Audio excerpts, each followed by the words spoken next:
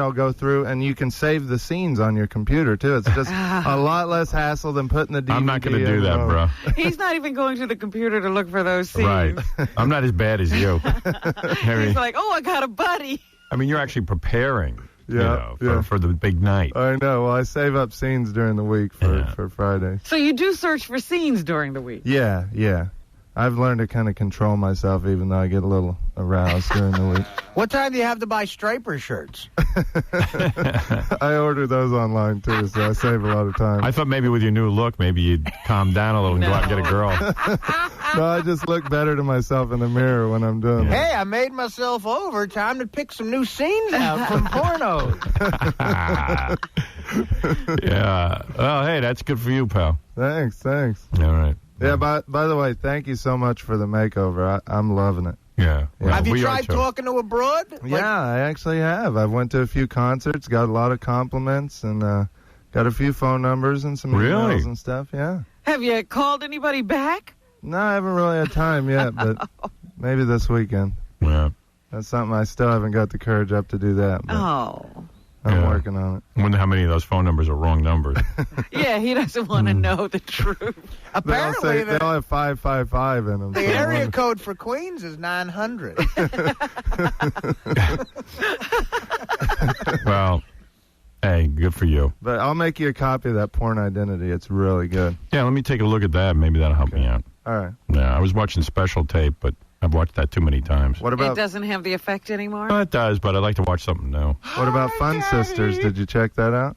I'm not as into them as you are. Really? Yeah. Oh, man. Not that hot. I don't know what it is. Maybe it's just that it's taboo that they're sisters, but something's so hot about that. And I'm not even a big fan of girl porn, but... Right. Maybe you need Vivid Video, because those are the top-notch girls. I do. I thought I had it. I thought I was all set. And then I was looking through my collection. It was kind of weak. There's a lot of scrubs. Oh, dear. You need some starters. I'm having trouble getting good-looking girls on my porn. I don't know. Now, there's a problem. I mean, yeah. And by the way, I won't watch any more Jenna Jameson porno because it's just like, you know what? That's too easy. What? I don't know. I still get into her. No, I'm way into her, but I want to expand my repertoire. I can't. I'm married to her. She's the only chick I watch. She's the go-to girl, though. Yeah, I can't find anybody else. I mean, it's ridiculous. I mean, every time I watch a porn, it's going to be her. There's got to be other hot chicks. Yeah. There's a huge billboard of her and some other blonde. It's her and Crystal Steele, the Is one that that I who went that on a is? date with. Yeah, Times Square. Yeah, I would have watched Crystal Steele. Yeah. Oh, I'll get you some of her stuff. Yeah, well. Definitely. Is that the one you went on a date with? Because she was hot. Oh, she's real hot. Yeah. Yeah. Well, you should see that billboard. I'm like, how can this be up in Times Square? It's a sexy billboard. Yeah. Amazing. I like to rent a room across the street from it and have a date with those two, the two on the billboard. Today at 2, I'm taking a picture of the billboard. Before I don't talk to anyone. I got this email from, I got that Trio phone. Yeah. It's got a camera built into the phone. And it's like, they give you tips on how to use your Trio. And this one guy's saying, I was at a meeting, and the notes for the meeting were, the minutes for the meeting were very, very long. I only had a minute, so I took out my Trio. I took a picture of the notes. Oh. And I went, man, that's smart. And I Yeah, was that's like, remember when they used to go in and take the miniature camera and take the microfiche and all that? And now you can do it with your phone. And I always forget to use my phone. I always forget to, I could do that. Yeah. I could take pictures of things. Like yesterday, I was in a meeting over at the Satellite Place. Right. Trying to design the new studio. So we had 4 different designs up on a big board. I could have taken pictures of the designs. That would have been cool. If I had whipped out my phone camera and go, wait a second, I need to study these later. Even if you don't need to, it's cool just to do it. Just to look like you're doing something I wouldn't have cool. studied it anyway, Right. but I'm just saying. Yeah, just pretend you're taking the picture. You know you're never going to look. I'm going nuts with that. How's that going? Well, I'm not a television guy. There was 4 different designs. All of them would work for me for radio. But we also have to do a TV show out of there. So there's some low, we've got really high ceilings. It's great. Yeah. For most of the studio. And then some areas have low ceilings. It's just the way it's got to be. Will they still be used for television? Yeah, but then I gotta have Scott or somebody look at these. I'm gonna have Scott DePace look at it and go, well, can you shoot me? I don't know. You know what I mean? I don't know if it's good for TV, but it's certainly fine for radio. So we got to figure all that out. At least the lights won't be on top of me, like I won't be like a French fry. Right now, the ceilings are so low that the lights get so super hot, you want to pass out. Yeah, yesterday was particularly bad because there was no air conditioning. Yeah. And these lights were just amazing. Yeah. Yeah. So, I don't know what's going to be. So we got to figure that out, and they want to get it done quick. Yeah, they want to lock it down. Well, they want to lock it down in case we get fired here and we're ready to go. Yeah. And then I was talking some more about going on tour for a month, a farewell tour. As soon as we get fired from here, and that could happen any day, we're going on a farewell tour. I got all psyched up about it again. Oh, good. Yeah. We're going to just travel the country saying goodbye to our fans. And I told them I need like 20 buses to pack it with hot chicks. We're going to go from town to town, and whoever follows us on tour, like I said, maybe our first stop will be Philadelphia. Uh-huh. Well, yeah, it should be, of course. Yeah, I said we take the bus from New York to Philly. We start out there. Then I said we already got like 100 emails from people in Philly who would put us up at their homes. Like, we don't sleep in hotels. We go to people's homes. And whoever follows us, they're going to need to camp out, too. And then I realized we're going to probably need some neighbors' homes for press and things. Put them up. Really? So the press has to have homes, too? Yeah. We're being like the president. We're providing for the press and everything. Right. So, like, if we find somebody who has a great house and a big lawn where people can camp out and stuff, then we can accommodate everybody. Yeah, and it'll be like the Grateful Dead. Like, people will be giving birth on the tour. A lot of campers, yeah. Those, people setting up homes in people's yards. Yeah. And then as the tour gets bigger and bigger, as we go across the country, we end up in like in L.A. or something. All of a sudden, we'll have like 10,000 people on tour. Right. And it'll be just one big Howard Stern Show family. Well, yeah, that's the press bus, and that's the... And hot chick bus. And I'm sure there were people following the dead that are just wandering around aimlessly now. They have no one to follow. Yeah, this will give them something to do. I thought it would be kind of funny, and then, like, we have hibachis and...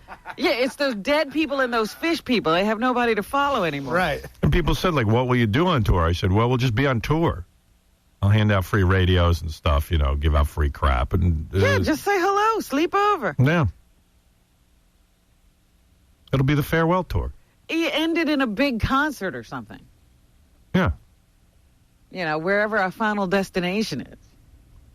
And then these satellite guys, I was telling them about it, and they go, well, why are you saying it's a farewell tour? You're not going away. You're going on satellite. I go, no. This has nothing to do with you guys. This has to do with I'm saying goodbye to my fans who were with me on regular radio. And then it'll also be part of, like, the new show at the other place. Right. We'll broadcast from the tour or something. I said it'll be wild. We'll be on tour. But tour like you suppose, like the rock bands used to do a long time ago. You don't sleep in a hotel. You sleep on the bus. Sleep on the bus. Is that how they used to do it? Yeah. Well, I mean, yeah, you go to someone's house. Like, or people's homes. You flop on somebody's floor. You should see the friggin' email I'm getting. Like some guy in L.A., he's showing me he's got like 10 bedrooms, got a whole estate. Wow. He says we could bring the whole goddamn thing right to his house. Oh, that's cool. We could sleep there. I said, listen, we need more than one bedroom. I can't sleep in the same bedroom as Robin. Yeah, we got to spread out a little bit. It'd be cool, though. Like, after a while on the tour, you'll be getting naked in front of me because they'll be just like, oh, screw it. There's nowhere to go. Be all annoyed. I'm just going to take my clothes off in front of him. There you go. The guys in the dead. Artie walking through. Oh, Artie's here again, and I'm getting undressed. Artie nude. The guys in the dead used to just see each other nude. Oh, God. What a treat that was. Right. Terry Garcia was. Well, invite anybody who wants to, get in their car and just leave and come with us. Well, I can name several people who are just waiting for us to start the tour. Yeah. And I'll have hot chicks. I'll have rock bands join us. In fact, to Gary, call... who do you want to perform in Philly when we first get there? Ooh, geez. Well, 9 Inch Nails is around. All right. Call up Trent Reznor and tell him we're going to need him in Philly. We're When we get to L.A., we're going to go to Jessica Hahn's house. Oh, Stop off there. boy. She's got a hot tub. She can play the piano. She'll put us up? She'll put up the whole, all our fans and everyone. All right. Sure. Of course she would. Give her something to start preparing for. Good. Jessica, get ready. Lingerie shows. It's going to be wild. It's going to be, we're all going to hang out. In essence, the show will come on and live at someone's house. You know. 9 Inch Nails, you need to show up at some guy's house outside of Philly. We'll get you That's the name. right, Trent. You're going to be at a house. Hey, how big is your mom's place in Baltimore? Not big. Because I was telling these guys we could probably stay there. We can't put anybody up there. That'll be It's about fun. as big as a matchbook. We'll need her address so we can publicize where she lives and we can all camp out there. Can she cook? She can cook, but there's Good. no place to sleep, really. Hey, let me, here's Artie. Oh, maybe I'll wait. I was going to play your tape from Mad TV you did the other day. A little piece of it. Yeah, they had Artie's picture in the paper in the TV section. Yeah, Artie did a funny bit. He was on the Actors Studio. The guy comes on and goes, we're in our 8th year of the Actors Studio, and in order to keep the show going, we have to interview people like this. And then Artie We've comes run out. out of good people. Yeah. Right. Arthur Lang. Arthur. Oh, I guess we don't have that yet. All right, I'll do that later. I got a whole bunch of stuff to do for you. Anybody hear the Son of Howard trial on Court TV? We got to play that again. Yeah, definitely. Yeah. Oh, that's funny. Yeah. There's a dude that I guess killed people, and his. How come he never called us? I don't know, but his dad said he was hearing Howard Stern's voice in his head. Yeah, they said to the guy, "Did you hear something coming out of the radio?" He said, "Nothing but Howard Stern." And I'm so warped. I'm like, wow. I've never been inside someone's head before. Oh, yes, you have. They just never killed before. Right. Hello, my Debbie. Whatever happened to that serial killer, too, who was a big fan? Remember that guy from Ohio? I don't. Who had, he had, like, logs of, listen to Howard today. Oh, yeah. Ooh, he was creepy. Serial killer? Yeah. Maybe he was executed. Yeah, it could have been. Maybe we hired him. I forgot about him. I think he's writing for us right now. Yeah. Yeah, his name was Richard Christie. Yeah. I was listening to some early Richard Christie tapes when he was about 18. Him and his buddies used to call in Kansas. He grew up in Kansas. Uh-huh. And a lot of small towns have shows on the radio like Swap and Shop. Right. Where you call in and the host announces whatever it is someone's selling and buying. It's like it's like Yahoo, actually. I have never understood how those shows work. I mean, it's like eBay. It's like eBay except on the radio. But you don't actually bid, do you? Yeah. Do you call in and say, "I'll give you $7 for that piece of junk you're selling"? So he would call all these shows and like he'd say, "I'm selling a tube steak, hibachi," and then he said his name was Phil Ascio. Oh my! And then he'd get people to read it. It'd be really good. Yeah, it was funny because what we do is we just write. You can turn in a piece of paper saying what you want to sell, and they'll read it the next day on the radio, and you can just drop it off at the station at night when nobody's around. So we just write a stack of. I like the pet scorpions one. You're selling 2 pet scorpions. Oh yeah, that are great with kids, and yeah, they just read anything. They don't care. Tube steak. We do tongue twisters with them too to see if they can. Like the one guy was, we have several shrimp sauce saucers with 6 sections of sweet and sour summer sauce. Yeah, the guy was pretty. The announcers are pretty good in Kansas. Good, yeah. He's one of those real deep voiced announcers. Deep voice, really yucking it up. Yeah. We've got 2 sweet and sour shrimps. Like it's pretty funny to hear. I got to play that one day on the air. Oh man, they got furious with us. They found out who we were. They thought we were little kids, I think, but this was only How old were you? Oh, a couple like 18 years ago. No, I was like 28. Oh, were you? Yeah. Then he does this thing where there's no delay, so they call in and they hold the phone up to the radio, and it causes massive feedback. Oh yeah. Oh God, Oh, they it's probably wanted wild. to kill you. well, we talk like we're old people, and And we go, don't know what's going hello. on. Hello? It sounds like this. The guy goes, "We're here at Swap and Shop. We'll be selling a lot of things today, buying a lot of things. Good morning, Kansas. Everybody, let's get right to it. Let's find out what people have. Up for bids right now as well." And then Richard would call and go,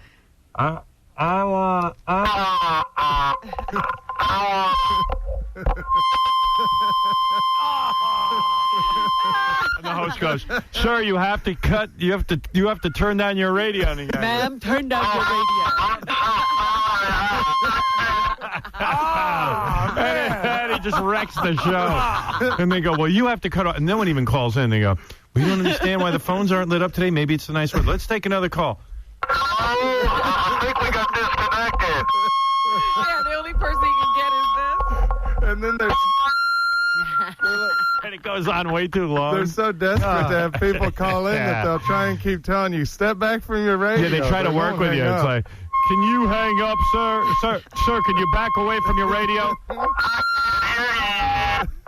Oh, man. All right, got to take a break. We'll be back right after these words. Here's Gary Garver with Phil Collins. Phil, can I ask you a couple questions? 2 questions. Come on, Phil, please. Please? Go on television, darling. I know, but... Great shot. Thank you very much. Two questions. One question. Over here, can I ask you? Phil, do you ever urinate in the shower? That's the best you can do. The one time you get and ask me a question, none of your business. Howard Stern Show. This is the Howard Stern Show. Hey-o. Yeah, speaking of that Star Wars premiere stuff, I think Thursday we were invited to a big Star Wars screening. Yeah. Yeah, and like not a private screening, like where there's a bunch of people there. We went last time to the Star Wars thing a few years ago. I remember it was like at the Ziegfeld or something. Yeah, it's one of those, and it's at 3:30 on Thursday, but I got an appointment.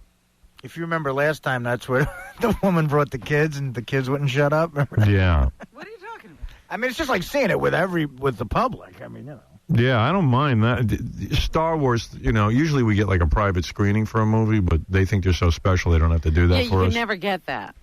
And I keep getting suckered into it because it looks like this Star Wars might be good because it's when Darth Vader finally becomes Darth Vader. I'm psyched to see it, I gotta say. What I understand, Lucas didn't write this one. Yeah, that might have been a good move. Yeah. Because he was a little light on plot on the other two. Oh, my goodness.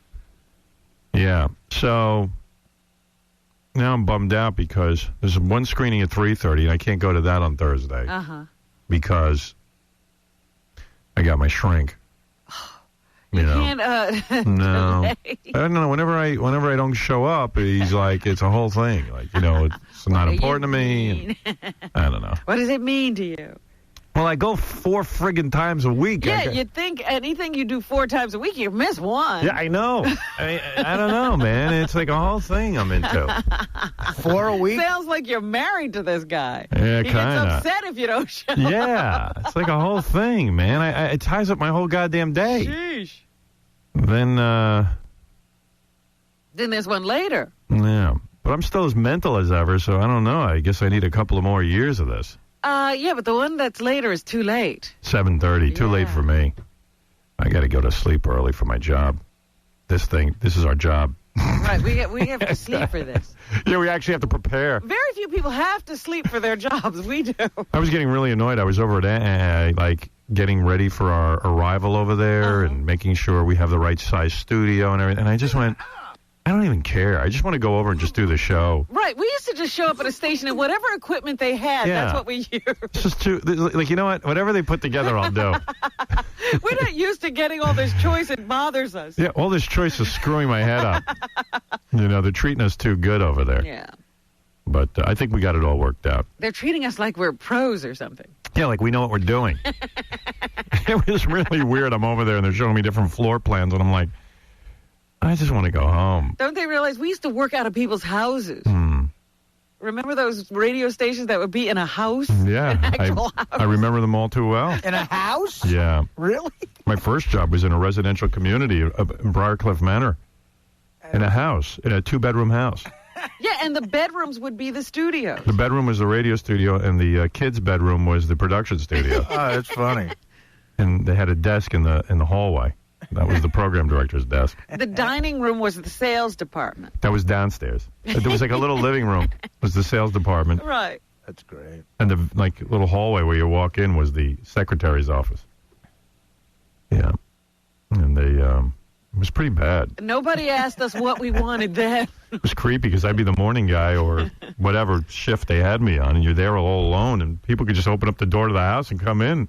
And what are you going to do? I'm surprised that didn't happen more often. If people like local people listening to the station just decide to drive by. When I worked in Detroit, I worked in an old house on the main drag in Detroit, in the middle of like a black neighborhood. That sounds dangerous. It was crazy. What, did they have like bars on the windows? No. No? Anybody could have walked in.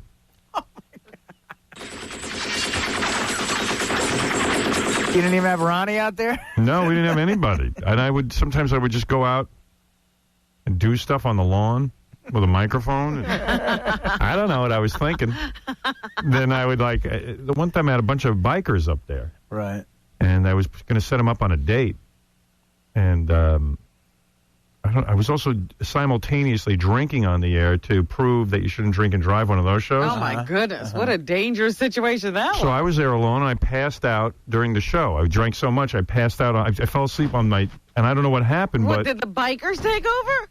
I don't know what happened, but the general manager came in all pissed off. He said that guys were doing coke in the studio. And Well, there of were course, lines, there's bikers. there were lines all over the place, and he goes, you should have stopped them. I go, I don't think so. I'm not Yeah, stopping a bunch of right. bikers. You invite bikers up. That's Yeah. what you expect to happen. I'm happy they didn't kill me.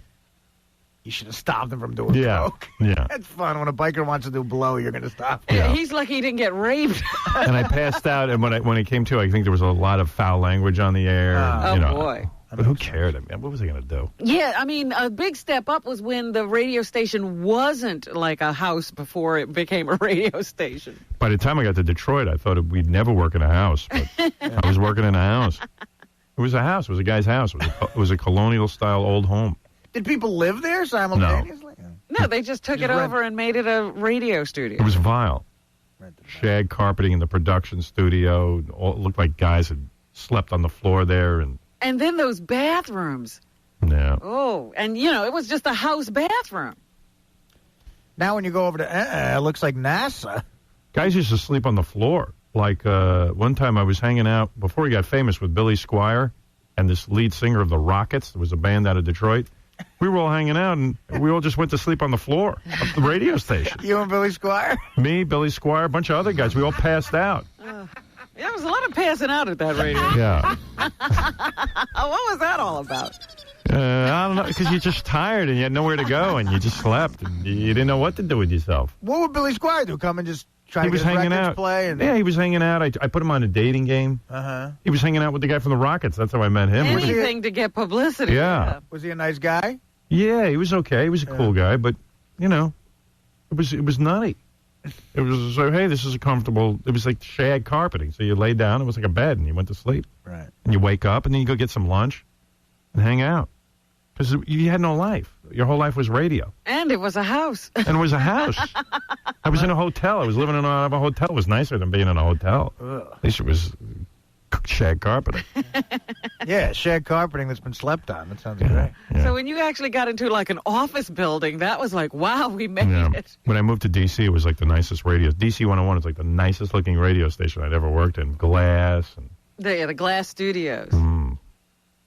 That was an actual building. yeah, a real building. Yeah, it had an elevator. It wasn't just, the upstairs. That's what I thought I was happening in Hartford. I worked in an actual building. Yeah. I was just shocked. There was no house. I knew once I got into a building, I was pretty happening. Right. Still making $200 a week, but I was in a building. Yeah. It looked like a business. Yeah, at least if your parents came and visited, it looked like you were working in a business. So at first, NBC must have freaked you out because you're in... No, D.C. had prepared me for NBC. Yeah. Rockefeller Center wasn't even... Yeah. I wasn't freaked out by the time I was at NBC. I mean, I hated the people there, but Yeah, they were freaky. yeah, I knew what I needed to do. But the satellite place is ridiculously beautiful. I'm Oh, up there. God. It looks like NASA. But they're all glass, too. It was weird. I'm in a conference room having a conference yesterday trying to figure out the new studios when we move over there. Uh-huh. And it's weird because the conference room is all glass, so everyone who walks by just stares at you. Oh, look at your conference. Yeah, and it's like you stare back at them, and like I'm staring there, and I'm looking out the window, and I see Alicia Keys walk by. I guess she's doing some music there or something, and I'm seeing Alicia Keys, and I go, hey, that's Alicia Keys. And she's looking at me, and I'm looking at her. She's looking at me like I'm... Yeah, like it's like a fishbowl, And then you can't concentrate on what you're in your meeting about, right? Right. And she's hot, though. I mean, she looked a lot better in person than on TV. Well, you know, the camera does add. 100 pounds. But how about the size of her butt, though? I don't know. She looked kind of attractive to me. Face. She was walking around with about 9 million black guys. Maybe they made her look smaller. Yeah. Yeah, right. We need security guys with big asses. Right. Yeah, they had big, giant ass guys walking around with her. So that she looks small. But I don't know. She looked kind of pretty. She's a beautiful girl. Very distracting. Yeah, gorgeous. And I was going to walk out and say hello to her, and I said, well, I've said some nasty crap about her. So. I always bank on those people never hear anything. Yeah. They're so famous, they're protected from people right. like us. That's what I bank on. Yeah. You know who's a real bitch?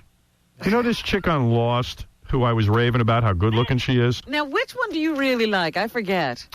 The really good-looking one, Evangelina Lilly. I don't know who she is. She's the one who has dark hair, and the doctor's kind of in love with her, and the other guy's in love with her. All right, she was the criminal. Yeah, okay. her, the criminal. Okay. Yeah. Some criminal. So they ask her, they're interviewing her, they go, do you know you were named Howard Stern's hottest chick of 2004? She goes, I was intensely flattered until I found out about Howard Stern's reputation with women. Then I didn't know if I should be flattered, but I still am. I'm like, you know what? What is my reputation? I don't have a reputation. What? I was married for 20-something years, and now I'm in a relationship of 5 years. I'm pretty good with women. You're like a dream. What is your reputation, I wonder? I don't know Where's what she from? Like, why does she have to write that? Why couldn't she say, hey, that's really sweet of him? But where's she from that she doesn't even know you? I don't know. That's another move. Like, she doesn't know anything. Right. Apparently, they found her doing theater like in Western Canada. Oh. Well, it's not like Mars. Yeah, I mean, she's in L.A. now.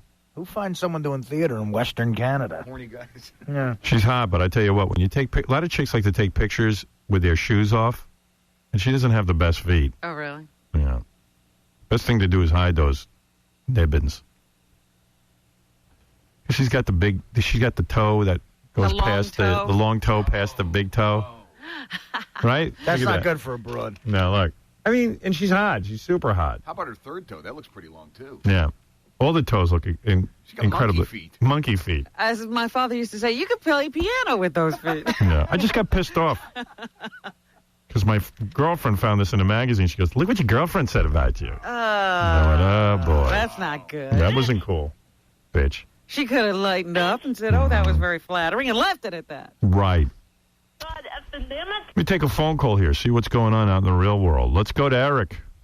Hey, Howard. Hey, Eric, what's happening? Oh, not too much. I just wanted to let you know I commute between San Diego and L.A. 4 days a week, and you guys literally make the drive bearable. I just want to thank you so much for the great entertainment. Thank you. And when I get about halfway, I lose the signal out of San Diego, and then I have to switch over to the L.A. station. Right. And I miss part of the Arnold bit blowing up the moon yesterday. That was so hilarious. Yeah. I literally had to pull over. I was laughing so hard. I mean, it was incredible. It's one of the best bits I've heard in a long time. What's so and cool I was hoping you could maybe replay that. Yeah, I'll replay that for you. That made international news. That's what's so cool about it. I had Arnold Schwarzenegger call in about blowing up the moon, and the next thing we know is there was an article that came out in London at first that said Arnold Schwarzenegger is in trouble with women's groups because he said that when he blows up the moon, that women's periods, their menstrual cycle, will, Yeah, they won't be so bitchy. So at first I couldn't believe this, that it had made the news all the way to London, and then supposedly, and I don't have tape of it, on the Scarborough Report on MSNBC, they were running a thing condemning Arnold Schwarzenegger for wanting to blow up the moon. Thank God for stupid people. Yeah, we gotta get that. And then I saw on another news service that a woman's group was complaining about his comments about blowing up the moon and women's menstrual cycles. Now, can you imagine the next time he has a press conference, it's going to come up. Somebody's going to raise their hand and ask the question. He's going to be like, what? All right, I'll play it for you right now if you want. That would be great. When are you going to get him back on the show, like in the studio? Do you think that'll happen? Or I don't know. We haven't heard from him in a while, but... Yeah, I don't think Maria is letting him out of the house. Yeah, he wants to keep up that governor image. Yeah, he's a really wonderful governor. Oh, really? I see Arnold's popularity sunk. Well, you know, he has a little problem. He hasn't come through on any of the promises he made. Yeah, but he said he will blow up the moon. Well, yeah, that's getting him back on track. Yeah, that a lot of could these be guys, interesting. A lot of these guys make promises. The only problem is they got to deal with the other legislators, and they can't get the stuff done. Well, that's what I was going to say. He's fighting with. Well, the see, he legislature. doesn't understand the concept of a legislature. He wants to go directly to the people for every issue. So if you do that, you don't need a legislature. You know, it just doesn't make any sense. Some of the You might as well just disband it in California. Some of the people in California got to wake up and say, there's a reason why he's not a good governor. He's Arnold Schwarzenegger. Yeah. He's an action hero. Well, I think maybe Gary Coleman would have made a better Not like people are governor, complaining now. Yo, you elected the guy from Last Action Hero, and They you're elected mad? a guy. They don't even know what the hell he stood for. Yeah, you elected kindergarten. Yeah, cop. they're surprised he can't govern. He's not coming through on any of the promises. Like, yeah, duh. He's the Terminator. Well, just for the record, Howard, I did vote for Gary Coleman. I put There you that in on go. the Yeah, he ballot, would have so. been better. Yeah, completely waste your vote. Well, he was a security guard, you know, so what can you say? Hey, Eric, here it is for you. This is Arnold Schwarzenegger talking with us about blowing up the moon right here, right now. Governor, I was surprised, you know, a lot of people gave me a hard time. I was talking on the air the other day about scientific research that I read that, you know, someone called in, and I don't know how we got into it, but I said that the moon was the reason for so many of our problems, and that based on what I've read, scientific evidence, that even women would be mellower, and this was a joke, but it's true. Women's periods are controlled by the moon, the tides, and the moon, and even women would be more relaxed if there was no moon. Also, the tides in the ocean would no longer be a problem where you see these monsoons and tidal waves, and maybe even tsunamis. What is a monsoon? Well, okay, a tidal wave. You wouldn't see this it. is our science. But a lot of our weather problems would be alleviated if the moon wasn't there. And I understand you support this. Let me tell you something, Howard. I want to make a big announcement here on the show. This is why I'm on today. Because of you, always with you, Howard. You always come up with the great genius ideas. And then I will take credit for it, and will not thank you for it. Now, by the way, if you think the governor's joking, there are thousands of miles of coastline in California that would be affected if the moon wasn't there in a good way, because you would see there would be less danger. Am I right? You're absolutely right. Let me tell you something. Because You and Arnold have figured this out. Yeah. I am going to propose a bill that will bring about the destruction of the moon. Thank you. Finally. Yes, and I'll tell you what. California's taking on that project. Yes, let me tell you something. Well, first of all, you talk about the tides. Who the hell needs the tides? It comes in, it goes out. Right. It comes in. It cannot make up its mind. We don't need that crap. Well, in Florida, they have something called red tide, which is horrible for them. The tourist industry is affected. The fishing industry is affected by red tide.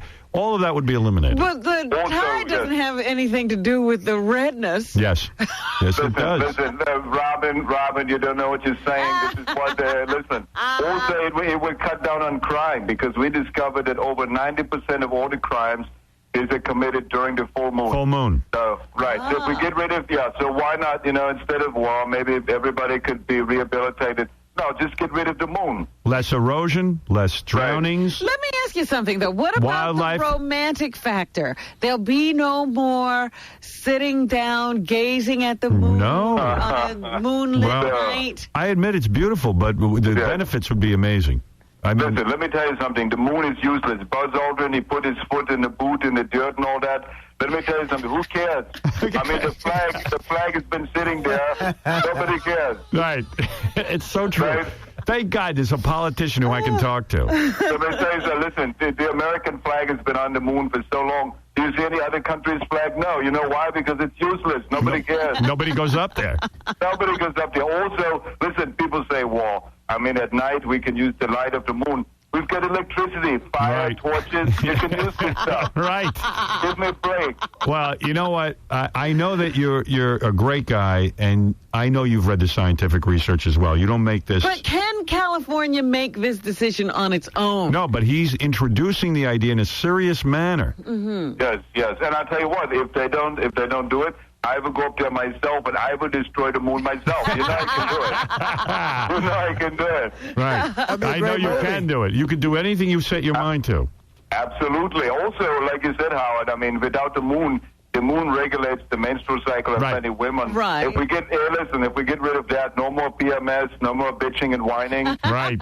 Just sex. Perfect. Yeah, women will be more like perfect. guys who just want sex all the time. Absolutely. Who can argue with this, Bill? Who can argue with it? Well, let me tell you something. We're having a good laugh and a good time, but I want to thank you for taking it seriously. I backed the governor when he ran. Absolutely. And I still back him, especially now that he wants to blow up the moon. What is the best way scientifically to blow up the moon? That's the part I get. You don't want fallout. Right. Well, we're doing some research on that. I've got a think tank that's right now working on this process. But Howard, you're instrumental. Any feedback and any input that you can give, please let me know. Thank you, Governor, and thank you for getting up so early this morning. I appreciate it. Listen, you guys are great. You have a great day, Howard, and I will talk to you soon. You too. And by the way, this is truly a nonpartisan issue. This is not about Republicans and Democrats. Everybody has the tide affects everyone. Everyone can unite on this. It's about the moon. It's about the moon. The moon is useless. Get rid of it. Right. Thank you. Thank you. Bye-bye. Right. Bye-bye. Now, Howard, Governor Schwarzenegger. Goodbye. Okay, who's on the phone? Hello, phone person? Hello. Rudy, this is Mayor Rendell. Mayor Rendell from Philadelphia? Yes, Howard Stern says you're a fat pig. You know that? Who did what? Howard Stern said you were a fat pig. Do you know that? Oh, really? Interesting. Thanks for calling. You're welcome, you fat pig. Oh, thanks a lot. Goodbye. Cut the phone. That's interesting. We had the mayor of Philadelphia call. Obviously, that was not. That's some guy who got through. And you know what? When you do live TV, sometimes morons get your phone number.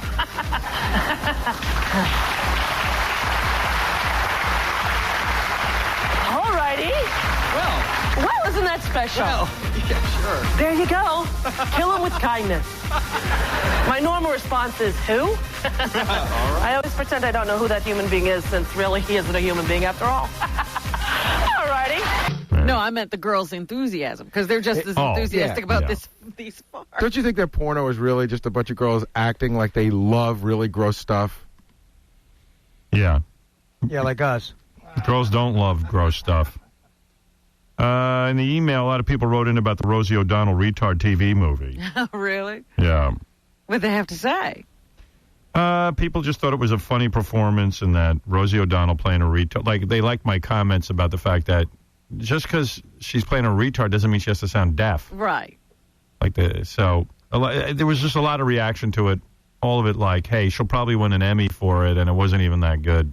God, effing damn it. For any of you who didn't see it, I can give you a little piece of it now. Here's Rosie being a retard, and it's called Riding the Bus with My Sister, and here she is. I don't know. Here she's being a retard. She's riding the bus. Every day you are first person on my bus. Yeah. She'd kill somebody to get on first. I wouldn't kill. She's got no place to go, just rides around all day. So, it's a free country. I'm a person. I buy my bus pass for $40, and I'm first always, so that's why I'm first. Yeah, you're doing it on the government door. Funny. Well, you know, I made the point yesterday that the only guy who ever did it well, I mean, Sean Penn kind of sucked as a retard, and Rosie. The only guy who was good was the guy, Gilbert Grape, Leonardo DiCaprio. Yeah. He did a pretty good job. Everybody wants to play a retard or... These are the easy roles, I think. Yeah. But they get a lot of attention. She was talking like that. And it's like, well, that's a deaf person. Yeah. You know, if you're gonna give an Academy Award or an Emmy to someone, they better goddamn get it right. Oh, why don't you do something useful in your life? Okay, Henry. Where is Beth going today? I'm going to go to Alma. Now I'm going to catch a bus with Rick. Rick. And everybody talks to her like she's a retard. Where is Beth going today? I'm right here. I'm a person. Here's the emotional scene where she sees her dad in the hospital. Yeah. Simon, where's my daddy? Where's my daddy? Shut up. He's unconscious. Why, He won't you? even know you're here. Yes, he will, because he's knowing. I think it's important for Beth to see her dad. I want to see him. Oh, Shut up. He's finally asleep. I didn't want to see him this way. I knew it would upset you. You're not the daughter I wanted. Sheriff. Dad, can you hear me? Your mother said we should have gotten amniocentesis before we gave birth to you.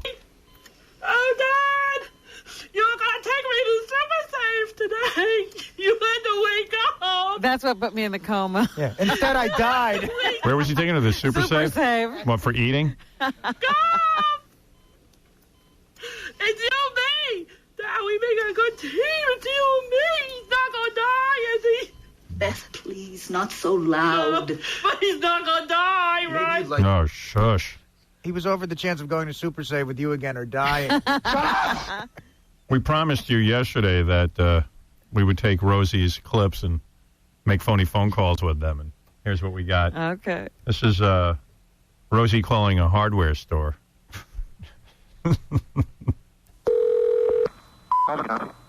I'm an assistant to somebody who's handicapped, and I'm going to pass the phone to her, and she can talk to you about it. Okay. All right, her name's Rosie. Can you hold on? Uh-huh. All right. Hello? Yes. Toilet seat assistance at row number 1. You need a toilet seat or you need a whole toilet? Can we have assistance, please, at row number 1 for toilet seats? Okay. So you need a new toilet seat. Yeah. Okay, we have toilet seats. What, am I scaring you? No, you're not scaring me. I do not understand what you want. We have toilet seats. I like the fishies. What do you like? Do you need the toilet seat or not? I don't have to go to the bathroom just to wash my hands and make them mad. Okay, look, this is a busy store. I have to get off the phone now, okay? How do I may help you? Hi, please. He's with a customer right now. Okay, I'm an aide to a handicapped girl. Uh-huh. She was talking to him, and he hung up the phone. So maybe if you're a little patient, could you talk to her, please? Okay. Her name is Rosie, okay? Okay. I appreciate it greatly. Hello? Hello? Jesse's delicious. He's going to take me today to get a new toilet seat because mine got broken and was sliding. Okay. Someone will have to come by the store and buy one. I like the fishies. What do you like? Okay. Put me back on with the other person. Want me to scare you? Boo, boo, boo! Put me back on the line with the other person that's there. Hello? Okay. We can't keep this up. There's rambling on about all types of things, like pick them up and go She's bring retarded. them, and do I like fishies, and they're going to scare me, and boo-boo, and... All right, let me They put on. just need to come by and look at the toilet seats. There's nothing I can do over the phone. You know me. I'm fussy. Rosie, what type of seat do you need? Toilet seat assistance at row number 1. Okay. Have someone come pick it up for you. You're not my mother. No, I'm not. I have to go now, Rosie. I have to go back to work. Okay, Rosie, I'm going to have to hang up now. And I have to go back to work. I have customers waiting on me. I can't stay on the phone. Boy, that woman's more crazy. People astray. When you're a stranger, faces look ugly. When you're alone, I like the fishy. women seem wicked. You know me. You're unwanted. That woman was very rude. I mean, she's as patient as a woman can get. Yeah. I like the fact that no wonder her toilet seat's sliding. I wonder why. She's 800 pounds. Want to play the retarded actor game?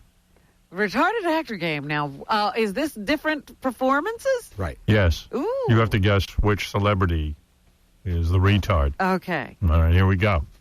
And we go. And you have to answer as a retard. I got a fun Bubba! You know that one. I got that geez. one. That's an easy one. Wait a minute. And it starts off easy. All right. I don't know that one. Tom Hanks. When did he play a Forrest retard? Gump. That's right. Oh. Come on. Let's get going here. You want to play or you want to sit there? all day? That threw me. I got a fun Bubba! Bubba Gump. Bubba Gumpy's going to look for Oh, it. that's right. Yeah, I didn't get that either at first. Oh, I forgot to answer as a retard. That's right. Tom Hanks. A deaf retard. All right. My mom wants me to become 18, and I'm having a big party in Holly Gilbert. Yep. When is that party I coming? know that one. That's Gilbert is Grape. Leonardo DiCaprio. What? Leonardo DiCaprio, right. Oh, is that Gilbert Grape? Do you wish to go on? Yeah, this is one of my favorites coming up. You'll like this. Morning, Hannah. Today I run you in. Saturday. Sean Penn. No. Sean Penn. Nope. That sounds like a black woman. Say, run that one again. Morning, Hannah. Today I run you in. Saturday. Oh, I know who it is. Who? Cuba Gooding Jr. Oh, radio. Yes. Howard, you got to see that movie, man. It is crazy. You know, be a good movie. Radio versus Rosie O'Donnell. There you go. Radio versus riding the bus. Right. Wouldn't that be good?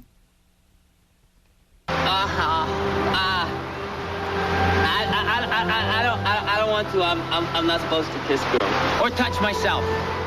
Oh boy, that's I know a which tough one that is. That's where Linda Pearl married Tad Lowe. No, it's not. It's not. This one was a tough one. It's an actor that you know, but I don't think anybody knows the movie. Who is it? Let me hear it again. Just give it one more time. Somebody that you guys know actually well. Joe Piscopo. No, not. I said an actor. Oh. I don't want to. I'm not supposed to kiss girls or touch myself.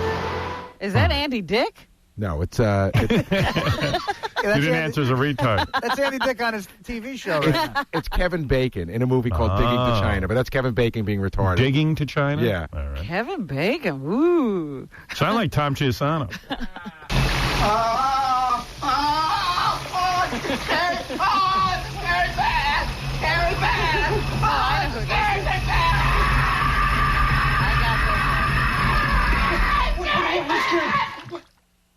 Dustin Hoffman. Dustin Hoffman was Rain Man? That's Yeah. right. That was a great retard. He did a good job. Yeah. Yes, You he gotta did a give it good to job. him. We forgot about him. Yeah. Was he really a retard, though? He was more, Not really. Yeah. He was autistic. Yeah. Yeah. Difference. Howard, skip this one and go to 7. Go to Okay. number 7. Ready? Well, Rosie's claiming she was autistic. Right. She's saying in real life she's autistic. Stop laughing at me! You stop laughing at me! Oh, I know this Hey, don't tell her. Hey, that's a good one. Play Let it me do again. Play it again. Oh, she's good. Dude, don't say anything, Robert. It's a she? Stop laughing at me! You stop laughing at me! I know who this is. You do. You love I can't think of it. Juliette Lewis. Right, Juliette Lewis. She's good. And the other sister. Stop laughing at me! You stop laughing at me! That's where she gets married? Yeah.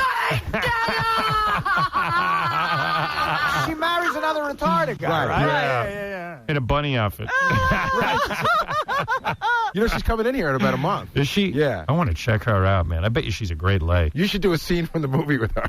You know what? Get the script.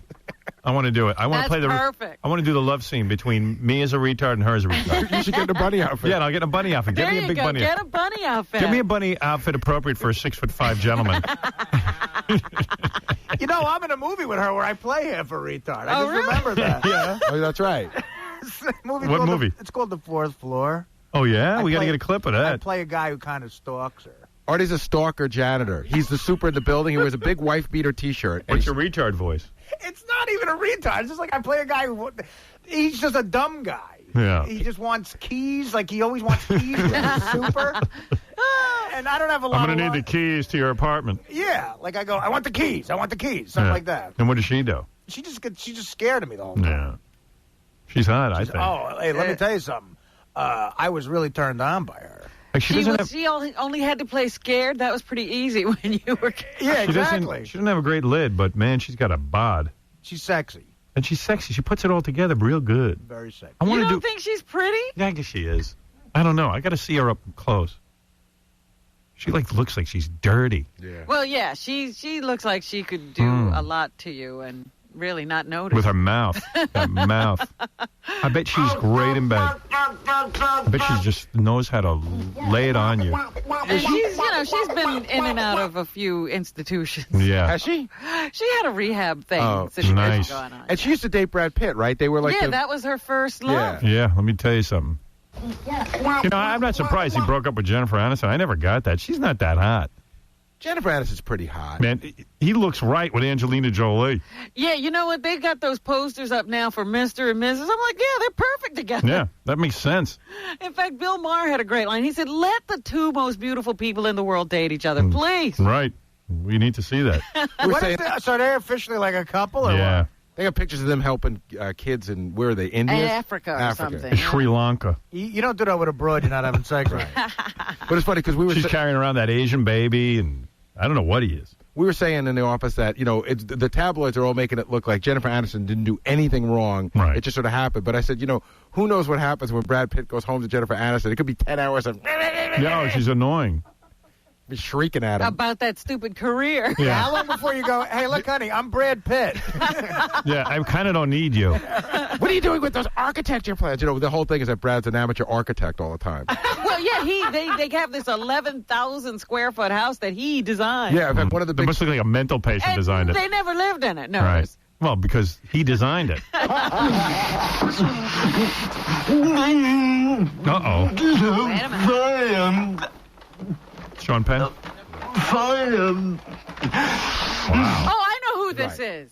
That Say it. sounds like Sean You Penn. mentioned it yesterday. Daniel Day-Lewis. Oh, no, my left foot. She's good at this. See, he's not retarded. He's got No. CP. But that's who it is. Yeah, that was pretty good. Yeah, it's I could have done that. No, he was good. Nah, I could have played this role so Listen good. to how he's breathing and everything. I Got can it do all. that. Well, listen to me. Seriously, give me a chance. You ready?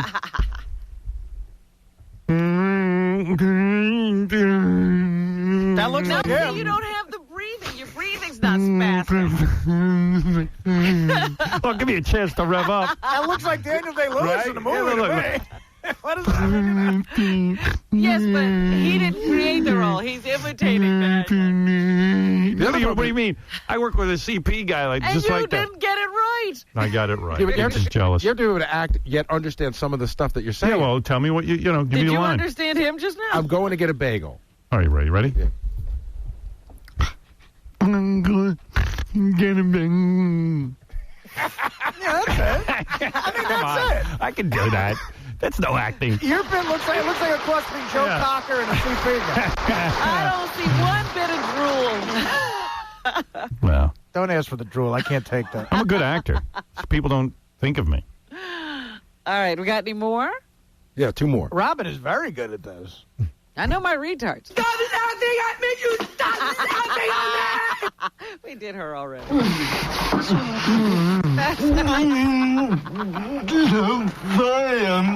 No. I thought it was gay porn. all proud of himself. You don't know what it's like when you try and you try and you try and That's you try Sean and Penn. you don't ever get That's there. correctly. Yeah. Because Penn. you were born perfect and I was born like this. He's almost as good as Rosie. Yeah. Ugh. This is the last one. All right, last one. You did them try. I gonna break them goddamn cat neck. I smashed them cat with a stick. Robin Whoa. Williams. No. By the way, he is the worst in that David Duchovny movie that just came out. What's the movie? The House of D? Yeah, I love Robin Williams, but I got to tell you something. That was not his role. No, he plays a badass retard.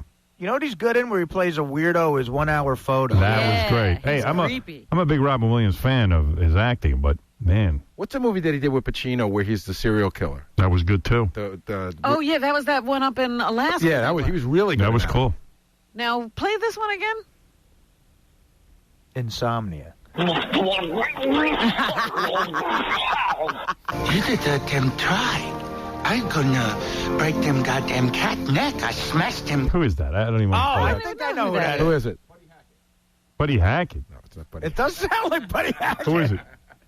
I play know it who it again is? one more No, time. one more time. Sounds like Elephant Boy. You did them try. I gonna break them goddamn cat neck. I smashed them Sounds like Bill Murray in Caddyshack. cat with a stick. It sounds familiar. I can't. It does, but I can't place this one. The movie is Of Mice and Men. It's John Malkovich. Oh. Who's gonna know that? Who's he? He's not even famous. Oh, yes, he is. Yes, he is. I think Love he, that I think man. he was nominated for a bunch of Oscars. Please. That's an actor. Maybe he's an actor. Nobody knows that. And I got to tell you, his retard wasn't too good. Maybe he's Very an tricky actor. playing a retard. I'm telling you. Yeah, mice and men can make anybody stumble. I tell you, we didn't play the what Paris Hilton plays one in House of Wax. She plays one on The Simple Life. She's good at it. Okay. I got so much stuff to get to. Hey, if you're blind and beautiful, you might be perfect for our blind beauty pageant that's coming up. The chance to win $5,000 courtesy of Liongate, Alone in the Dark. How will they know if it's really $5,000? Just because you can't see something doesn't mean it can't kill you. Evil Awakens on DVD everywhere, May 10th. Just send us a 2-minute videotape of yourself to Blind Beauty Pageant, 40 West 57th Street, 14th floor. If you need more information, go to howardstern.com. See, I'd be good for a beauty pageant where the judges were blind. Will the blind contestants be paid in $5,001 bills like in Ray? Yeah. Well, they'll get 5,000 real dollars. Let me see. I got a bunch of things here to play for you. All right. Let me.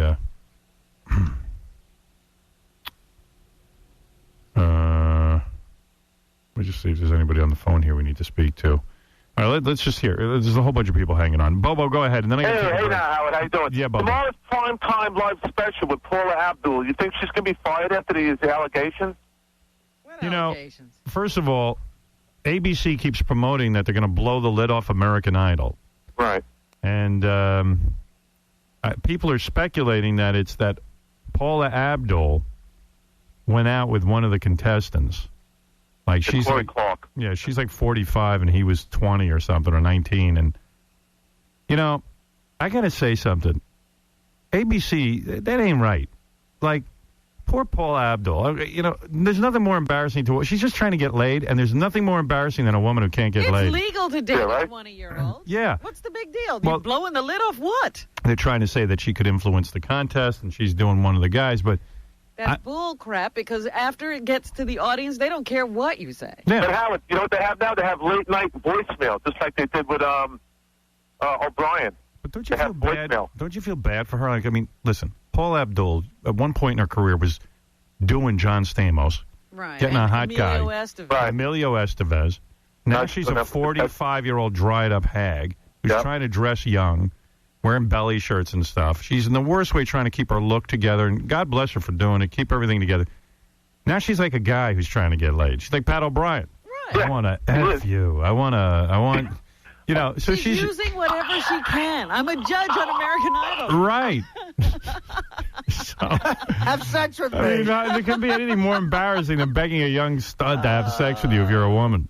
Leave her alone. Record contract. Come on. Leave the and they're saying she's not that stable. I guess she was on some sort of, I don't know, antidepressant. Well, I read the People magazine article this week that they had about her, you know, years of suffering and pain because when she was a 17-year-old cheerleader, she fell or something, and she was on every kind of pain medication, but she says she wouldn't take the pain medication. She'd rather deal with the pain. She was never addicted to anything.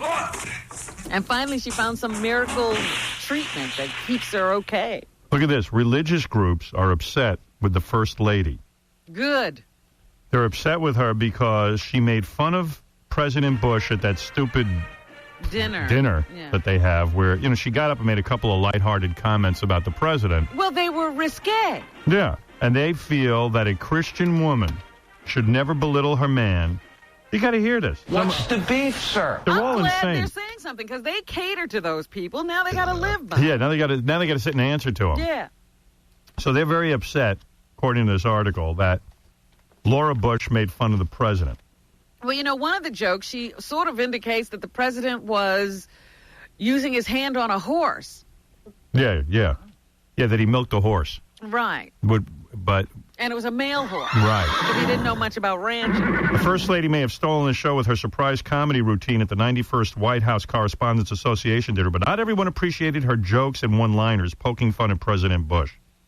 At least one organization of conservative Christians quickly lashed out at Mrs. Bush's performance, warning her that her remarks at the president's expense were a public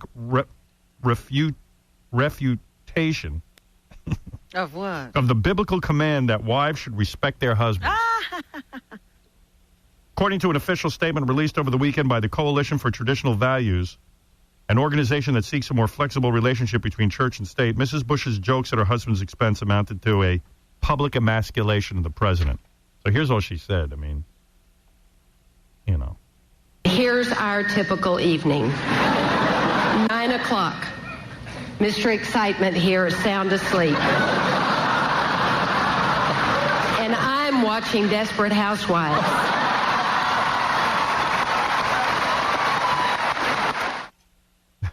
Big deal. How's that a joke, anyway? Yeah. She's the only one. Everybody's laughing like something funny was saying. She's the only one who can talk about the president. One night after George went to bed, Lynn Cheney, Condi Rice, Karen Hughes, and I went to Chippendales. I wouldn't even mention it, except Ruth Ginsburg and Sandra Day O'Connor saw us there. So some dude wrote a bunch of jokes for her, and she was able to, read them to the press corps, and now they're saying that she's terrifically funny. George and I are complete opposites. I'm quiet, he's talkative. I'm introverted, he's extroverted. I can pronounce nuclear. People ask me what it's like to be up there with the whole Bush clan. Let me put it this way. First prize, 3-day vacation with the Bush family. Second prize, 10 days.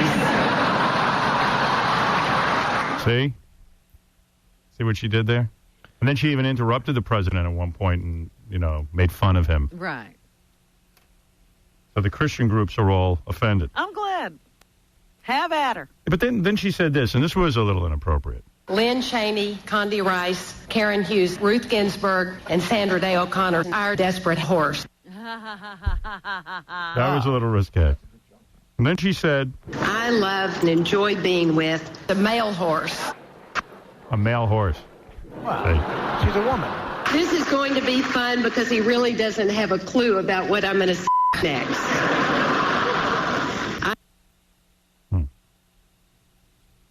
How come we had to bleep suck? Why did we have to bleep I was that? going to say, what did she say there? Suck. He doesn't have a clue what I'm going to suck next. I don't even... They're so bleep crazy around here.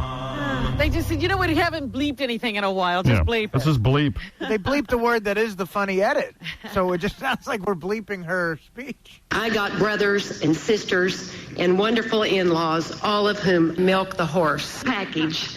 I'm not kidding. We like it down there. But actually, in all seriousness, I do love horse. Well, that you had to bleep. I guess. Horse bleep. Horse. I got brothers and wonderful in-laws, all of whom open their baloney package to me. Now she's funny. Now she's rolling. And then the president got back at her. Vice President Cheney has serious problems that will grow worse with time. See? And then he said, Vice President Cheney rejects women and respects violence. Really? Yeah. He was a scream. Well, whatever. All right. We got to take a break. By the way, did you see the president holding hands with the Saudi prince? Yeah, you know why he did that? Because we need oil? No, he's a homo. No. Oh, yes. simple reason. The reason he did that is... Those guys are fast! And this is not meant as a joke. This was, I read this in the Times, that in a lot of Arab countries, and this is crazy, because women are so kept out of society, like you can't even walk around with a woman without a headdress on. Right, they got to be completely covered. That what has happened is men spend a lot of time with other men. And walking down the street and stuff, you will see Arab men holding each other's hands. It has literally evolved into that. Yeah, but that doesn't happen here. Yeah, and well, they were in Texas. Well, because Bush spends a lot of time kissing their ass, and he hangs out with them, and so he's doing what Arab men do. They hold each other's hands. And kiss a lot. Yeah. Imagine how much we need that Earl, man. That's a lot to do. He's not holding anybody's hands here. I've never seen him hold anybody's hand except this guy who's got a turban on. Yeah, nobody holds my hand. Yeah, he's not kissing you. I got to take a break. Then we got a whole bunch of stuff to get to, including a woman who claims she's a former stripper who hasn't been able to find a job because she looks too much like a stripper. Also, Snoop Dogg is stopping by today. Say hi. He can tell her whether. Yeah. Snoopy. Hey now. Yeah. A little of that vibe going on. Snoop's back to smoking pot, by the way. Yeah, I was going to say, he fell off the wagon hard. He bounced a few times. That whole phase is over. Curious how long that phase lasted exactly. Yeah, we got to ask him. Since we last saw him, he broke up with his wife, and now I think they're back together. Yeah. There's a whole thing going about on. all of that. Yeah. I mean, is this woman giving him problems? Yeah. Where's that shoe of his? Yeah, how come he can't handle his woman? Yeah. All right, and then I want to play Artie on Mad TV and a bunch of other tapes and take your phone calls and get to everything. Later this week, Jet Li will be by. Yeah. Yeah. And coming soon, Jimmy Kimmel will spend the whole morning with us hanging out. It's always fun when Jimmy's here. Do you know the premise of Jet Li's new movie? No. It's called Dog or the Beast or something, but some guy takes him and raises him like an animal. Oh, that's cool. And only lets him out when he needs him to attack his enemies. Well, you see that, and it's in English? Yeah. Good. Yeah. Does he raise him as an English-speaking animal? And then he gets found by a blind Morgan Freeman who teaches him to be human. Like Tarzan. Yeah. That's cool. I love the previews for it even. I was like, oh, this is going to be so good. It's like Feral Man. Yeah. Nice. Is that what that's called? Feral? Feral cats or wild cats. Yeah. He even wears a dog collar and he doesn't want to take it off. He's so attached to his collar. Oh, that's good. All right, we'll be back right after these words.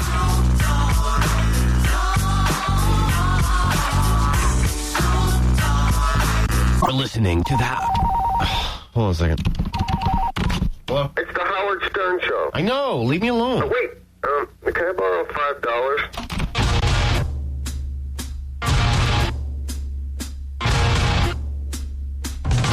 $5? We begin our classroom with the questionnaire, which was used brilliantly for 26 years by my great hero, Bernard Devo. What is your favorite word, Kiefer? Latin, gravitas. What is your least favorite word? Nigger.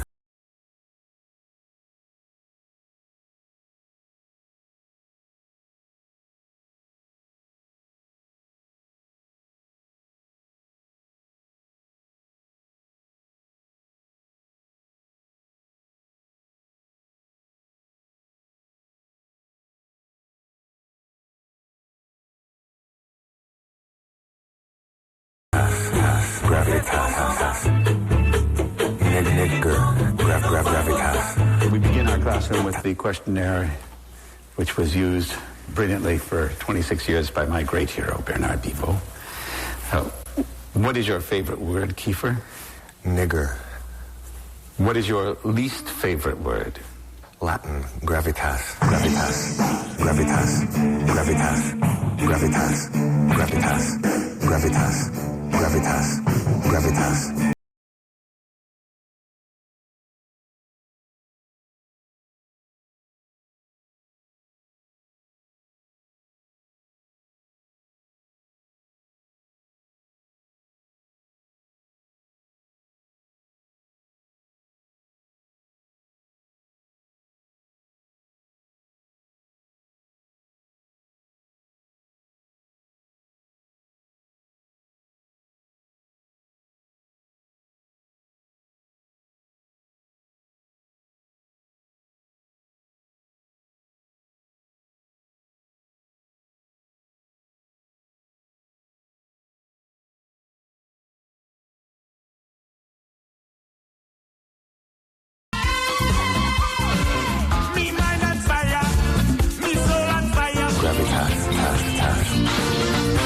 You know, I can go. How long you want me to go?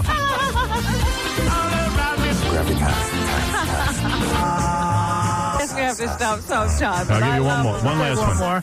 We begin our classroom with the questionnaire, which was used brilliantly for 26 years by my great hero, Bernard Devo. What is your favorite word, Kiefer? Latin, gravitas. What is your least favorite word? Nigger. Gravitas. Nigger. Gravitas. Nigger. Want to hear Artie Lang on Mad TV? Yes, I do. Gravitas. The premise is he goes on this TV show, The Actors Studio. Yes. And then the guy says, well, we've been on 8 years, and basically we've run out of good actors, so we have to put on guys like this. They put on Artie. In conclusion, Master Lang, I would like to ask you a series of questions from the famed questionnaire. created by my mentor, Bernard Pivot. What is your favorite word? Beaver. What turns you on?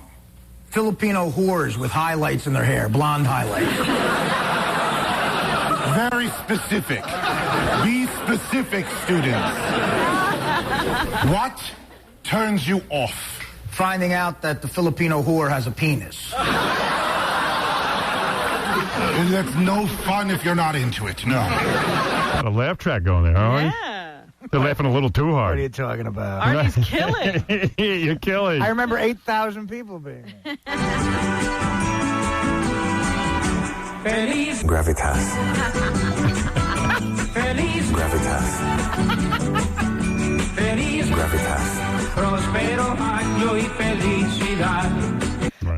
We should see if we could put that into one song a day for like 8 years. Yeah, every song in the world should have gravitas. Yeah, right. Well, that can be done. Gravitas. Gravitas.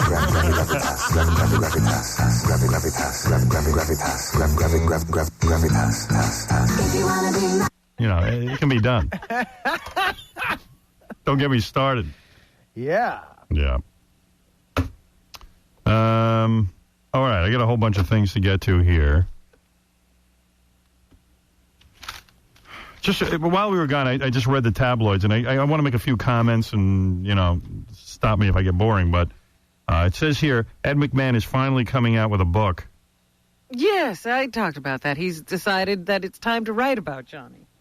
Which is funny because the book's already coming out, so, like, you know he didn't get the book done now. He's had this book now waiting for Johnny to die. This book was sitting in a safe. Yeah, but he doesn't badmouth Johnny. He's still afraid of Johnny, even in death. Well, Johnny might haunt him. Yeah.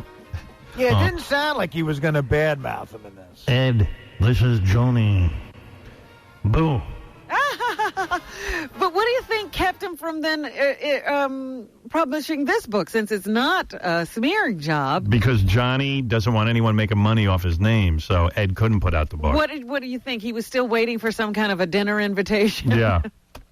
Let's see what else. They got, in the Globe, they got,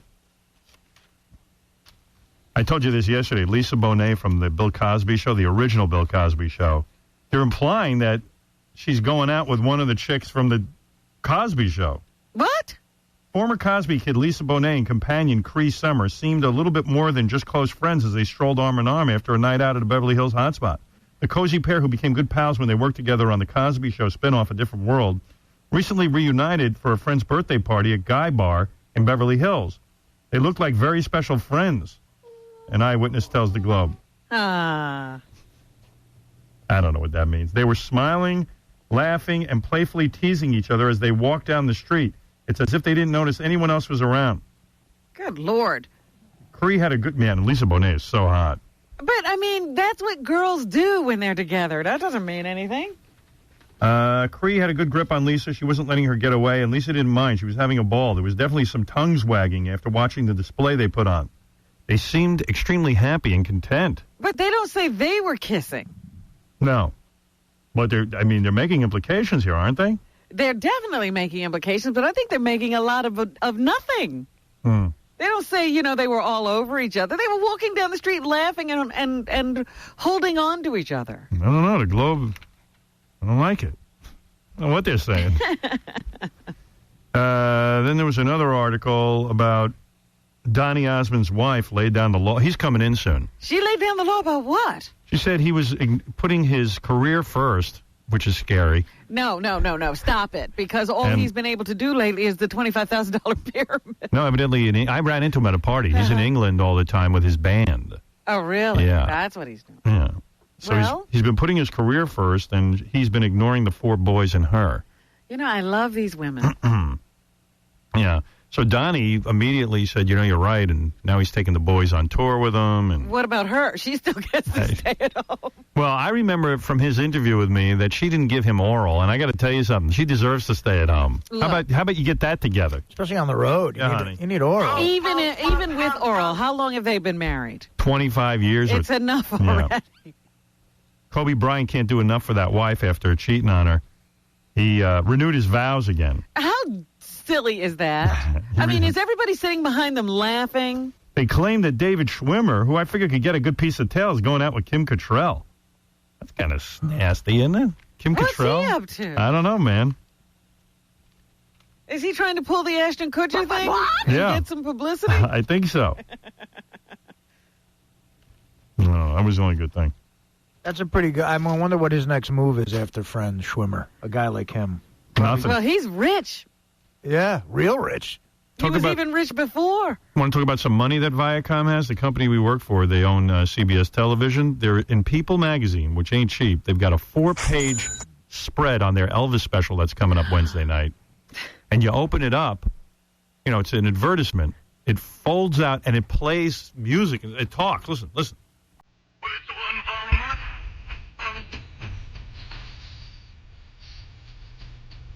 Wow. What did that cost? Listen to this. Yes, Sunday, May 8th. Then, these never-before-seen home movies and much more in the all-new special Elvis by the Presleys. CBS Friday, May 13th. Now, is this what's going to happen? Our magazines are going to start talking to us? Our magazine's going to run commercials. Now it won't shut up. I can't even get it to shut up. Elvis, CBS original movie event. Now, is that going to make you watch that? No, I'm not going to watch it anyway. I know. It makes me not want to watch it. I'm so sick of Elvis and those stupid movies. I don't want to watch another thing about Elvis. Right. I know everything about Elvis. The funny stuff they always leave out. I know. Yeah, apparently he ate a lot at the end of his life. I love that there's a new book out where, Lisa Marie and Priscilla talk about their remembrances of Elvis. And one of the things Lisa Marie remembers is that if he was angry, you knew it. Hey, how about the runaway bride? The dude who was going to marry her wants to still marry her. Well, you know what? I heard that and I said, you know what? I've been meeting a lot of people lately who love these needy people. Well, there's a lot more to it now that now stuff's starting to come out. What? The two of them, the runaway bride and the dude she's marrying, are real Christians, and they've never had sex. She's 32. They haven't had sex together. They have a platonic relationship. Look, you're just convincing me more that she's nutty. Yeah. Our relationship from the standpoint is still very pure, he said. I know that's been a question on a lot of people's minds, but we were technically living together, very platonic. They've been living together and not having sex. Yeah. So you just get all the fun of living with a woman. Or a guy. Yeah, well, exactly. Everybody's so much fun. The I don't want to mom, live with a guy either, Robin. You're right. her mom always says she was put on this earth to be a mother. So we're looking forward to that one day. I've forgiven her. I forgave her 5 minutes after I found out exactly what happened. So here's a dude, who knows what her story is? Who knows if she's into guys? And you don't need a Humvee. Yeah, I don't know what her story is. She's never been with a man, or maybe she has. I don't know what the deal is. Maybe she has. Maybe he hasn't. The whole thing sounds weird. It's all a little crazy. She doesn't look bad except for the wacky, crazy eyes. Well, yeah, and psychiatrists will tell you she's getting close to that point where you see white all around the eyeball. Yeah. And that is really a bad sign. It is? What does that mean? It means you're real crazy. Is that what they say? Yeah. It's got if you see eyes. white all around the eyeball? Yeah, you shouldn't see white complete. You shouldn't see a circle of white around the Yeah, what does that mean? That means you're out of your mind. Like your eyes are popping out of your head because you're crazy. She was raised as a coyote. I know chicks like that. I that's what the real crazy eyes is when you see white above, below, and on either side. Yeah. I went out with a chick who had that. I'm not kidding you. And she went nuts on me. Yeah. Yeah. Just stay away from that if you see it. Wow. That's what happens to your eyes when you don't F. You don't have sex. They start to bug out. You go nuts. She's got virgin eyes. Yeah, because that runaway bride, man, her eyes are crazy eyes. It was so funny because they were describing her in the press, the wide-eyed smile. I'm like, right. Here's some email. Dear Howard, I hate Ashton Kutcher. Thanks for telling everyone what a lame douchebag Ashton Kutcher is. Let me play that tape again. I just said, what is with this guy's delivery? I'm just so glad that movie has tanked with that horrible Amanda Peet. And I'm so glad it tanked because he would go on MTV and say stuff like, gee, if you guys make this movie number one, I'm thinking I just might do a Calvin Klein underwear ad. See, he's getting to the point where he thinks he's a big star. Yeah, he's getting into that weird area. But listen to him on Punk'd. This is his show. Setting up a prank. And it's just so gay. Celebrities think that they can get away with anything. Celebrities think they can get away with anything. He's a celebrity. Who are Yeah. He's one of us. He's a regular guy. Oh. Yeah. Not anymore, bitches! Kirsten Dunst, she has a movie called Elizabethtown that's going to be coming out. Let me tell you how I know Kirsten Dunst. About 4 years ago, I met her out at a karaoke place. Like, you know what? Remove his vocal cords. Show him up. Asked her out on a... What is he talking about? About 4 years ago, is he trying to be like, who's that comedian with the cigarette all the time? Oh, Dennis Leary? Dennis Leary? Like, you know, that ranting kind of thing? Well, Dennis doesn't rant like this. I hope not. Hey, and she never called me back. Not calling a guy back when he calls you not cool. You should call him back. And you should accept his invitation to the Outback or Chili's. I offered you the choice. Kirsten's friend Liat and her other friend Molly are setting up Kirsten. They're going to take her to a restaurant, get a little booze in her, and old Liat's going to sit there and have a couple fake near beers, act like she's getting buzzed up, and then we're going to run them through a sobriety checkpoint. Chris and Brian will be playing police officers. Drunk driving is not funny. Revenge is a bitch. Kirsten Dunst, you didn't call me back. What the hell? Drunk driving's a biatch. Who is he? How did he get him on? Revenge is a biatch. My toilet seat's broken. I don't mean literally cut out his vocal cords. I just wish he'd quiet down and stop the Yeah, why nonsense. can't he talk normally? Right? Right. Celebrities think that they can get away with anything. Not anymore, bitches! Kirsten Dunst, she has a movie called Elizabethtown. What do you think about that, bitch? Jackass. Let us introduce you to this concept. It's a mic. People can hear you whether you yell or not. Like that? Come on. You like that? Come on, beg for it. Oh, sir. Oh, yes, sir. Sure, what do you want? More, sir. Come on, that's it. Sir. Right. Oh, God. That's right, yeah. Oh, God. Oh, yes, sir.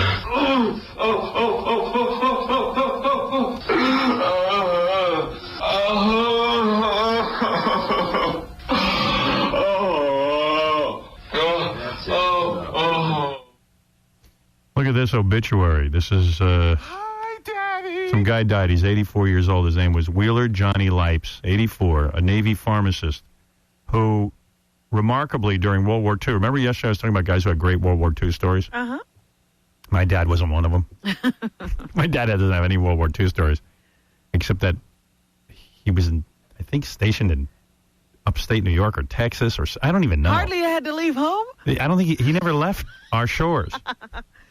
Dear. And he doesn't like when guys talk about World War II. During the greatest war, he was home. I don't know. He was doing Morse code. I go, well, where'd you do that? In Germany, undercover? And he goes, no. I was like, in Texas. Oh, jeez. I was like, wow. Someone had to secure Texas. The only war story he ever told me was he was standing guard one night and he fell asleep. So he was a good soldier. It's something like he goes, I learned to sleep standing up. There was nothing to guard. We got better war stories than our president. That's true. I mean, at least he was in the war. Wheeler Johnny Lipes, a Navy pharmacist mate, performed a remarkable improvised appendectomy during World War II on a submarine 120 feet under the Pacific Ocean. Wow. He died. He had pancreatic cancer. He retired as a lieutenant commander. He was a 22-year-old high school dropout at the time of his surgical feat. Lipes' legend was chronicled in a Pulitzer Prize-winning news account and provided a surge of morale during a period of desperately bad news from the Pacific. And he inspired a wartime action film starring Cary Grant.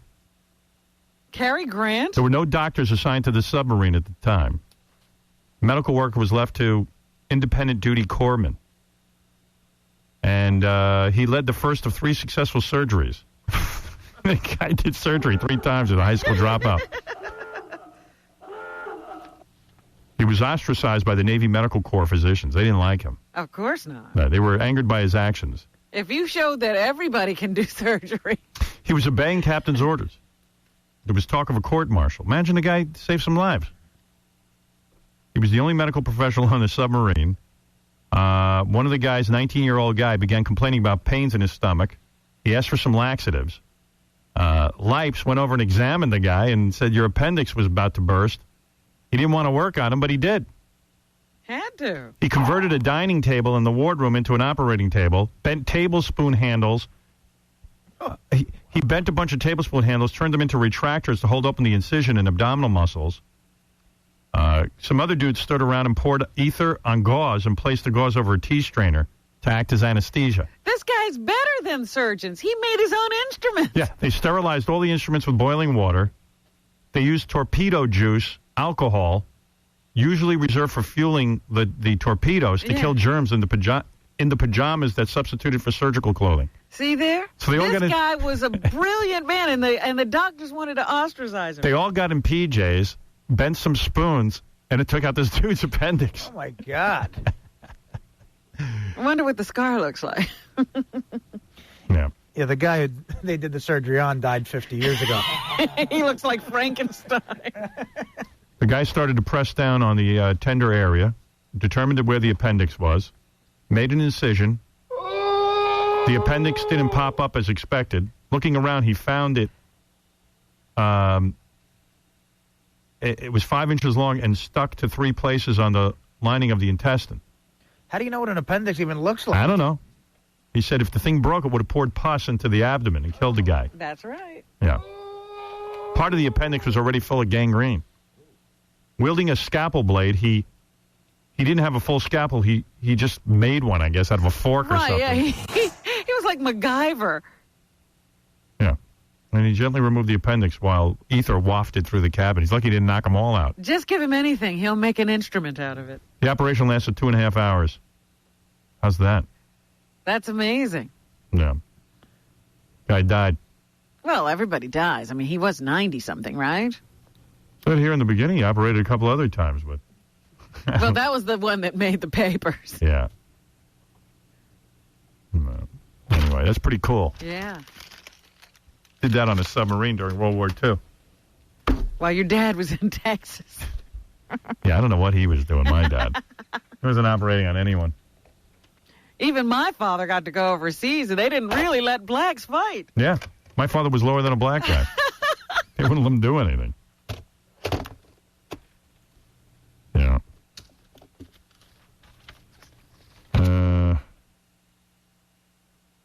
What else you want to hear?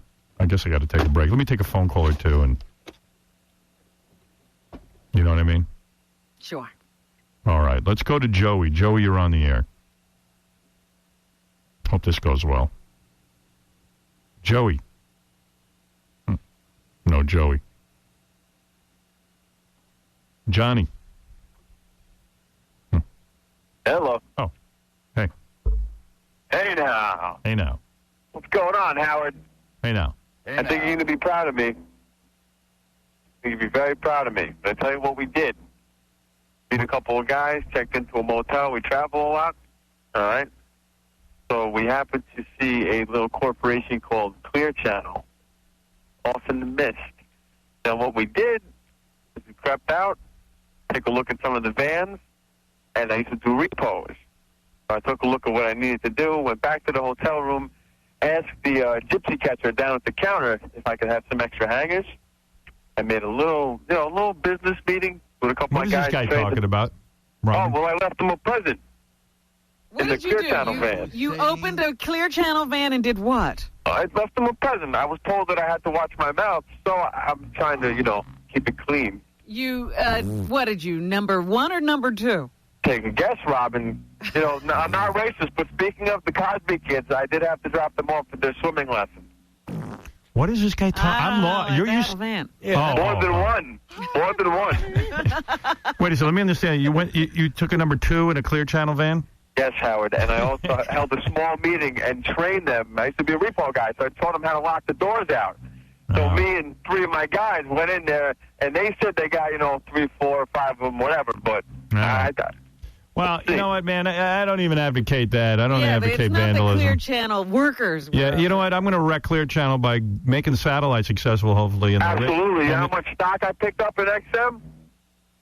Well, we're not on XM.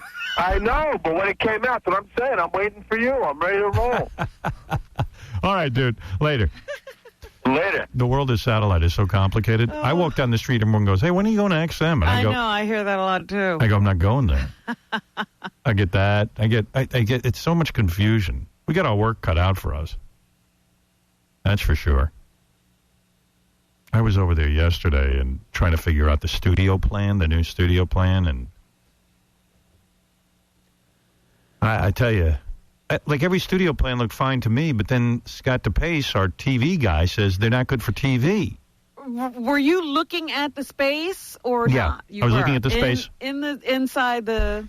Yeah, and you know what it is? It's such a dumb meeting because I don't know. Like, there were 2 floor plans that I could work with in radio.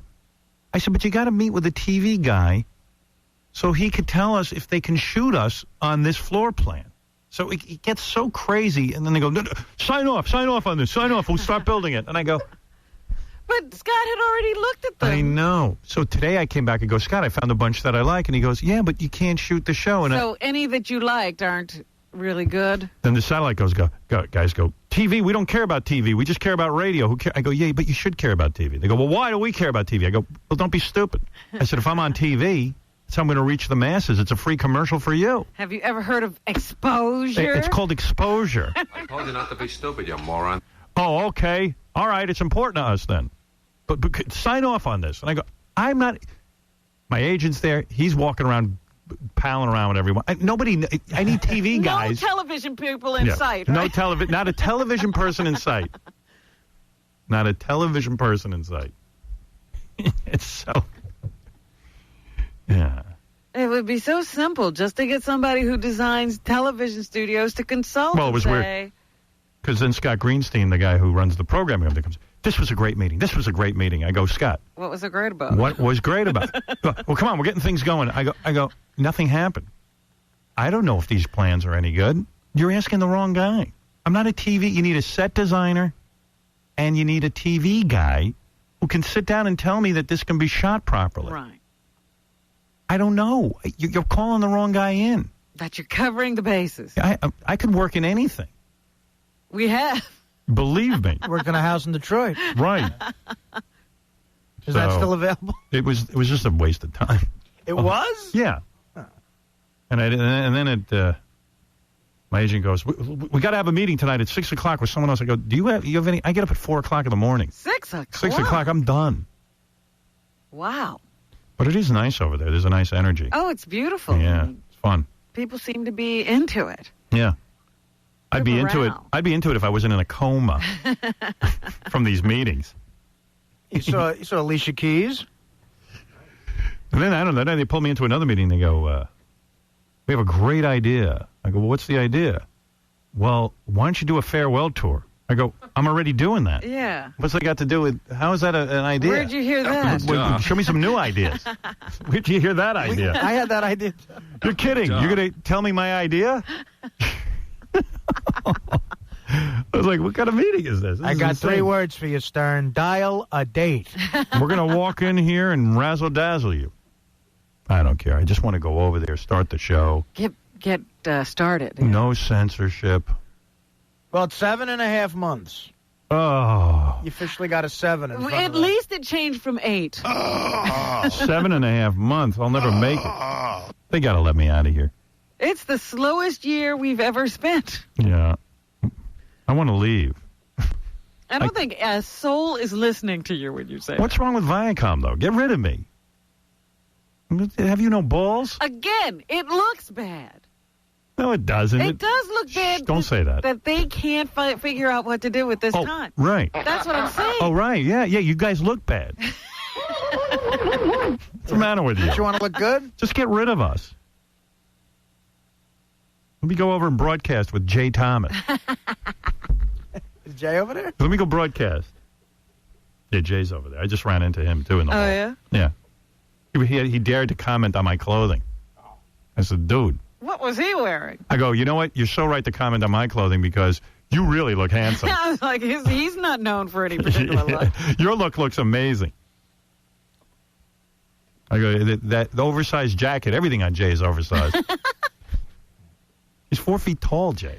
I mean, what is he? He can't find clothes his size? And every time I see him, he goes, you tall guys, you. I go, Jay, enough already. Yeah, you're not going to grow You're not anymore growing. no matter what you say. Yeah. Not happening. Get used to it. Yeah. It's how many years now? Yeah. Jay looks like he's wearing little boy pants. This is it for you. Yeah. Get used to it. Well, yeah, he had to look good next to Rhea Perlman on the show. That's right. She was tiny. Man. But we were over there. It was fun. I had a good time. You see all these celebrities in the halls. Yeah, that sounds like fun. Yeah. Alicia Keys was just wandering around. Are they going to be there when we're there? Probably not. We'll still be alone. Well, they're not going to be there at 6 in the morning. Right. I'd rather do the show in the afternoon. That's what I'm thinking. Maybe we should be there when all the action is happening. Right. That's the deal. Like, you know who else was up there yesterday? Billy Corgan. I saw him up there. Yeah, what happened to him? He was good. I don't know, but like Robin's sort of right. Like all these people sort of saunter in around noon, 1, but they said they're going to try to schedule people to come in when we're on the air. Oh. All yeah. We'll take a meeting with you, Miss Keys, at 4 o'clock in the morning. You're wondering what happened to Billy Corgan. He's writing poetry. Yeah. Oh, is he? Yes. The guy from Smashing Pumpkins? Yeah, that was such a good band. Tonight's the night. Whatever that was. Tonight. What happened? He was so good. He broke up the band and started writing poetry. That's gay. Yeah, must have made too much money. Yeah. They had a guy die. Big deal. Hey, anybody on this show dies, I'm going on. Lots of people have had guys die. Led Zeppelin had people die. Marty, the only The Who has nobody left and they're still going. The Who is like the Temptations or something. The only person that can break up this band if he dies is Howard. You know what I mean? So a guy in Billy Corgan's band died. It's You know Billy. what? Queen is out touring. I know. I know. They Queen. are? Yeah. And you know who's the front man? Yeah. Paul Rogers from Bad Company. What is that all about? I don't know. Scaramouche, Scaramouche. He's got a great voice, Paul Rogers. Not the Queen. Yeah, I got to hear him doing that. Shows you, even without me, this show could go on. Well, aren't the Dead touring? Yeah, they are, but under a different name. Right, they won't use the name. Yeah. But we'll still be the Howard Stern Show. And nobody's figured that out yet. Like, the Dead are being booked into this stadium with all those kooks that are coming, and everyone thinks it's going to be a nice, calm show. Ugh. This guy, I don't know, man. I like this guy. This show didn't slow down when Fred died in 1997. Yeah, I wonder if we could pull off the thing like they did with Sinatra, where if you died. You know, Sinatra did 4 nights at Radio Oh, City. yeah, that virtual reality thing? Virtual Sinatra. Yeah. Yeah, sure. Can we just show a picture of you? Yeah, just take my tapes. I'm thinking of starting a Howard Stern museum. Why not? I was going through my archives. I save everything. Paintings, everything. Letters, film clips. Just thinking, maybe just open up a museum. That would just really piss everyone off. Absolutely. The Howard Stern Museum is open for business. You have people coming in. You can spend the whole day there with all the junk I've got. Right. Make some things interactive even. So Get the kids. If I could go someplace and I could, say, I could pull up a show from July of 1986 and listen to it in a booth, right. I would totally go. I could give it to you all on video. You could watch booths. it. The booths. But, I got some cool stuff. No, I know. Every painting the audience has done, and I think you could definitely make a museum there. They got a Liberace museum. I don't see why you can't have a Howard Stern museum. Right. Yeah. I could contribute some stuff. Yep. I got Fred's original paintings of Gary. Those are great. Yeah. When you guys used to paint, that stuff really ought to be displayed. I have every birthday show jacket in the history of the show in a closet somewhere. I got all that. I have all that stuff, too. Yep. I even have the original excrement from Dan the Farter that fell on the floor. That's nice. That's funny. That's good right. for me. You could take that original Neiman painting and put it under glass. Right. You know what I used to have that I finally think I got rid of? Remember Bill Cosby came and he left one of those awful cigars? Oh, yeah. Oh, you saved that? I got a drawing of me by Billy D. Williams. I found, yeah. Oh, remember, you probably have the ones by... Peter Max? Peter Max, Yep. too. I have all that. And even, well, the Leroy Neiman was made into a big thing. So we're talking about this. Somebody sent me this yesterday. Look at this. You like this? What is it? Hold it up. It's you. Yeah, I'd hang that in the museum. Pretty good work, right? Yeah, why not? Take all that crap and put it in the museum. Yeah. Oh, boy, I'd kill an hour and watch that. You know, we even have, 1 week we went out to L.A. and I videotaped the show just through a camera on a tripod. Just a week of shows of you interviewing, pre-E-show stuff. Those are like lost tapes. Yeah. You know what I'm thinking, too? Opening up the museum in Cleveland.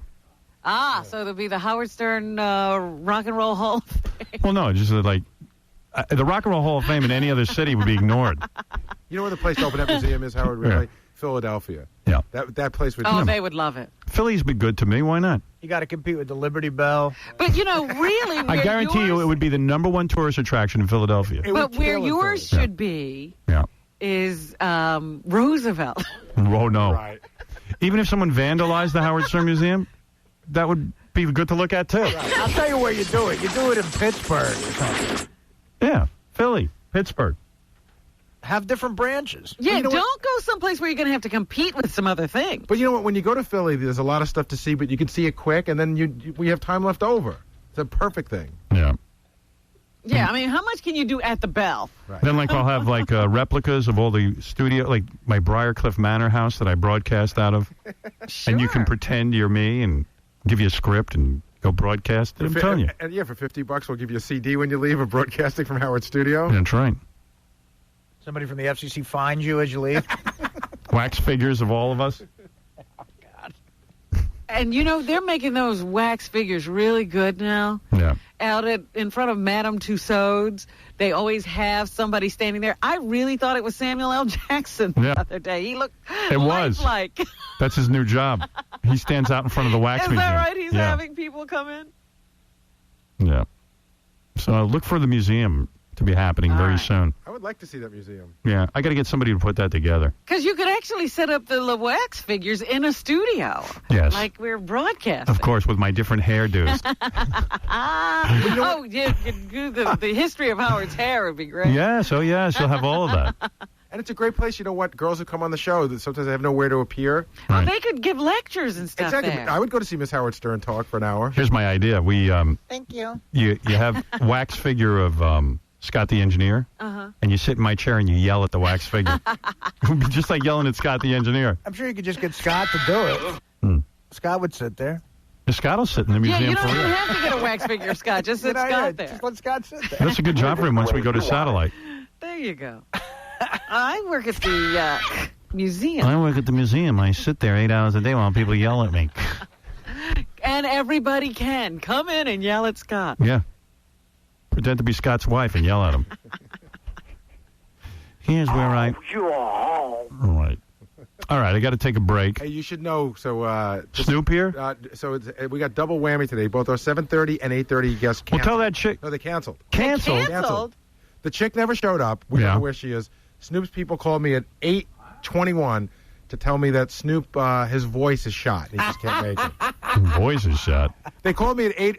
First, they called me at 8 o'clock to tell me they were going to be late for 8:30. You want to know something, though? I'm fine with that. I think I got so much stuff here. I got you, I could do a better show without guests. Well, I'm just thinking that the girl who was coming in, she said she can't get a job because she looks like a stripper. No, she can't get a job because she can't show up. Right.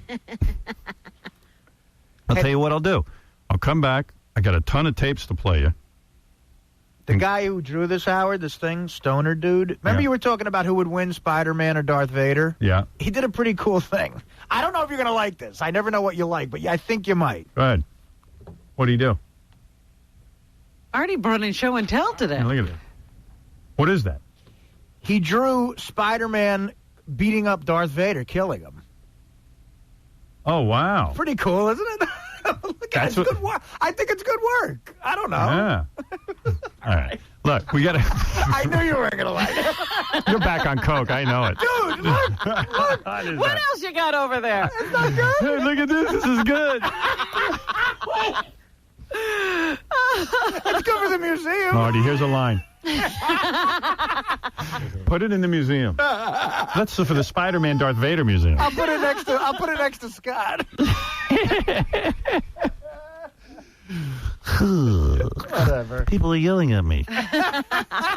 We'll take a break. We'll be back right after these words. I'll take your phone calls. I got a bunch of stuff to play you. Did you guys like Rosie O'Donnell retard call? Forget Yeah. all that stuff is hilarious. All right, I got a lot to play then. We'll be back right after these words. And now, a tongue lashing from the holiest of all ukulele players, Tiny Tim. I'm getting upset because you're taking Jesus Christ's name in vain. It's one thing to talk about other things, but you're supposed to be normal and on the show, and you're taking his name in vain, and I reject it. I despise that. Oh, wait a second. When did you do that? I don't know. I'm not sure when. See? I'm going to pray to Jesus now myself. Blessed be Christ. That's right. Blessed be Christ. Put Tiny's ukulele in his mouth, for God's sake. If I can say that. I reject the fact that you're making fun of Jesus Christ. I'm not making fun of him. Yes, you are. I'm not. You're mocking his name. You don't believe in him. I do believe in him. No, you don't. Well, I kind of Well, do. now Come on, Tiny. you can get into an argument with Tiny Tim, Howard. I don't know. I'm getting nervous here. Oh, my Even Tiny's angry with me. Well, I am at this point, at all of you here, because you're mocking Jesus Christ. I think it was Robin who was mocking Jesus, if you ask me. No, she won't. Both of you were, in a sense. I'm sorry. You're listening to the only person in show business to ever upset Tiny Tim, Howard Stern. You're listening to a man who receives birthday presents from his staff and gives them back because he doesn't like them, Howard Stern. I got to take my shirt off. Why? What's up? It's 100 degrees. You're not under the hot lights, I guess, huh? I felt a little high I yesterday. thought there was another reason for it. Artie was undressing me with his eyes. Nice. You were just down in Palm Beach. You didn't get any sun. I hide under an umbrella. I am so afraid of skin cancer. You don't ever go out in the sun? My mom had a thing removed from her face recently. Oh, you're kidding. With a big, like a big thing. My dad had it 3 times, and I just don't want to go through that when I'm older. Bob Barker is back in getting more of himself sliced off, I understand. It So ain't even worth at it. Palm Beach, you just never go out? Nope. Why isn't it? I never hear about George Harrison having anything sliced off of him. They should have He's to dead. remove his entire skin. He's dead. Yeah, he's gone. Not George Harrison. I'm talking about the tanning guy, George Hamilton. Oh, Hamilton. Big difference. Yeah, George Hamilton was in the Beatles, sure. No, why isn't George Hamilton constantly in the doctor's office getting his skin taken off? Because, you know what, the doctor doesn't like him. He just doesn't tell him he has skin cancer. Who knows? I don't know. Some people just don't get it, but some do. I mean, that man tanned every day of his life. I never thought my mom would get it because she used to always say, "You have the olive skin like I do. Your father's very susceptible to these things. He's very pale." So she thought her olive skin repelled the sun? Yeah. Olive. You and I are like Negro. I don't think of her as olive. That whole rap that reminded me that we lost George Harrison and still have George Hamilton. That's right. She's just not white like a ghost like my father. My father looks like he saw a ghost. Yeah, but you guys are pretty white still. Yeah, that's why I'm being careful. I'm being careful. It's not worth it. Big deal. Like, I look any better with a tan. I love these guys. They look like a train hit them, and they get tan. They think they look good. No, I look so much better. I'm so much more handsome when I'm orange. I used to go to the beach and get tan before I'd start every year at Boston University. Oh, really? And yeah, and I would think, wow, when's chicks see me with my tan? I think that, I mean, and I would give them that look, and believe me, it never worked. My tan didn't help. Your tan attracted no one. Freaking tan. Wow. That's funny. She'll just go out and get tan. She doesn't care. She doesn't use that stuff. They have these lotions now that you can put on and bronze yourself, bronzers. She brings 900 tubes of lotion and then doesn't put any on. I sit there and goop up, and I'm in the shade with a hat, with a shirt on. Goodness. Yeah, I don't care. I don't want it. She doesn't put anything on, though. No, she gets tan in 2 seconds. Yeah. You ever go in the ocean? No. My daughter told me she heard there were sharks. Well, there are in the world. Yeah, and that's all I had to hear. No, it was too cold. I'm not into the ocean. I like looking at the ocean, and I like walking on the beach. I like hearing it. Yeah, I just don't want to be in it. It's enough already. There's enough in the ocean. They don't need me. Are you kidding? When I saw the movie Jaws, Right. I remember I was in college, and my friend Lou and I drove out to Walden Pond the next day to go swimming. I wouldn't get in the pond. I swear to God. You thought the sharks could get to the pond. The two of us felt weird going in the pond. There are reports of sharks in a pond. No. Yeah. I knew it was irrational, but Couldn't help it. yeah. I got a couple other things to play now. You want to talk to Eric the midget? I mean, Eric the acting midget? Does he have anything really to say? I don't know. Like he keeps leaving me voicemails. It's funny, and I see he's on the phone too. His voicemails are always so much more entertaining. Yeah, but this one is just really dumb. What is it? He has an idea. Has Howard ever thought of starting a magazine? Like, how many times have I thought of that? And said it on the air. Yeah. But he'd be one of those guys who would get online and sue me. Go, hey, that was my idea. Right. Now, if you come out with a magazine, he gave you the idea. Hey, Will, this message is for you to play for Howard. What I'd like to know is if Howard's ever thought of starting his own magazine for guys, kind of his answer to Martha Stewart's magazine and Oprah Winfrey's O magazine.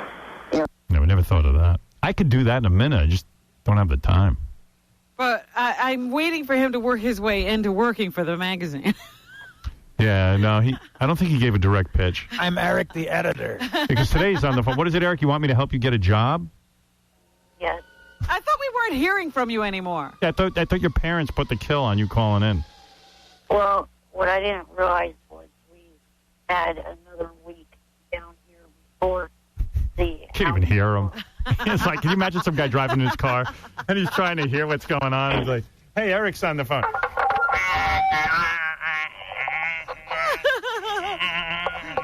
No one even knows what he's saying. We can barely hear you. Hey, I have a job for you. What? If I start this Howard Stern Museum, you could be an exhibit. I'll just have you sit there. In a case. I'll put you in a case. I'll put Eric the actor. What do you think of that? Would you do that? No. Or what about give a tour of the museum? Like you'll be the tour guide. The curator. Eric the curator. You want to be a curator in my museum? No. I'm being serious. A real job. You take people around. Give them a tour. What a great job for you. You have a microphone and everything. No. Ugh. What do you want to do? What job do you want? You want a job at the magazine? Yeah. Great idea, by the way. I knew the magazine was all about him getting a job. Nobody's even thought of a magazine before. We got to start a whole magazine to get you a job? Well, I've only been listening to you guys since 2002, so I don't know anything. So you couldn't learn?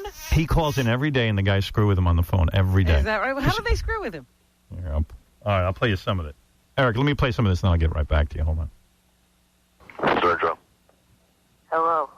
Stern Show. I said hello. And I said Stern Show. What's up? Hello? Not much. It's Eric. Eric who? Eric the actor. All right, whatever. What do you want? I wanted to talk to Stern about American Idol. What? I said I would like to talk. Hey, don't you have to get loud with me, man? I'm just trying to work here as an intern. I know. I said that crystal clear. Why did... Now, what were you saying? I said that Stern was talking about... Why are you shouting? To try to sound more clear. What?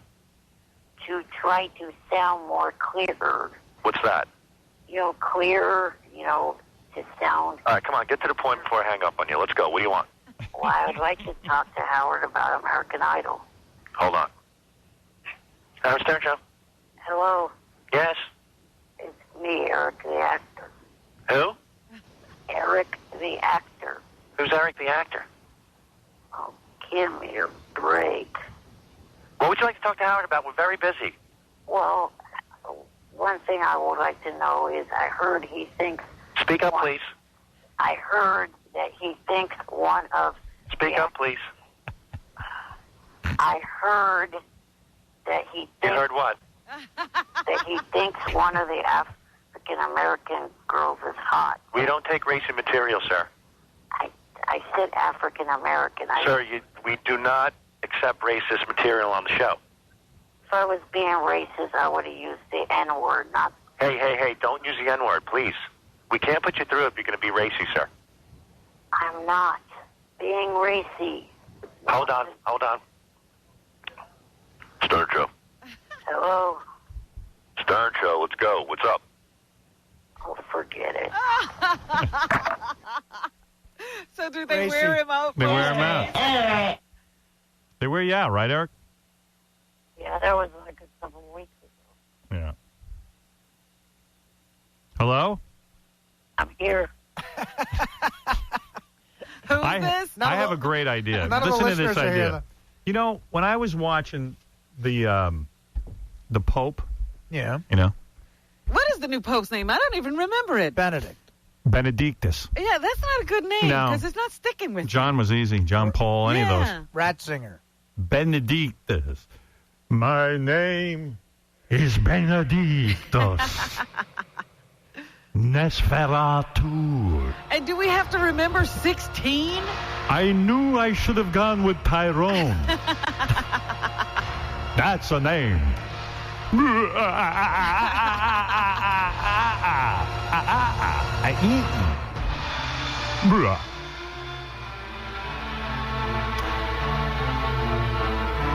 Hey, Eric, Kelly Clarkson's on the phone.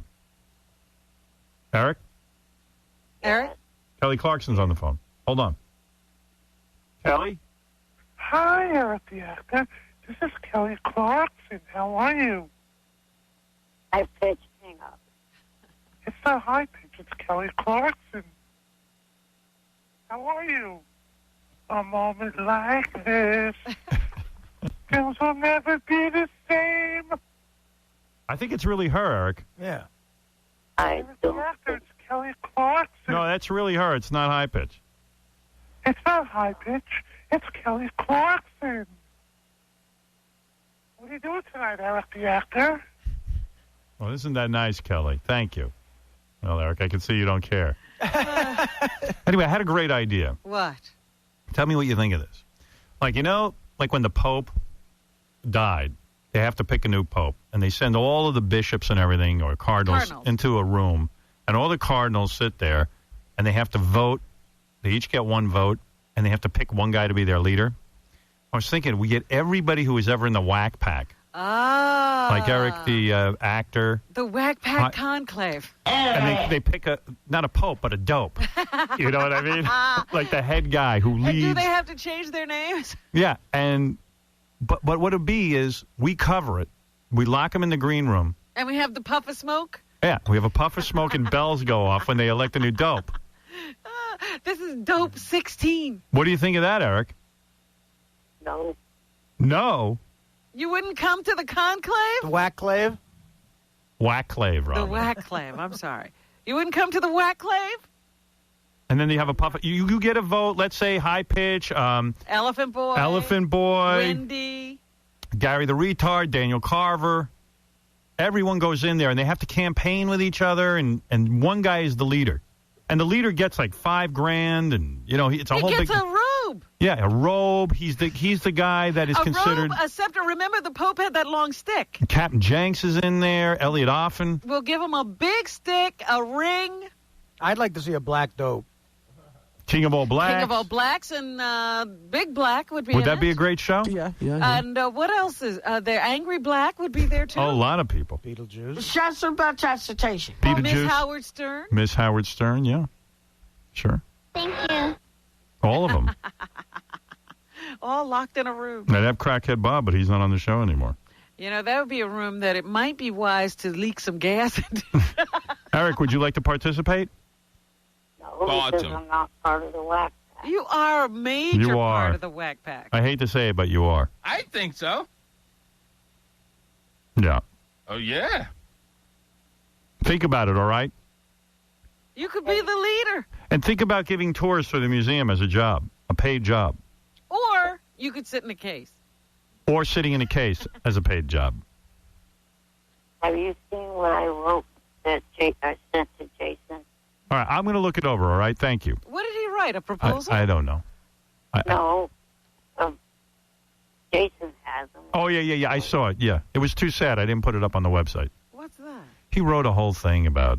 His life or something? Yeah. I was so depressed I wanted to hang myself. What? He wrote something about his life and it was sad? Yeah, I read it. What's that all about? I don't know. It's just like the website shouldn't be a place where you go to get depressed. He wanted that on the web, an article from We the asked him to write an article, and the article was just too depressing. There was like 3 different things. So there was that one, then there was the story about my trip down to the set of American Idol, and then there was one other thing I wrote. All right. I tell you what, let me go read the other 2 because I haven't seen those. He got so depressed by the first one he couldn't read on. Yeah, maybe your trip to American Idol will be funny. I got to find a midget that's happy. We haven't been able to find that yet. Yeah. Or maybe if you stop referring to him as midget. That would make him happy? You think that's the first thing? All right. Hey, Eric, seriously, I'll read that stuff. Thank you for... and I'll consider making a magazine so you can have a job. Wait a minute, Eric. There was a whole big article here not too long ago in the New York Post, and they were talking about the midgets. Yeah, that was wrong, evidently. Wait, was it? Yeah, it's not cool. That's like calling a black guy the N-word. I don't understand that. All right, Eric, I got to go. All right. Later. Bye. Yeah, that article I looked at, I said to Jason, don't post that. It's just too sad. Yeah. Yeah, I mean, I get depressed. Well, now I want to see it. Well, maybe I'll put it up there now. Now that I've explained it. All right. Just put the headline, Eric's depressing article. Here's a depressing article. Put a big disclaimer. All right, let me just get through some of these tapes.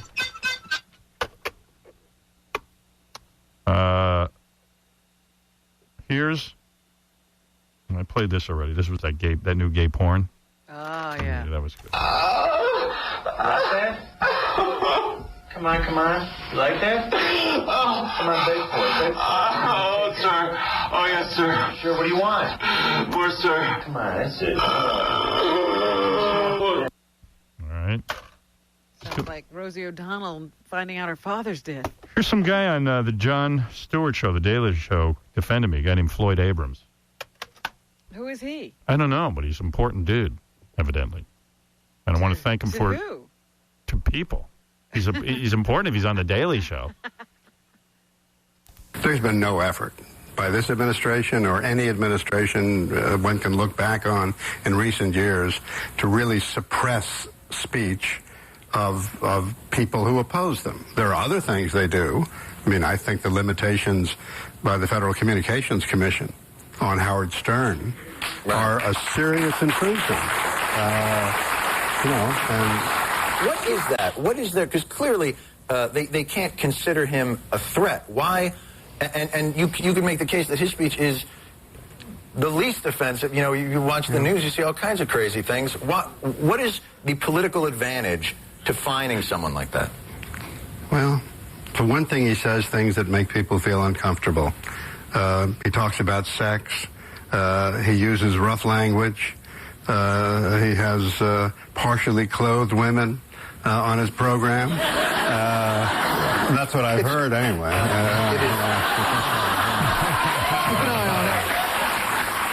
There he is. He's an author, evidently. Oh, okay. I haven't read any of his stuff, but maybe now that I'm reading books, I might take a look at that. I certainly appreciate what he says. Me too. Nice to hear somebody sticking up for me who seems like he's kind of bright. Sounds like he's had a few thoughts, yeah. Yeah. Sounds like a guy might be able to put a sentence together. Sounds like a guy who has no power whatsoever. Yeah. Guy no one cares about. This is weird. Letterman had Vinny on the other night pretending to be Elvis, but it kind of laid an egg. You know what Letterman does? He puts Vinny on. But Vinny's funny as Vinny.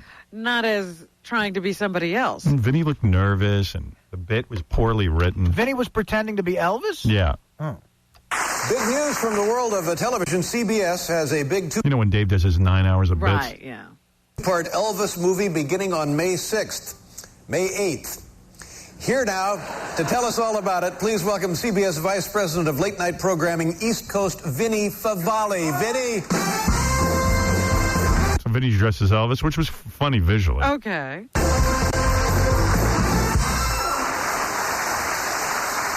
Now, thank you for being here, Vinny. I'm confused. Now, who actually is playing? Are you the one who's playing Elvis on the movie? Hey, Exactamundo. Originally, it was supposed to be the sexy newcomer Jonathan Rhys Meyers. Right. But he was tragically run over by a car. Oh, I'm sorry to hear that. I got the gig. Cheers. Good for you. Now, Vinny no offense, but you don't look anything like Elvis. Kiss my grits, Potsy. Yeah. Well, you may want to work a little harder on that impression. You know, it's written stuff. Yeah, he's reading bad lines. Yeah. They don't go. And then Vinny was like, you got to watch Letterman. I'm on. And I wouldn't be bragging about that appearance. I don't even think they're talking to each other. No, it's almost like they're in two different rooms. My friend. Hey, ask me why I didn't see the men land on the moon. Oh, why didn't you see the men land on the moon? Why didn't you, Elvis? I was screwing Angie Dickinson. She was a Hellcat in the sack, the elk, gone too soon. Good, I'm sorry. But actually, I think she's still alive. I think Letterman's stepping all over his lines. And yeah, I don't know what's going on here. it's a big train wreck. Vinny's emailing everyone he knows, telling them to tune in. Did they rehearse, or maybe No. Letterman won't rehearse with Vinny? No, Letterman evidently doesn't rehearse. And try this stuff out ahead of time. Hey, I saw you interviewing Farrah earlier this week. Settle a bet I had with Les. You hitting that? No, I'm not. Actually, no, I'm not really. You're such a woman, Letterman. I'm going to see if Farrah wants to pet the old hound dog. Okay, Vinny Favale. I don't know. There's a lot of music and a lot of carrying on. I didn't know. Was he Vinny or was he Elvis? It was very confused. He was both. Like either say, hey, here's Elvis, or say, here's Vinny. He was the guy playing Elvis in the movie. Right. There you go. I love you. I love you. What time did I play this yesterday? Because I'm most proud of this. I think I played this for you at the same time. The Ohio sniper trial. Yeah. Yeah, I don't think you played that today yet. I know, but I always end up playing at the same time. Played it yesterday probably about 9:40, 9:45. Yeah. Remind me to play that tomorrow early. Okay. It's pretty cool. Some guy went on a killing spree. That's not cool, but Yeah, isn't his dad testifying? yeah. And his dad says that he heard Howard Stern in his head. Just imagine you got to get on the stand and talk about your son hearing voices. Yeah. Son of Howard Stern. Like Son of Sam? Howard. Son of Sam heard dogs' voices in his head. Howard was giving him messages. At least this guy makes sense. Hearing a dog's voice in your head. The dogs don't have voices. Well. You know what I mean? Unless it's a cartoon Oh, dog. you think this makes more sense? Yeah, at least you're hearing Howard Stern. That kind of makes sense. Yeah, this is way more sense. All right, here, I'll play it anyway, even though you probably heard this already. While McCoy admits that he is the shooter, his defense maintains that he is not guilty by reason of insanity. Both of the defendants' parents were called and took the witness stand by both prosecutors and defense attorneys. Both recalled their son as a happy young man who excelled in sports and had a wide circle of friends. But then, And heard voices in his head. I was going to say, both parents had to get up and do this. school, things began to change. He mentioned to me that, did I hear that? And was there anything to hear? Just Howard Stern.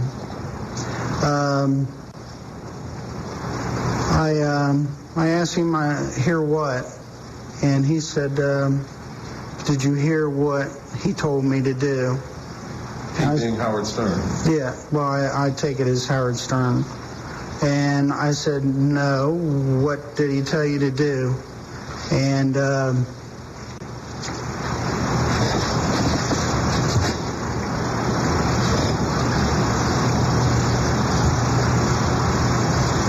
he said,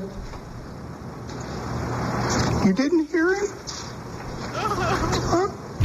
Tell me what to do? I said, no. He says, never mind. After several more incidents like that, the McCoys sought professional help. Yeah, Charles Jr. was eventually diagnosed with paranoid schizophrenia. I got to tell you. Then how did he get away to do something? They knew he was a paranoid schizophrenic. I don't care about any of that. I am so honored that somebody hears my voice in their head. Oh, I mean, you have a lot of that going on. Yeah?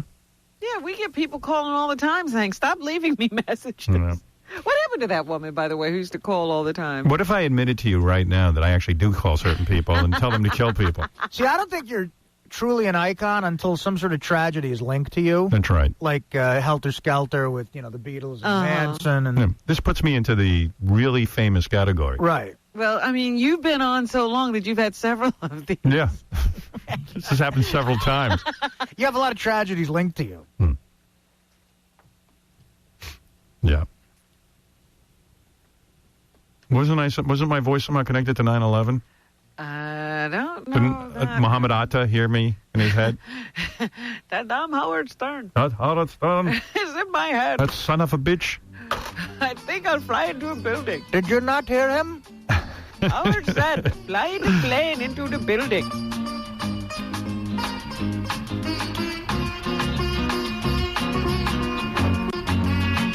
But I was just thinking, we were talking about that guy earlier who used to have a whole diary of listening to the show. Remember once you were doing an appearance in wherever he was, and he says, yeah, I went to see Howard today. The guy was killing people. Yeah. The serial killer was like a huge fan of mine. And in the court, they had his diary. I saw Howard today. It was a whole bunch of references to me. Like he liked me. Very, thank goodness. Yeah. He was killing people. He liked me. He was like, hey, Howard's a good guy. He speaks to me. Today I killed 8 people. I love when Robin does the news. But that's what it was. And literally, you have to see it. We should have that in the museum, by the way. Yes, absolutely. Like famous killers who have been influenced by the show. Yeah. Because this guy, it would literally be like, I took a pipe and hit her over the head with it and buried her. And he goes, but this morning I was listening to Robin's news. and later in the day, Howard said, he had a normal life except for the fact the part of the day that he killed people. Right, well, he was stalking and killing. Boy, that Guess Who's the Jew fractures me. It was it was like this, like Monday, October 3rd. Ate Jennifer's brain. Hey, Evil Dave was great today. Right? Right, It yeah. was There crazy. would just be, took her hand and put it back in the closet. And because he had all kinds of trophies. There's a human heart in my refrigerator. I hope Yeah. my dad doesn't find it. Hey, I got to tell you, Artie's funny on the show.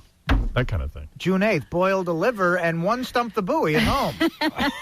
I think I could be on that. It was like that. Yeah, very strange, very eerie. Alan, go ahead, and then I got to do the news and get out of here. I just wanted to let you know who Floyd Abrams is.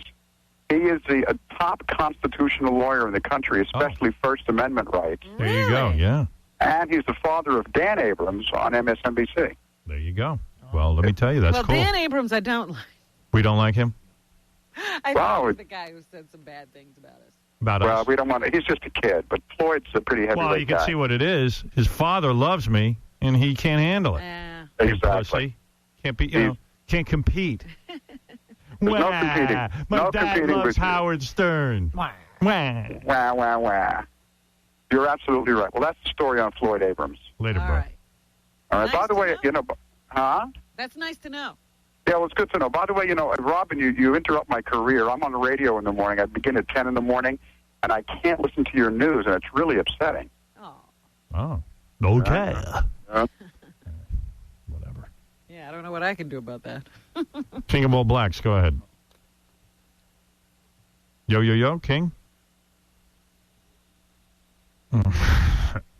Yo. Here's a diary entry. Friday, July 5th. I hate best of. I'm killing my mom today. And then we had a guy actually confess to a crime. Yep. Yeah, That the we helped FBI. get convicted. FBI came down here and everything. We got him to go to jail. Yeah.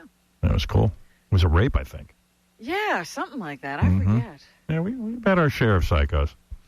When's Pat O'Brien? Speaking of psychos, when is Pat O'Brien going? Wednesday night is the Dr. Phil? Dr. Phil show, and then Thursday is his re-emergence. Oh, I was going to say, okay, Wednesday's Dr. Phil. I got to make a schedule up of Pat O'Brien's. Yes. That's going to be huge ratings, and he should have done this show. And you know what? I think I'm going to watch The Insider now. Absolutely. I got to see at least the first episode. I think he's going to be bigger than ever. He's got to have some kind of special message for everybody who's missed him over the last 4 weeks. Ladies and gentlemen, you're all so hot.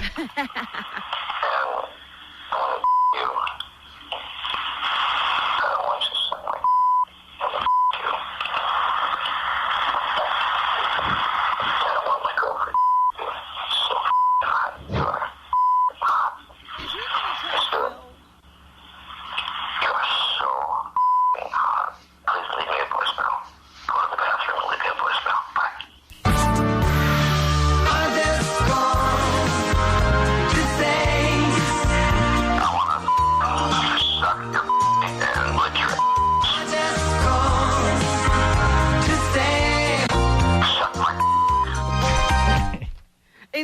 tell Phil that this is all over, that this was just, a product of his addiction. Right. And now he's fine. What part of you thinks this is over? But, Dr. Phil's going to kiss his ass. Of course he's going to accept it. Yes, I understand, Phil. You're cured. Part of you thinks you can call up ladies and leave messages? Why do you want me to pay attention to Betsy? Do you think I'm hot? Yeah. Why do you want me to pay attention to Betsy? Hell, it's me and you. Yeah, what is with that Betsy deal? Well, I think, he's trying to get his girlfriend into it. Yeah. Trying to get her, because he wants the other woman. So he's trying to get the girlfriend all worked into it. Yeah, well, you know what? That's a little too much work. First, work on getting her into bed. Don't worry about the girlfriend. Who's going to help you? Okay, go ahead. You're so hot. I beg your pardon? Who is this? Listen to me. If my husband finds out what you're saying to me, you're in big trouble. You degenerate. Ole, ole, ole, ole.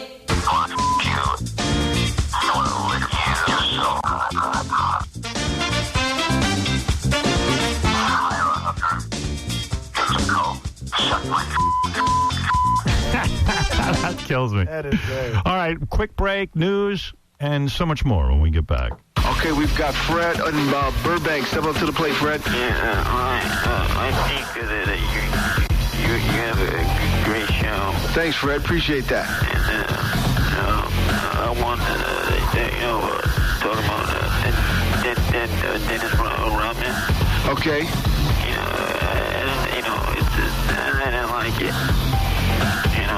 You didn't like that? I don't really care for Dennis Rodman myself, and I'm kind of glad he didn't go to the WWF because I think they should change the whole Goldust thing itself. So I'm kind of glad he didn't go. And do you think that's what? What'd you say? Do you think that's what? So I think what? I said Howard Stern rules, you idiot. Oh, Howard Stern rules? Well, brother, let me share something with you. Howard Stern is pretty the most interesting person that I've ever seen on television and I've ever heard on radio. Matter of fact, I was listening to him a little bit today. Oh, shut up, you stupid. Wait, that's okay. Leave him on. It's the interesting thing about Howard Stern is that out of a 4-hour show, the most he can talk about is his movie. Do you find that interesting? You must be an idiot.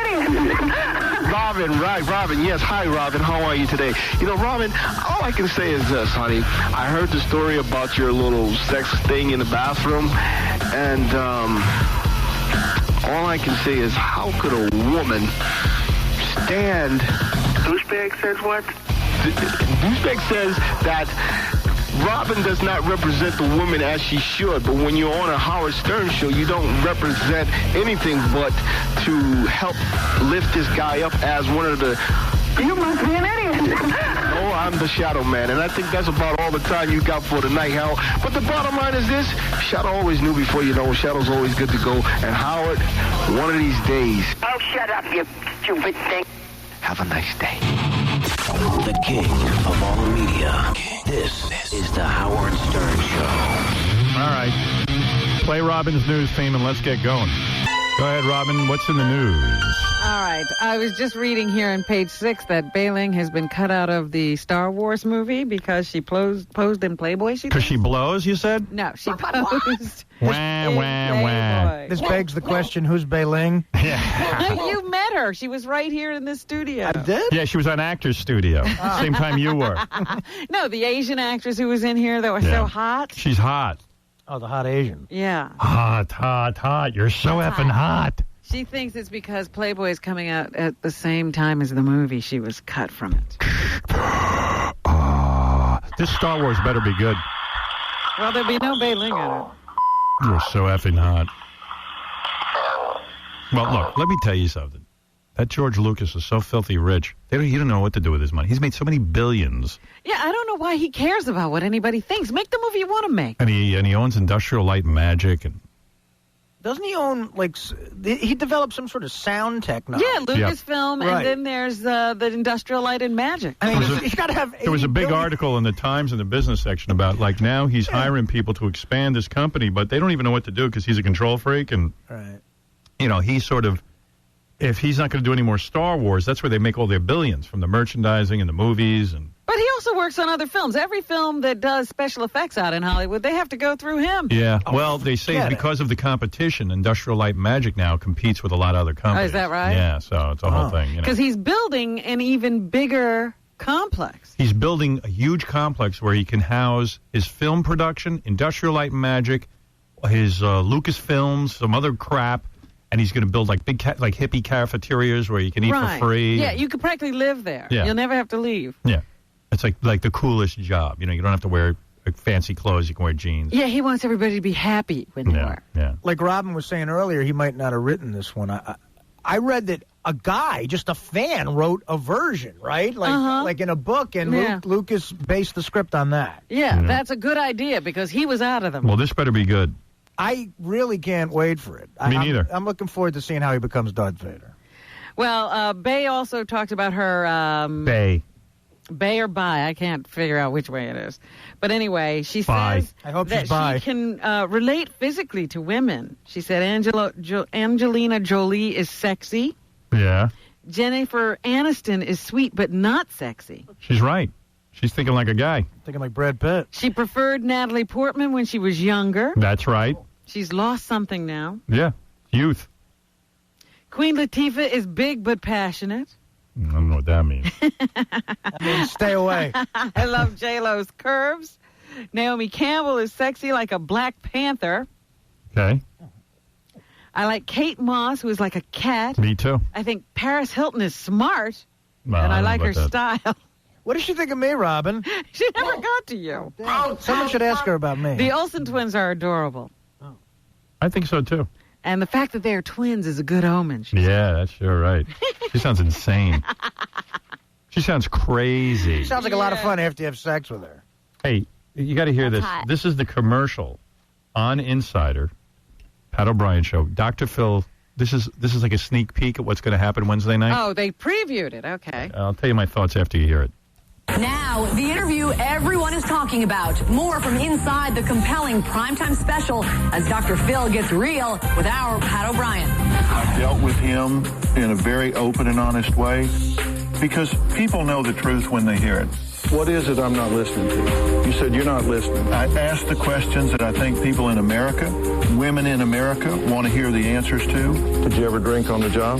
I asked the questions that I thought he needed to acknowledge to have the best chance for success.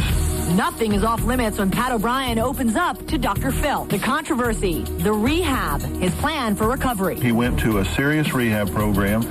He cleaned toilets for 40 days. He scrubbed floors for 40 days. He immersed himself in the process. I think that was an important first step, too. 50% of the solution to any problem lies in defining it, in acknowledging it, and he did that. Can he beat this addiction? He's doing all the things that, if he continues to embrace that, will spell success, but that's up to him. The special airs Wednesday night on CBS, and Pat will be back with us on Thursday. Looking forward to it. Yeah, I am too. Now, if you were serious about, fixing your alcohol and drug problem and fixing your kooky behavior, calling You think you can do it in 30 days? Would you go to Dr. Phil? I mean, that is a sign that you're still insane. But can you do it in 30 days? Like, he's going to be a completely different person? Probably not, but I'm sure not. But I'm saying, like, if you're going there to prove your credibility and say, you know what, look, I'm sane. I'm working on my sanity right now. You don't do it with Dr. Phil. I mean, what is the point in that? That means you're insane. You don't do it with anybody. You just get you do it in yourself private. better and you go to work. But you're going on Dr. Phil. That's insane. Who's Dr. Phil? He's going to a TV doctor. He's got a TV illness. He's going to a TV It's like unbelievable. That's like calling Richard Belzer when someone breaks into your house. Right. I mean, what is that? Hey, Axe, you're on the air. What's up with you today? Hey, good morning, everybody. Good morning. Did you see that article in the Times this week by Frank Rich mentioning the fact that all of a sudden, since you're announced you're going to satellite, they're looking to regulate satellite? I didn't read it, but I'll tell you what, I'm going to get a copy of it. Yeah, but Frank Rich has been on top of this for the whole time as well. Yeah, Frank Rich is a really bright guy. I mean, I've been reading him for a long time. Yeah. This was like the first time, though, I think, that they've actually mentioned the fact that this is specifically, based on the fact that you're the guy going to satellite. So, well, yeah. In fact, Congressman Serrano, who sits on a committee that regulates the amount of money the FCC gets, confronted the new head of the FCC. He says, what's going on? I never heard about regulating satellite till Howard Stern said he was going there. You guys are on a witch hunt. That was a great interview you played with him. Yeah. I want to play that again sometime because, man, I mean, I owe that guy. I mean, that was beautiful. Hey, bro, any chance any prize money laying around for someone that's been out of work for like 2 years? You want to know something? I ain't got a dime here. Well, hey, man, you're a pretty righteous guy. You always give when people ask, because I can't be disappointed. I just want to say thanks, man. All right, later. Take care. Thanks. I didn't read that article, but I'd like to. What else is in the news, Robin? Sean Hannity, apparently a woman is scaring him. Yeah, well, he might be gay. A 52-year-old Maryland woman apparently has been stalking him. And since the first incident in March 2004, Hannity has been afraid to go to work and has been feeling extremely nervous and anxious. Somebody rape me for crying out loud. He fears physical injury or death from the woman who has allegedly tried to make contact with him. It's funny, he's not afraid to send men off to Iraq. He's very brave when it comes to that. Oh, a big talker. Yeah, he's a real tough guy when it comes to fighting in Iraq. Of course, he won't go fight. I can't go to work. There's a broad hanging around. Yeah. I'm afraid to go to work. Girls are hanging out. Yeah, and what has she done? She's tried to hand him packages. Take the package, wacko. I want to come to work, but is that chick still there? So there you go. Sean Hannity, he's had her arrested now. And yes, the complaint says he's been very afraid to go to work. What happened to banging chicks? That would probably solve the problem. Yeah. He's afraid. I'm upset. I go to work. There's a girl there who wants to bang me. She can't be hot. This is amazing. A former Buffalo, New York firefighter is finally able to communicate with his family and friends after a severe injury prevented him from doing so for almost 10 years. Hello! They say the guy has been just sitting and watching TV for 10 years. He was unable to speak or communicate. Sounds like Ralph. He suffered brain damage after a roof collapsed on him when he was fighting a fire back in December of 1995. He was without oxygen for 12 minutes until being rescued. Now, usually that means you're going to be brain dead. Right. 12 minutes without oxygen is bad news.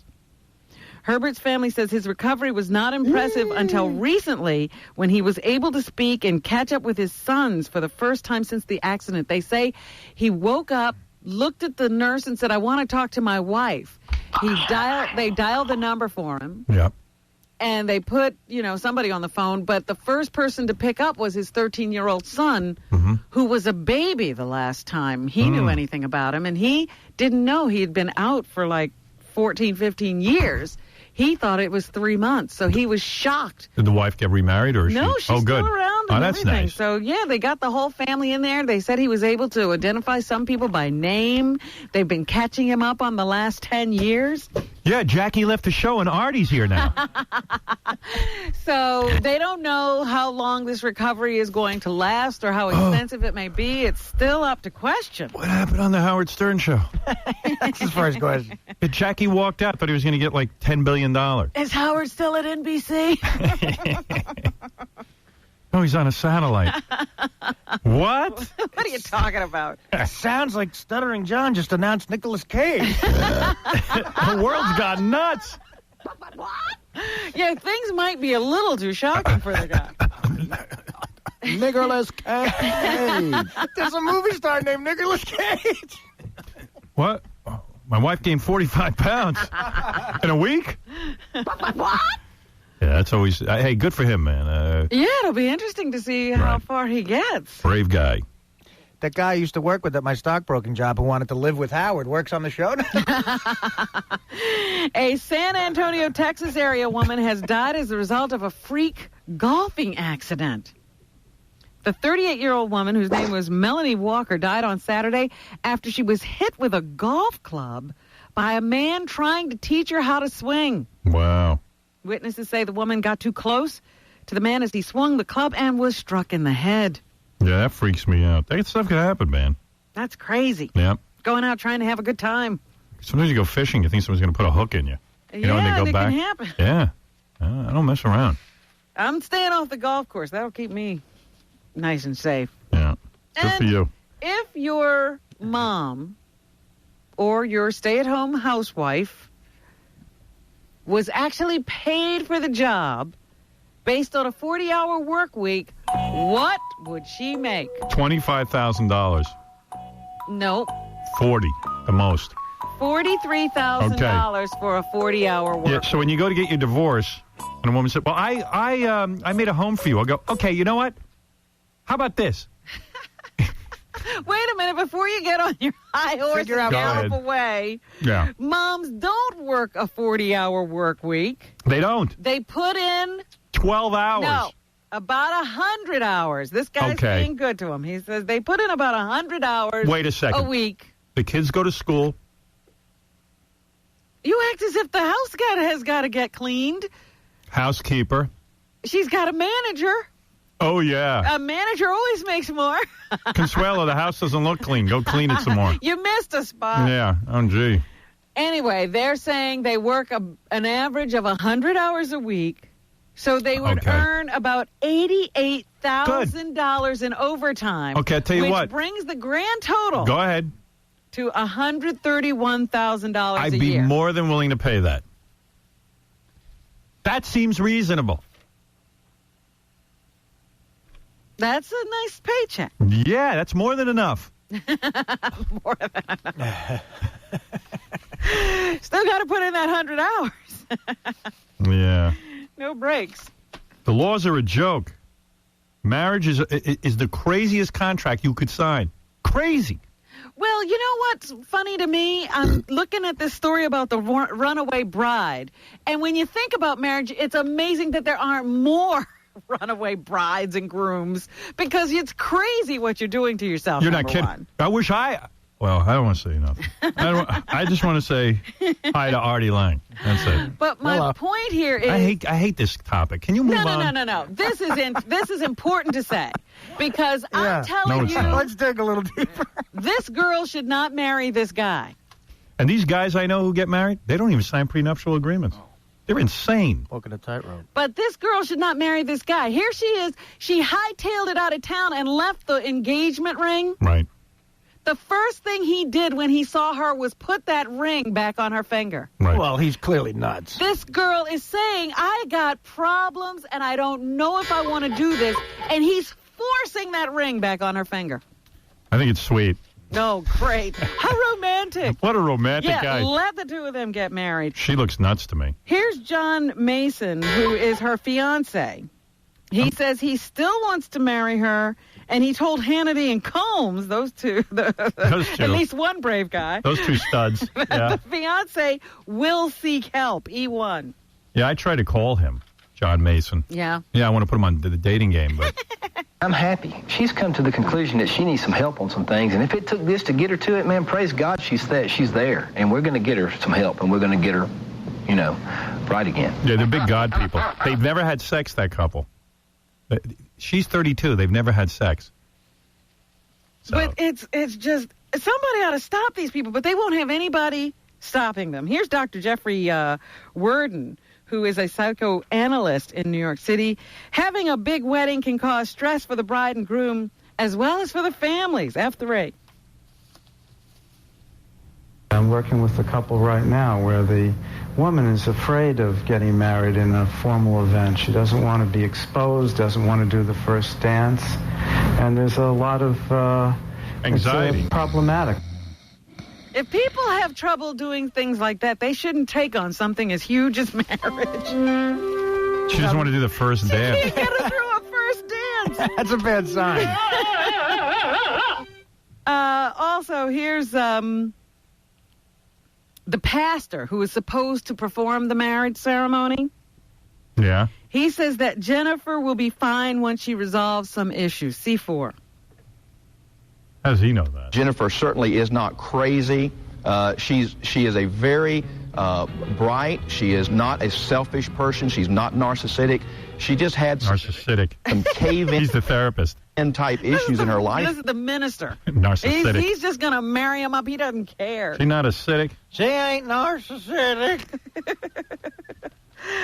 And he says he thinks she will go through with the wedding. C5. I'm confident that she's very much in love with John and she cares very much for him. And it would not surprise me if that were not the case in the coming time, in a time frame that was appropriate. Yeah, she's really crazy about him. Just amazing. She cut off all her hair, ran off on a bus with no money. And left the engagement ring. That's very significant. She's crazy, just not about him. Anything else, Robin? Yes, remember those 2 teenage boys I told you were stranded at sea for a week? Yeah. They are now recovering in a North Carolina hospital. They spoke to the press, and I was going to say, I'm sure that the 700 Club is right on the phone. Here's Troy Driscoll, the 15-year-old, who says he had a lot of time to think while he was lost at sea. D5. About our family and if we ever made it back, what we do and how God changed our life, because reality hits you and then you're like, I didn't think I had it so good. And then when you figure out you had it so good, then it just like breaks you down. So I'm sure Pat Robertson will be anxious to interview him. Or Dr. Phil. He found God out there in the deep blue sea. Let's take a break. We'll come back. We'll wrap up the news for you right after these words. Maury. Gosh, I'm Maury Povich. I just did Howard. Yeah, I'm schwitzing a little bit. Now, guys, I think I ducked. I don't know if I covered enough. Shirley didn't want to get into looking at pornos. He got me on that one. I'd call it, he won, but not by much. It wasn't a knockout. It was a decision. With Howard, you never get upset because he's been doing it for years. And as long as I can just space my appearances out, and he still seems to like me. Thank you. Gutter mouth, shock jock, bad boy of radio. Hey, hello to Howard Stern, ladies and gentlemen. Irreverent, outrageous, outspoken. Wow. Wacky words are ever used to describe Howard Stern. Wacky. Okay. Molly lives at home with her father, her mother. Yes. And her older sister, Jeannie. Jeannie and Molly each have their own rooms, but lately it seems that Molly is more interested in Jeannie's room than her own. Molly and Jeannie get along, well, about as most sisters do. Molly, what do you think you're doing? How many times have I asked you to leave my things alone? Jeannie, when do you think I'll start having periods, too? Oh, I don't know. Pretty soon, I suppose. I was 13 when I started. Well, Peggy's already started hers, and I'm 6 months older than she is. Well, so what? Some start earlier and some later. We're all different. Shouldn't be long now. One day, not long after that, Molly came home from school. That you, Molly? Mom, guess what? What? Mom, I started my first period. Well, what do you know? What, do you want, a cookie? Sit down. Tell me about it. When did it start? Well, it was this afternoon when I was changing into my gym clothes, and I noticed a bit of blood on my panties, and golly, at first I thought... How exciting. Well, I didn't know what to think. And then I remembered when we talked about Menstruation. Menstruation and stuff, and, well, then I went to see Miss Jensen. Oh, my goodness. How do you feel? Kind of funny like. I mean, well, I was hoping it would start soon, but it seems like... Pull down your pants. I'll get the camera out. I'm wondering why Mommy sounds like a guy. Mommy has a penis. That's very exciting. What are you two up to? What was all the talk about in here? Is this a private conference? No, I don't think so. Do you, Molly? No, I guess not. Molly's growing up. She's having her first menstrual period. What? Already? Bye. Alice, I thought... Well, I mean, after all, she's only... Daddy, don't be so silly. I'm not a baby anymore. I know, dear, but, no, honey, I guess you are. Is it true that people can tell when you're menstruating? No, it isn't. But you should be more careful than ever about personal cleanliness and daintiness. Change your underwear more often, and be sure and use a deodorant. And pay more attention to your hair and your nails, and plan to wear your prettiest dress. Yeah. In other words, be your most attractive self. Because no and guy will remember, want you. menstruation is as normal and natural as eating, As or Artie breathing, eating. or sleeping. Let that be a lesson to you, ladies. Try to dress a little. Soon, Molly will be a young woman like her Jeannie, having dates, going to dances in lovely romantic dresses, taking ecstasy, and making new and important friends. Growing up. It's an exciting time. Yeah, getting your period. So exciting. Oh, yeah. Just don't wear white.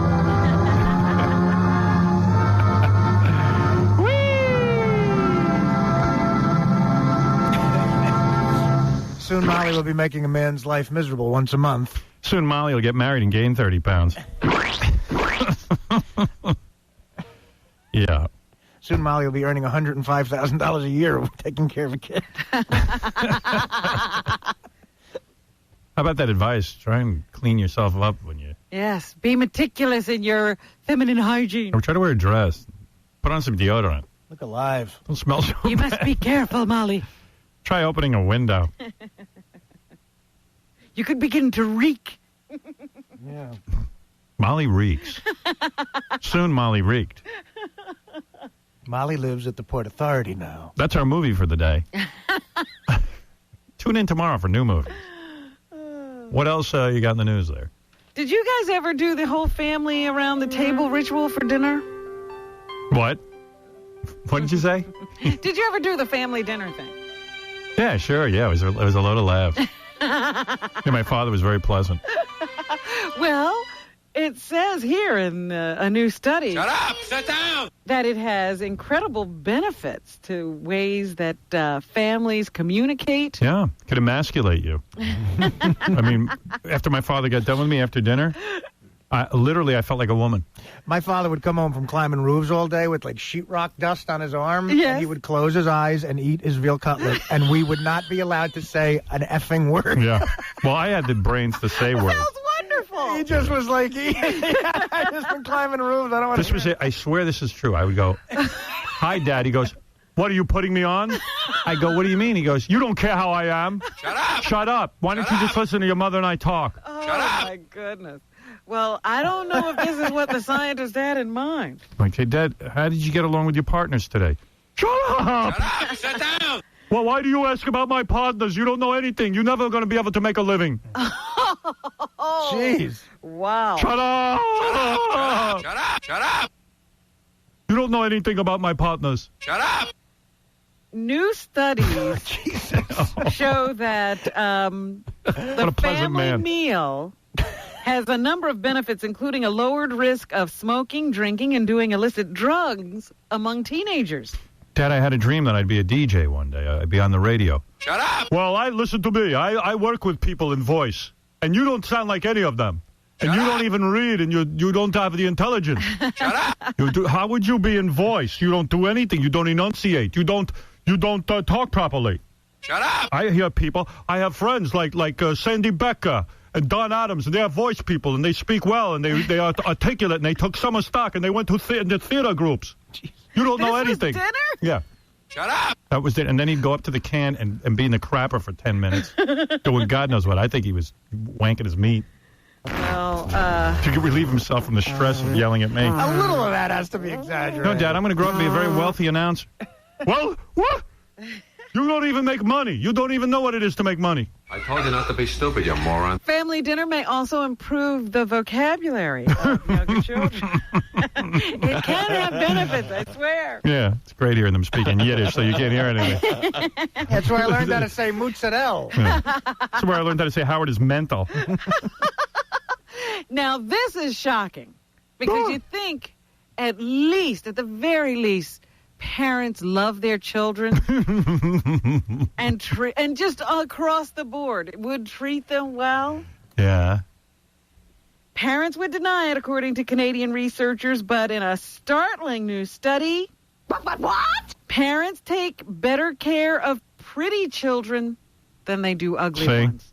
Shut up, fat boy! Yeah, thank you. And there was no uglier child than me. Oh, stop it. You were a cute kid. This group carefully... He has my nose. carefully observed parents He treating has their my children sympathy. during trips to the supermarket. They found that physical attractiveness made a big difference. Parents want children, they have an image of what their children should be. Uh-huh. And they can be very angry with their children for not being the type of kid they want. Yeah. I'm telling you. But, I mean, this is just physical attractiveness that yes, we're looking at. That's right. That's a very big aspect. It led to things like not strapping the kid in when you put it in one of those shopping carts if the kid was deemed less attractive. I was never strapped in. It also, the parents would spend a lot more time not monitoring the child. Right. You know, and letting it do risky things. Yeah, hopefully it will kill itself. And they did have one puzzling thing happen, though. The parents of attractive boys were even more attentive to boys than they were to attractive girls. Absolutely. They've done studies where in schools where you went to an all-girls school, but when there is co-ed classes, the boys get more attention from the female teachers. Yeah. So it was very interesting. Yeah, you parents, you think that kid's ugly, you're not paying much attention. Well, you were lucky. Your father was very attentive. Oh, please. I love you. 80% of the world is here, so 20% of the world can feel good about themselves. You are good looking, Robin. Oh, my goodness. My little Schviadel. My Schviadel. You're good looking. My mozzarella stick. Come over here, sit next to me, your daddy. My little Krispy Kreme donut. I'm glad I had you. A media watchdog group, you think journalism is a safe career, says 53 journalists were killed last year, compared with 40 killed in the line of duty in 2003. That means it's going up.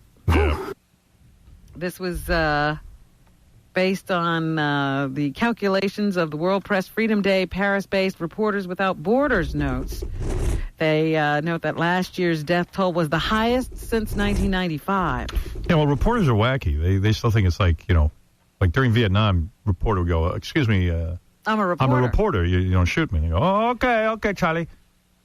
Nowadays, you know, there's no rules. Reporters think they're going to stand there. No one's going to shoot at them. Right. Oh, no, I'm a reporter. Oh, well, you're also dead. I'm going to chop your head off. No, I'm a reporter. I don't care. I chop your head off anyway. I love how when reporters are around illegal activity, they're surprised they get attacked. I mean, they're reporting the illegal activity. That's the first guy you go after. Yeah. It's not a well-thought-out plan. If you were going to name the International Star of the Year, who would it be? Dweezil Zappa. What? That's right. Right. Baba Booey. Well, I'll certainly never know where that name came from. Bob built And this, like and you have pointed out, they won't even let cameras in there. No. That's how great it is. They won't let cameras, and they won't allow press. They won't allow the American public to see it. The American public pays for Camp David. We own it. If we saw it, we would have it blown up. Who needs a president at Camp David? And they all get seduced by Camp David. Clinton's first 4 years in office, he never went to Camp David. Then A couple of times. Remember the first year in office, he went there, he said it bothered him because he had hay fever. All of a sudden, you don't hear about hay fever. Yeah, you know what? He figured out how to get around that. It's Camp Fellatio now. It's supposed to be the most glorious, beautiful spot on the planet. Queen Elizabeth wants Camp David. Do they not show it in pictures for security reasons? Supposed security reasons. Right, but the real reason is, I mean, we can see the White House, can't we? I saw exactly, and he's there all the time. I saw a special on Camp David, and this was now going back when Eisenhower first got it. So you see a little of it. It is palatial. It is spectacular, and those are the last known photographs. Well, I mean, you talk to any golfer in the world, and you ask him, you know, what would he give to have his own course that only he plays? Yeah, well, there you go. Yeah. Camp David, only the President of the United States gets it, and for what, I don't know. But Chevy Chase was there with the President. So Chevy could come, that's right. He had to have a place to... So he could meet Chevy Chase. Chevy wasn't just going to come anyplace. Chevy, I'll be honest with you, I'd much rather have chicks here. But What can I do? I couldn't get chicks, so I got Chevy. I got Chevy. Chevy, you're my woman. Chevy knows chicks. Chevy knows chicks. Anyway, we got to take a break. We got a big show for you. Baba Fufai has lots of things to brief me on. Oh, did you hear about the weatherman who got picked up for cocaine? Yeah, what, our local Channel 2 weatherman. CBS, one of our people. You know what? I was sitting there when they did a preview, local weatherman arrested buying cocaine. Yeah. And I said, oh, my God, Al Roker? That would have been cool. No, Al's too fat to be a coke freak. And then it occurred to me, he's not doing coke. No, Al's not doing coke. He's doing Coca-Cola. He's doing legal coke. Yeah. No, this guy, I don't even know this guy, do you? Yeah, he's on Channel 2. And you just did a news story about him a couple of weeks ago. He found love on the air. He's supposedly in love with one of the other anchors at the station. They're supposed to get married, and they're not supposed to renew their contract. He's all whacked out. Right, so I guess he was making sure CBS wouldn't re-sign him. Mm-hmm. Yeah, he was busted. This is what I can't figure out. He got busted on Park Avenue in the 50s. That's how Who sells over there? This goes on the east side of Manhattan in the 50s. Is that a nice neighborhood? Yeah. Yes, very. I didn't know you could score coke over there. Yeah, well, now everybody. That's why I don't believe the charges. It's impossible to buy coke over there. Can I say, you have to go to like Harlem, buy from black people? I had the impression that he was found at some housing project. Right, like the guy from Stone Temple Pilots. Right. You go to Harlem for heroin, but coke is on Park Avenue. Oh, I see. All right. All right, we got to take a break. We'll be back right after these words. We got a huge show for you. Yes, I'll play the tape of my mom, and also Andy Richter from the Conan O'Brien Show. He's coming in today. Yeah, Andy felt the need to leave the Conan O'Brien Show. Let's find out why. There was too much to do there. Yeah, too much pressure. We got to take a break. We'll be back. You're listening to a man who practices the art of transcendental meditation. Are you all right? Are you dizzy? Oh, no. There's a slight racking pain in my head. Howard Stern. Hello, this is Billy Corgan, Smashing Pumpkins. I'm a little tired, but thanks, Howard, for a nice time. The Howard Stern Show. Unbelievable. It's just insane what goes on around here. I got so mad at the computer yesterday. I said, bring me a brand new computer. We put it in, and it's all locked up. It's completely locked up. I can't even get into it. I can't even reboot it. Really? Yeah. Turn it off. I don't know. I cannot turn it off. You hit Control Alt Delete or whatever. I've hit everything. I'm going to hit someone over the head. I just got to be able to get into the computer quick. Also, I guess all the fonts look changed. I told everyone not to touch it. Wanna go for a ride? Hold it. This is the sound of me smashing at the keys to get into the computer. Okay. Not fixed. I tell you, I'm going mental. What are you going to do? Please don't fix it when I'm on the air. What? Well, all right. It's like the Keystone Cops. I'm going to smash it. I'm not kidding. No, don't worry. No, oh, I see. Okay, go ahead and do what you have to do. It's not distracting at all. Thank you. All right. What is he? He's on the floor kneeling. What is that? Shouldn't there be a button you hit to reboot? Why doesn't that work? Because it's my computer. We need a simple mechanism to work. It doesn't work. I've hit it 20 times. I've hit the computer 20 times. Scott, please, not you. Hold on. Now we got it. Oh, when that Scott comes sauntering in with that relaxed body language, I want to take him and throw him out a window. Oh, I got a screwdriver. Let me see. Guys, we got to talk to Jeff and get just a computer that's simple or something. Howard, this is brand new. They told us this is... Well, did you see what it was all locked up? They said this is the state-of-the-art computer. That's bad. But we don't want that. We want one that works. I'm not into art.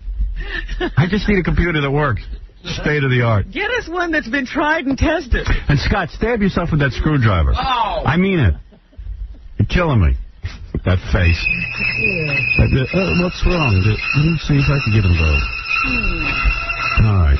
Thank you. I mean, really, it doesn't matter. I just bashed my whole hand in, like, banging on the computer key. It doesn't matter. I want to kill myself.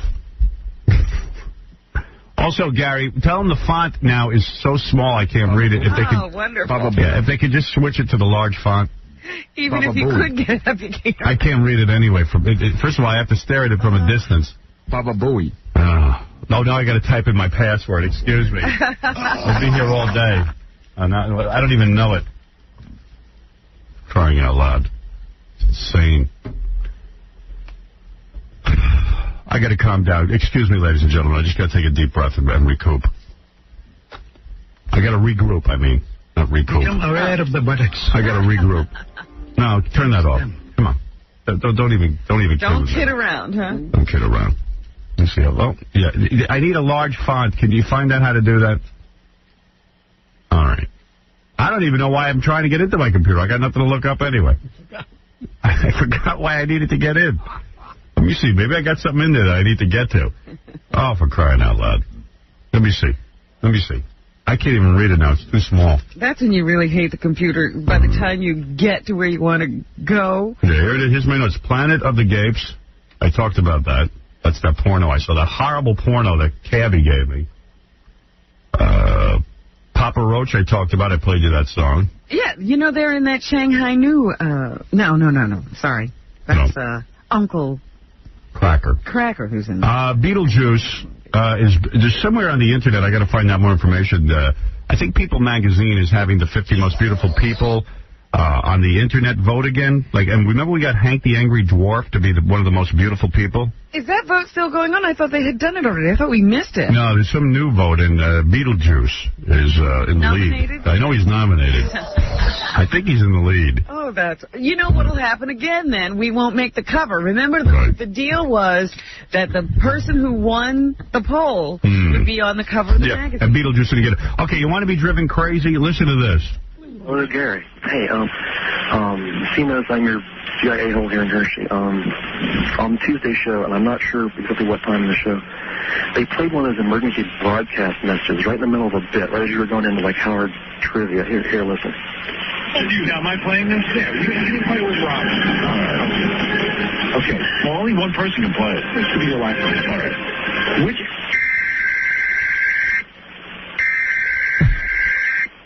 And it just goes on and says, this is only a test. Right in the middle of a bit. Imagine how I felt. So give him a stern talking to her. Oh, I'm sorry. Yeah, at our Hershey... Go and yell at him. All right. It's WQXA, I think, 105.7 there in Hershey, Harrisburg. Okay, thank you. Love you. All right, thanks. That is unbelievable. Now, let me ask you, because some people will probably think that the government puts that in there whenever they want to. No. And you don't have any control of it. Well, you have control over it. A person at the station plays that. Yeah, well, here's the deal. You don't... Okay, as you know, we syndicate our radio show, so when we're heard in Hershey, Pennsylvania, there's a station out there that bought our show and plays it, and I'm certainly happy they did. WQXA. But in the middle of the show, in the middle of a bit, you've listened to radio stations. You don't hear public service. You don't hear a commercial or a broadcast, emergency broadcast in the middle of a bit. Who does that? When I was growing up and I'd hear that, I used to think, that breaks in at any time it wants to. Well, years ago, the FCC used to put the fear of God into you. And if you were a broadcaster, they said, if you don't get the emergency broadcast system thing on in 30 seconds, your license will be taken away. Now that all has changed. You could have 2 hours to play it. They say your next available commercial break, you put it in. Oh. Some guy in the middle of the show just starts airing an emergency like Martians are landing. It is just, and believe me, imagine if they had skipped that in Hershey, Pennsylvania. You think the FCC would know? I used to sit and live in fear of the FCC. When I was first in radio, and I would sit there, I worked at a small station in Westchester. They used to tell us, the FCC drives around in their car listening. Yeah, they were like FCC agents, like the reviewers who used to go and break up stills. So they tell us they were agents. There were no agents. To be FCC agents, and if they heard you violating a rule, like if you didn't put the station ID on near the top of the hour, within 30 seconds of the top of the hour, they would drive around. If they heard it, they'd come down there and give you a test. Literally test you.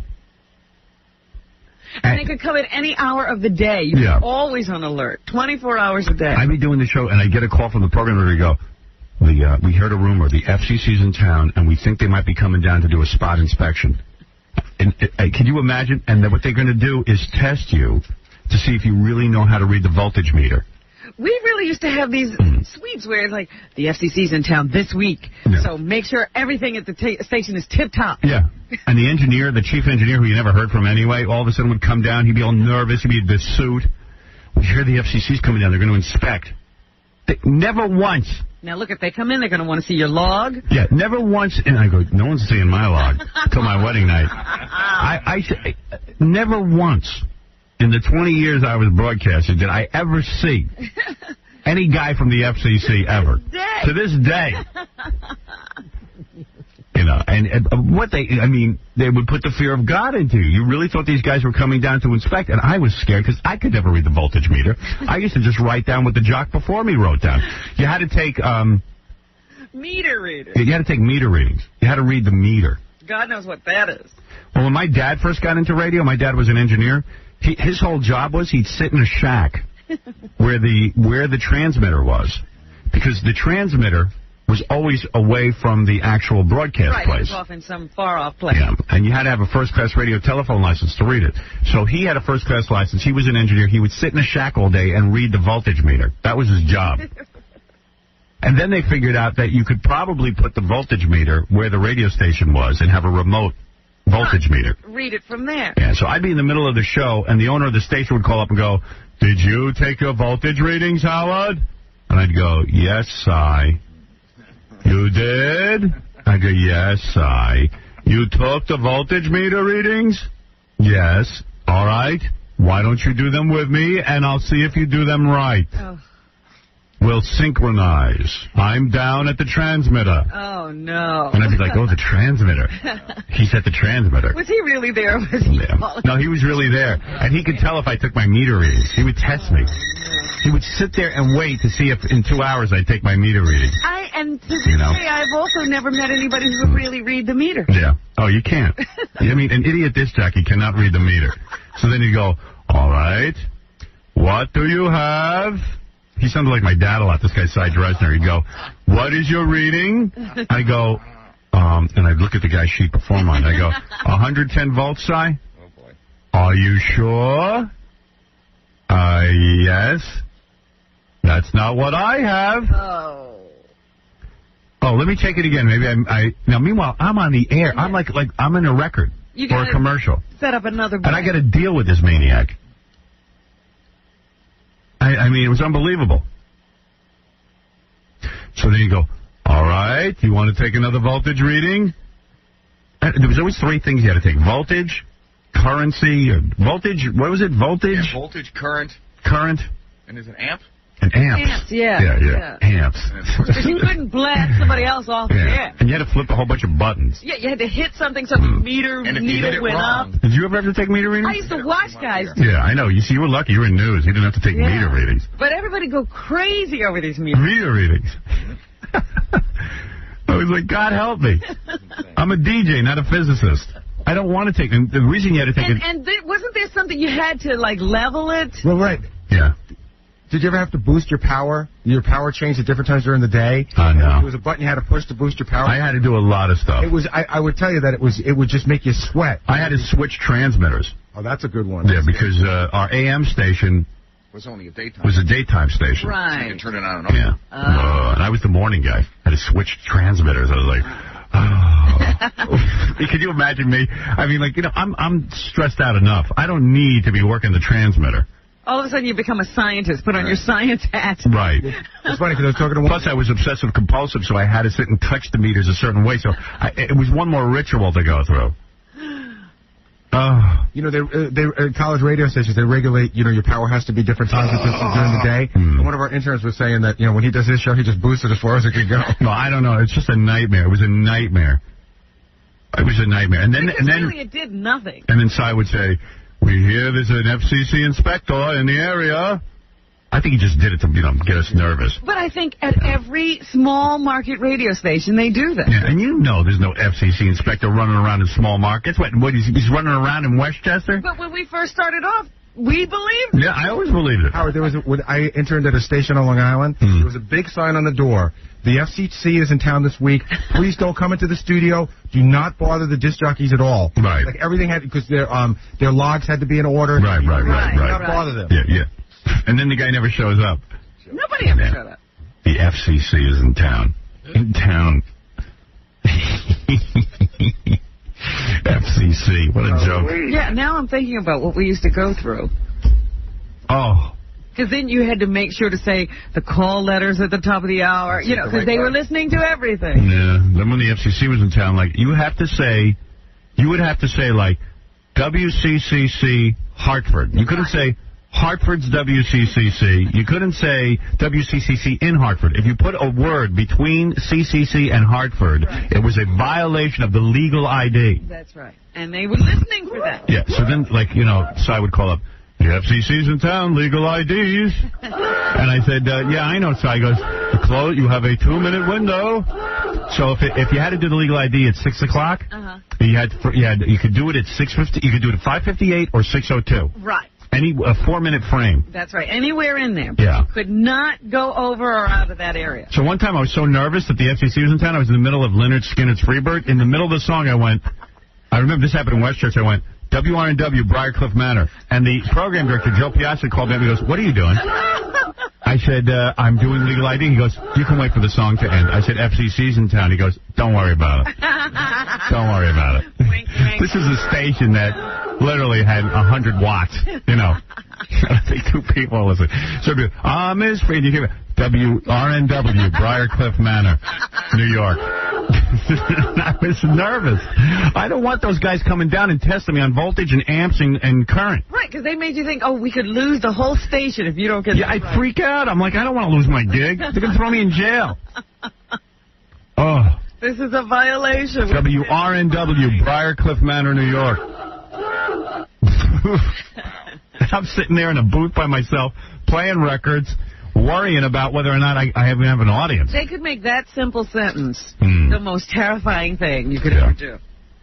And then when I was a Hartford morning man and Cy was listening, it would be like, WCCC, AM and FM, Hartford, Connecticut. That's not right. That's not right. How do you WCCC, WCCC FM, Hartford. Right. Because no nothing. Right. Boom, boom. WCC, and I'd be like, WCCC FM, Hartford, because WCCC AM. Was it you simulcast it? You had yes, I was on both stations at the same time. But then there were times Lucky you me. weren't on both, and you only had to do one. Right. And you had to know. You better not do both when you're only on one. Exactly. Right. How do you know? WCCC FM, Hartford. That's right. You did it right. Now let's calibrate. Yeah, calibrate. When he called that record, he would call me up and go, calibrate. Oh, no. He had another thing, this guy said. He'd say, we need to calibrate. Well, that's what I was talking about when you have to level out the meter so they read the proper thing. No, this was something else. This was for like his audio chain. So he said, go find a mono record. Yeah. Now I'm on the air and I got to go find a mono record. And I'm the morning guy and they're hiring me to be funny. I go, okay. And I'm doing it myself. He goes, next record, put on a mono record. So now I'm looking through the 45s, looking for a mono record. They're all stereo. Yeah, I was going to say, where are you going to find a mono record? I found a Beatles record, mono. I put it on. All right, let's calibrate. And then you go, all right, here's your left stereo channel, your right stereo channel. And I had no idea what this guy's talking about. And I'm like, oh, my God, I'm going to have dead air. I don't know what I'm doing. Why am I doing this? Get someone to do this with you. That's not on the air. Yeah, do this at night. Do it at night. You freak. I was so angry with this guy. You know, for my big 12 G's a year. Yeah, they used to make you jump through. Oh, my God. Oh, my God. I mean, what you had to do to hold on to this $12,000 a year. I mean, it was unbelievable what you had to do. And, you know, you haven't even talked about what you did on the air. This is the on the air. On the air? Who remembers what I did on the air? Somehow I got a job in Detroit out of Hartford. I don't even know how I did it. They must have hired me because I could calibrate and play Beatle records in mono. That's what I think they want. He's good. I can recommend him. That's right. He calibrates. I think I know, so I knew I didn't know what I was doing with the calibration. and he loved to, you know, he was an early morning riser. He'd love to come down, and that's when he wanted to do his work. Just to break your balls. Just to break my balls. It was unbelievable. Nick, you're on the air. Yeah, Nick. Hey, Howard. Hey. What's going on, dude? Hey. Listen, man, you're screwing up. Current and amperes are the same thing, man. Yeah, I don't remember. It was voltage, amp, and something else. I don't remember what it was. What's that? Oh, please. Get a phone that works. You need to calibrate. Yeah, we don't remember exactly what we were doing. No, that's why nobody did it right anyway. Right. Everybody just copied whatever anybody else wrote. Don, you're on the air. Howard, good morning. Yes. Not to steal your board up at WCCC in Hartford. Oh, this is my board up. Yes, Don. Old size stories. That's it. Well, we missed it. We kind of missed the old bird around here. Yeah, what do you want there, Don? I'm calling because the emergency message that runs across your show, now there is one that we do have control of, and then there's another one that is on a statewide system that we don't have control of. So it does come out whenever it wants. No. You don't have to do that anymore. You can replay it. Well, I don't know why they do it here, but I know it's happened. It's happened during the show? I don't recall if it happened while you're on the air. But when I was the morning man at CCC, I used to sit there, and there'd be a switch that got flipped up, and all of a sudden the emergency broadcast system message would come on. Right. Well, it's not even. And then we'd play it later in the day. It's EAS now, Emergency Activation System, and it's a new system. There's new machines. Why don't you check into that? I don't think you have to play it in the middle of a bit. Well, I wouldn't think so either. But like I say, some we have control of, others we don't. All right. Thank you, Don. All right. Oh. The whole thing makes me nervous. And do you hear that noise that they... Hey, listen to Aren't this. you flying a plane? Yeah. Hello, Gary. Hey, seeing as I'm your CIA hole here in Hershey, on Tuesday's show, and I'm not sure exactly what time in the show, they played one of those emergency broadcast messages right in the middle of a bit, right as you were going into, like, Howard trivia. Here, listen. Oh, do you now? Am I playing this? Yeah, you can play with Rob.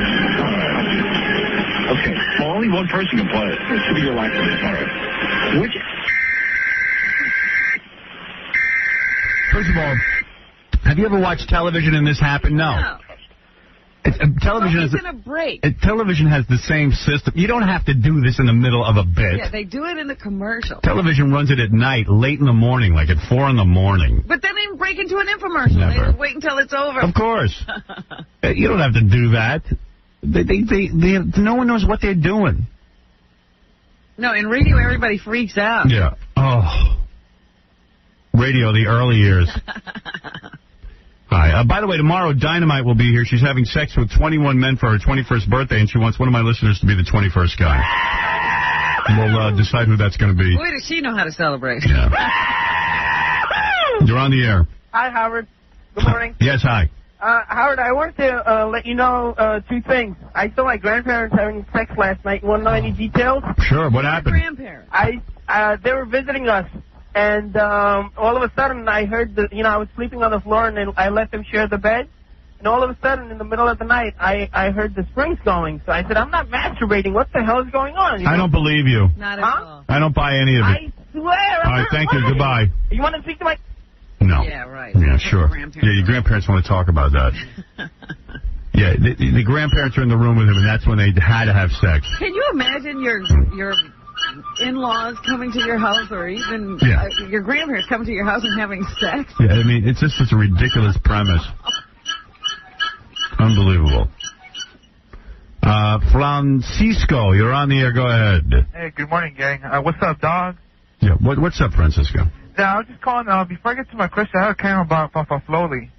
I was wondering why, he's like an important factor in the show. Like you said, he had an important meeting yesterday, and he had big guests. How come he insists on wearing gravy-stained T-shirts to work? I don't know. I've talked to him about the way he dresses. I think he should dress better, but what can I tell you? We've even imposed the dress code. He violates the dress code.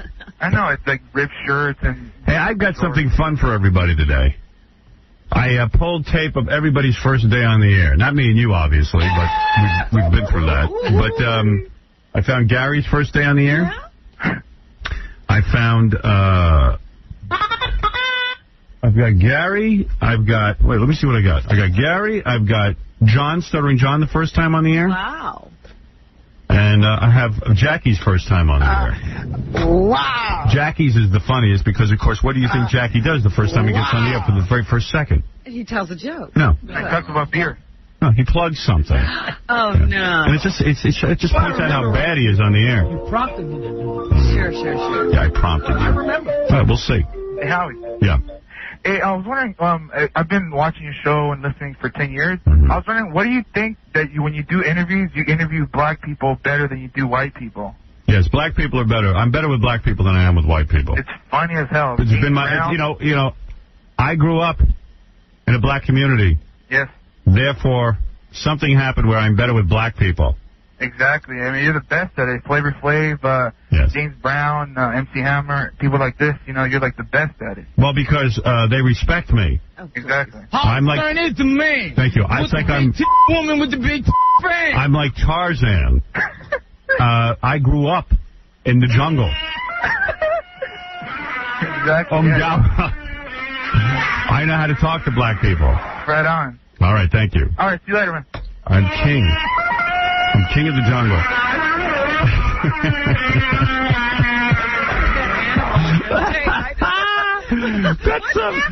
Oh, my God. That's from the actual Tarzan movie, believe it or not. That's an elephant. Going on.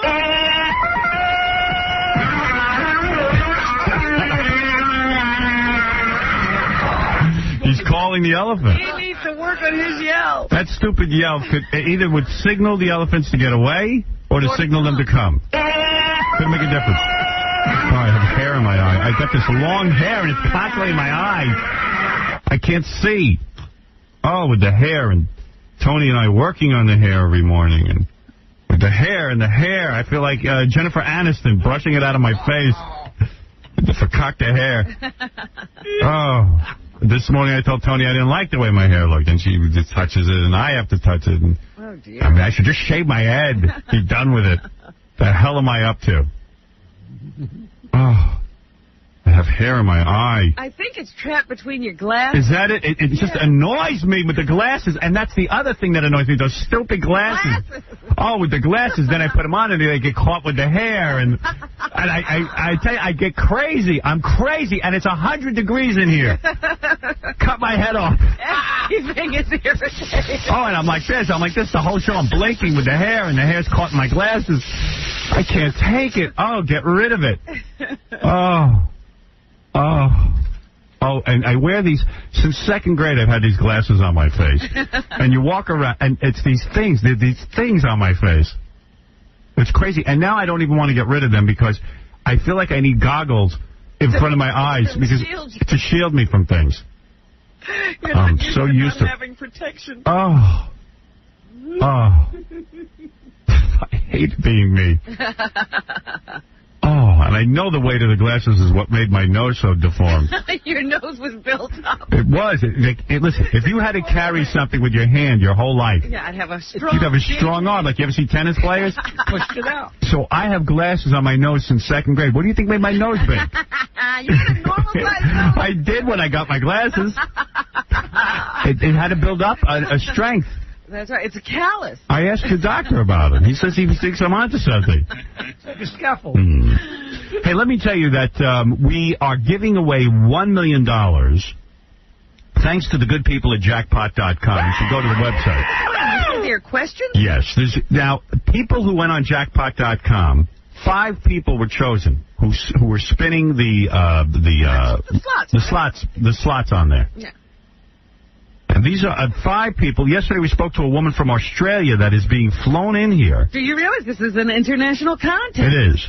Our second contestant who was chosen by Jackpot.com to win the $1 million is David Valetti. And this is David on the phone right now. Hi, David. David? Yes. Congratulations on being chosen. A finalist. Be a finalist. Thanks. Now, where are you? Yeah, where are you from? I'm from Corpus Christi, Texas. Have you ever heard our show? Yes, I have. Oh, you have? Yes, I watch it all the time. Oh, great. Well, I got to tell you something, David. $1 million. What would you do with the money? I would pay off bills first and then do a whole lot of stuff with it, I guess. What do you presently do for a living? Can we ask? I'm in the Navy. You're in the Navy? Oh, so you could use some money. You could definitely. They don't pay you a lot. Not too much, but we get by. How old are you? I'm 27. 27 years old in the Navy. What rank have you achieved? E5. Whatever that is. Whatever that is. Yeah. Sounds impressive. Sounds better than I can do. Middle management. It's middle management? About that, yeah. Right. So, you married guy, single? I'm married. Married, got a kid? Yes, I do. You do. But you're an enlisted guy. You're not an officer. No. Okay. We drop work. Well, let me tell you something. Robin was an officer. Did you know that? No, I did. What was your rank, honey? Well, I got out of captain. She was a captain. What do you think of that? But she was a girl. A lot of girls get made captain just for being a girl, to be honest. Right, Robin? Admit it. I don't know why they promoted me. Yeah, I can't imagine. With your attitude, they promoted you to captain. But anyway, let me just tell you that you are going to be you are a finalist. There will be 5 people down here. David will be one of them. And we figured out what we'll do. Just like the show Millionaire, we're going to ask people questions. Uh-huh. And the person who gets the most answers right is going to walk out of here with $1 million, and that's going to happen Wednesday. But I don't understand. If it's like Millionaire, only one person can qualify to sit in the hot seat. Well, it's not like Millionaire. We have our own style of doing it. There'll be 3 rounds, and, you know, the person that comes out with the most answers. All right. And there'll be an isolation booth and everything. It's going to be fun. Are you prepared, David? Yeah, David, don't get nervous about it. I won't. You know what I mean? Just come in here. You can't study for this. Wow. I'm going to try. Right. $1 million. You're so close. You're 1 of 5. Wow. I was really excited. Good for you. Yeah, well, anyway, so we'll see you down here. You sound like a wild man. You seem very low-key. Is that true, David? Yes, I am. Nothing wrong with that. Did you tell any of your buddies in the force with you? Told a couple of them, they didn't believe me. Are they excited? Yeah. Not as exciting as David, no offense, I hope you don't win because you're not too excitable. we want some emotion shows. You know, if David wins the $1 million, he's going to be like this. Yay. I think he's sleepwalking. But David, thanks. I'm pulling for everyone. I hope I have no axe to grind. I'm hoping that the person who wins is happy and takes the $1 million and does something important with it. Okay. Okay. I mean, here you are. You're a dad. You got a wife. You don't make a lot of money. You're serving our country. It'd be great if you won the $1 million. That'd be great. Are you on a ship or something? No. No, not even a ship. Not even a ship. I thought the Navy you have to be in a ship. Do you wear bell bottoms? Not anymore. They changed that. They changed the uniform. They changed the uniform? They got to get rid of those uniforms and get Those something are cool. funny. I mean, they're horrible. You know, it's like, why are you dressing me like a sap? Yeah. I mean, we're supposed to scare. You know what? They should dress like Terminator with leather jackets. They should look like a gang. Don't you think? How am I supposed to fight with a skirt on? Yeah, David, don't you think you should be dressed like the Terminator with leather, like a gang, like Hell's Angels or something? Whatever they want us to wear, we wear. Right. That's why you're a good military. You're a good man. If your country asked you that we needed your body to test dangerous drugs on, would you allow it? No. You would not. Oh. Oh. Well, an upstart. You would get out. All right. Hey, listen, David, we'll meet you down here Wednesday. Can't wait to meet you and wish you a lot of luck. Okay, thanks. All right, David. David is one of the finalists. What were you, just on the internet playing that spinning game, the jackpot.com? Actually, I just signed up for the 20th. Wow. Had you ever played? No, it's the first time. Wow. What are you, a white guy? Yes. Hmm. All right, I'll see you down here, David. Okay. All right, take care. That's David, everybody. David Valetti. David's a firecracker. Well, listen, he's a military guy. He's no you want nonsense. a calm guy around all that stuff. Yeah, he's got his hand on the button. The button to his pants. I hope I win. Yeah, I'm very excited. I hope I beat the lady from Australia. Yeah, I told a couple of my buddies.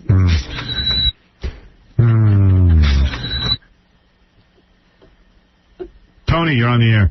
Hey, Howard, why are you such a fat complaining about your hair all the time? Shut up, you. No, I know how I'm on the air. You guys can make $1 million, millions of dollars a year, and you complain about your hair. Shut up, you job. big douchebag. Can't even understand him with that phone of his. Oh, my God. Here's Blind Martin. Blind Martin, you're on the air. Howard, Yeah. Howard, I love your show. Thank you. I listen to it every morning. By the way, coming up next after the commercial break, I'll play you Gary, Stuttering John, and Jackie's first day on the air. Can't wait to hear it. And also, Martin. you'll have to listen for my mother's phone call. It's very funny. We're going to replay it. I heard it once, but I'll stay tuned again. Thank you, Blind Martin. Hey, I want to tell you, they did that same emergency broadcast thing here in Pittsburgh that day. Oh, did they really? Mm-hmm. You don't have, guys, anyone listening who works in the chain of Howard Stern radio stations, you don't have to play the emergency broadcasting system message in the middle of a bit. Insane. You can do it during the commercial break. Do you understand what I'm saying? There is no such thing as having to play it in the middle of programming content. It's not that much of an emergency. Yeah, I thought something special was going on. You know, But nothing special is going on. It's ridiculous. It's retarded. All they had to do was wait with that fakakta. This is the emergency.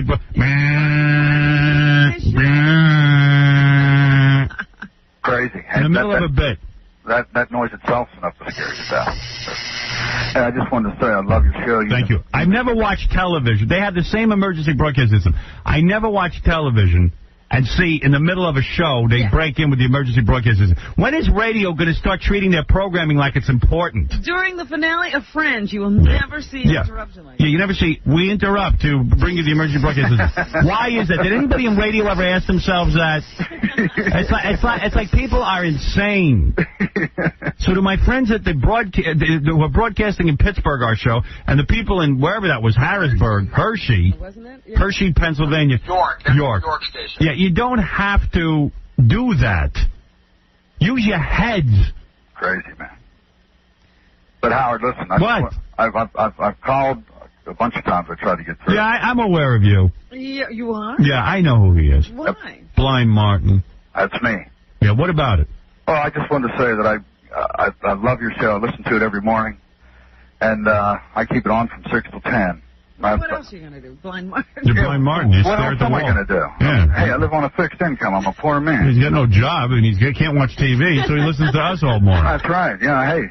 Believe me, I wish the whole country was blind. It wasn't hard winning you over. Yeah. Hey, listen, brother. It's embarrassing. You go to get a job, and people say, "You think you can't? Can you wash dishes?" You know. And you're like, no. I can't see them. How am I supposed to wash them? I don't know if they're clean or not. Oh, hell no. It's not that bad. All right, Martin. What do you do all day besides listen to our show? I just work out. Work out and listen to your show. No kidding. And you have actually inspired me to work out, because I used to sit around, drink beer, smoke weed all day, and then you got these fat women on there that are complaining about their weight. And, I got to tell you something, Blind Martin. If I couldn't see anything, I wouldn't be working out. Oh, man, I work out. I work out with a lot of weight, too. Really? It's interesting because most blind people do let themselves go. Right. Well, I don't. But I tell you what, I'm ready to come on there and whip somebody's ass for about 10 grand. I'll tell you that. All right. Listen, Blind Martin, I got to run, okay? But thanks for listening. All right. Hey, thanks, All right, that's Blind Martin. I'm aware of him. I know Blind Martin. Oh, I didn't know. Oh, yeah. I know most of the listeners. I do meet and greets every day. Sean, quickly, I must take a break, and then we'll listen to Gary's first day on the air first, and then Stuttering John, and then Jackie. And my mother's phone call. Sean, what is it? Quickly. Hello? Yes.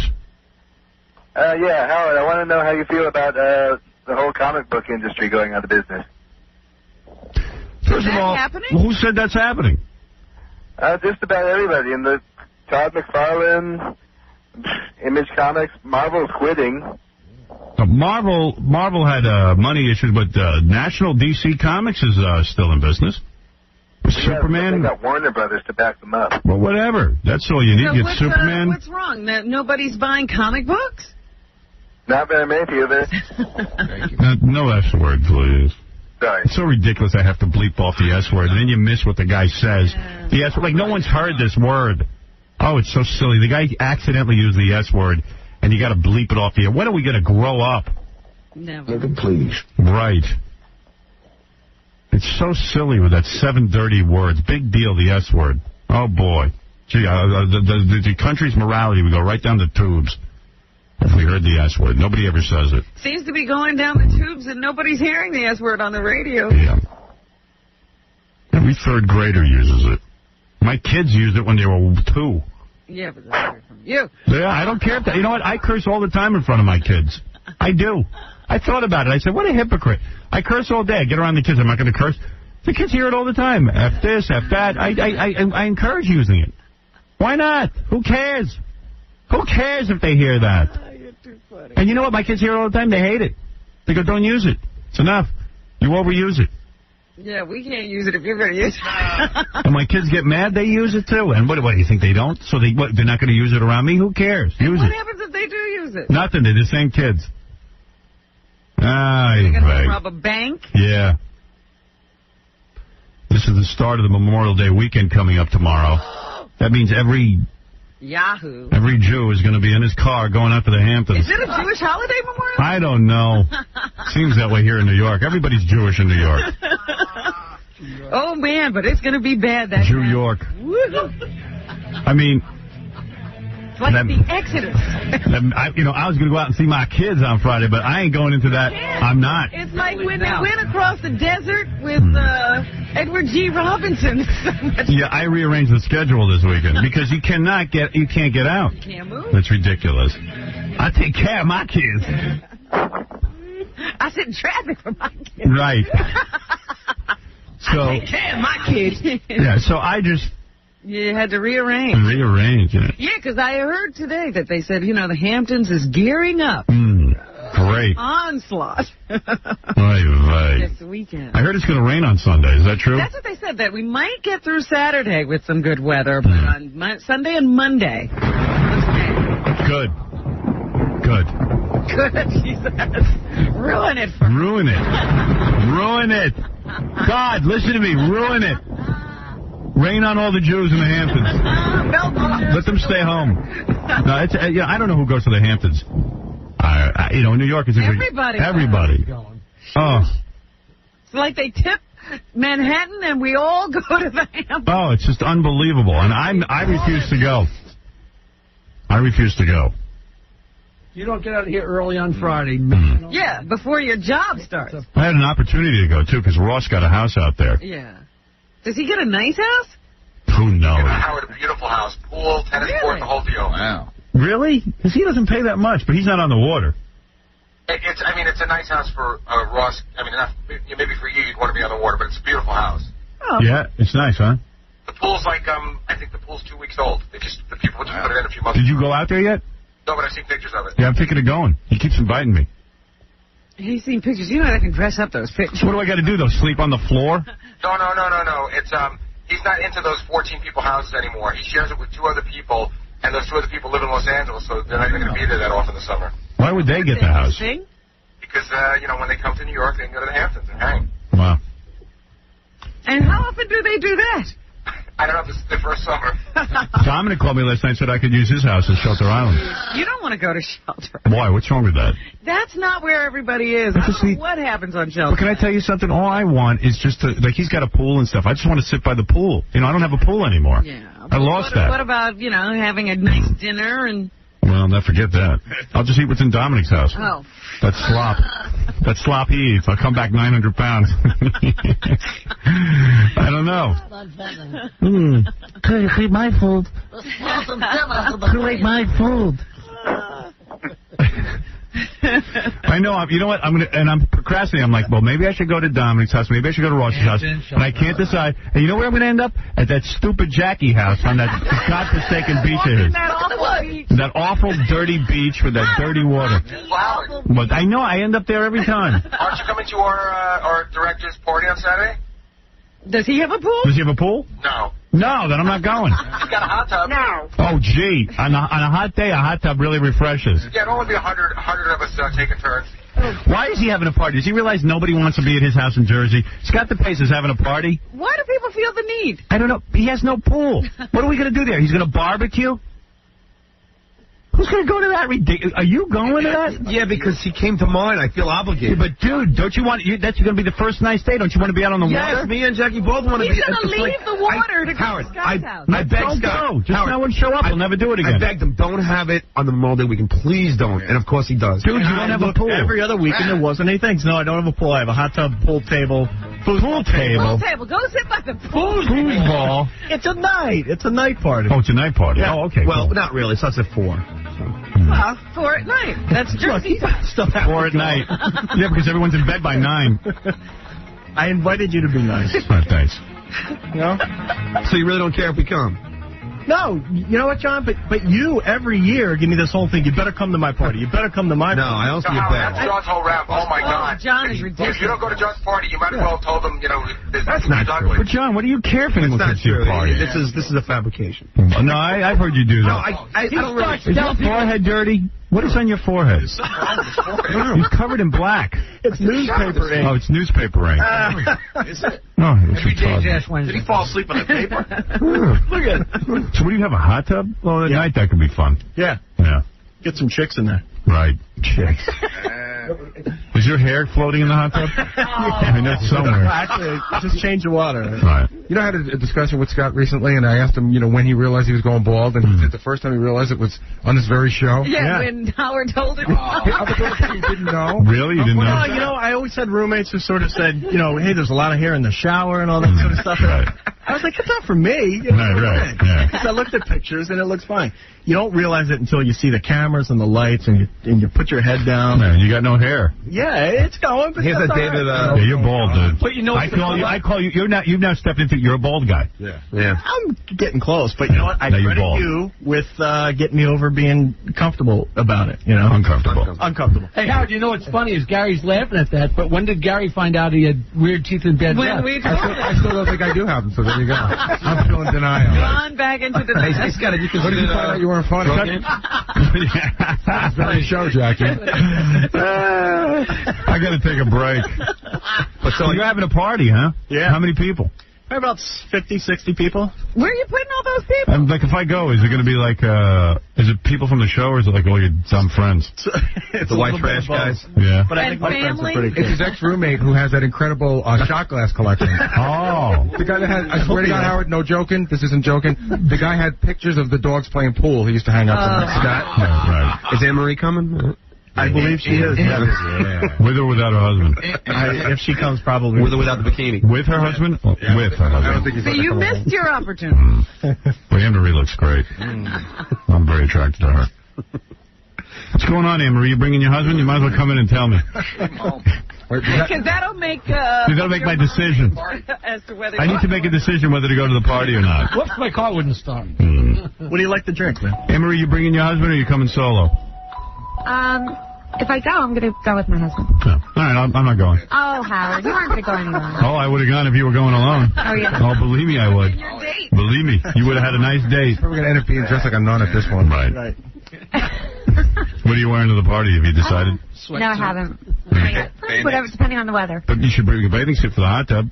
Yeah. Oh, He didn't have it open last No, last year, actually. Last year I just got a new hot tub cover. And her husband actually sat on it. By accident. And cracked it. Yeah, a little crack. It's okay. You should have heard Scott bragging how downstairs he has a video game set up so we could all play his, video games. Great. No, I didn't say that. I did not say that. Yes, you did. Downstairs is like the Dude, you are a douchebag. Dude, we're adults. We want to have some fun with chicks.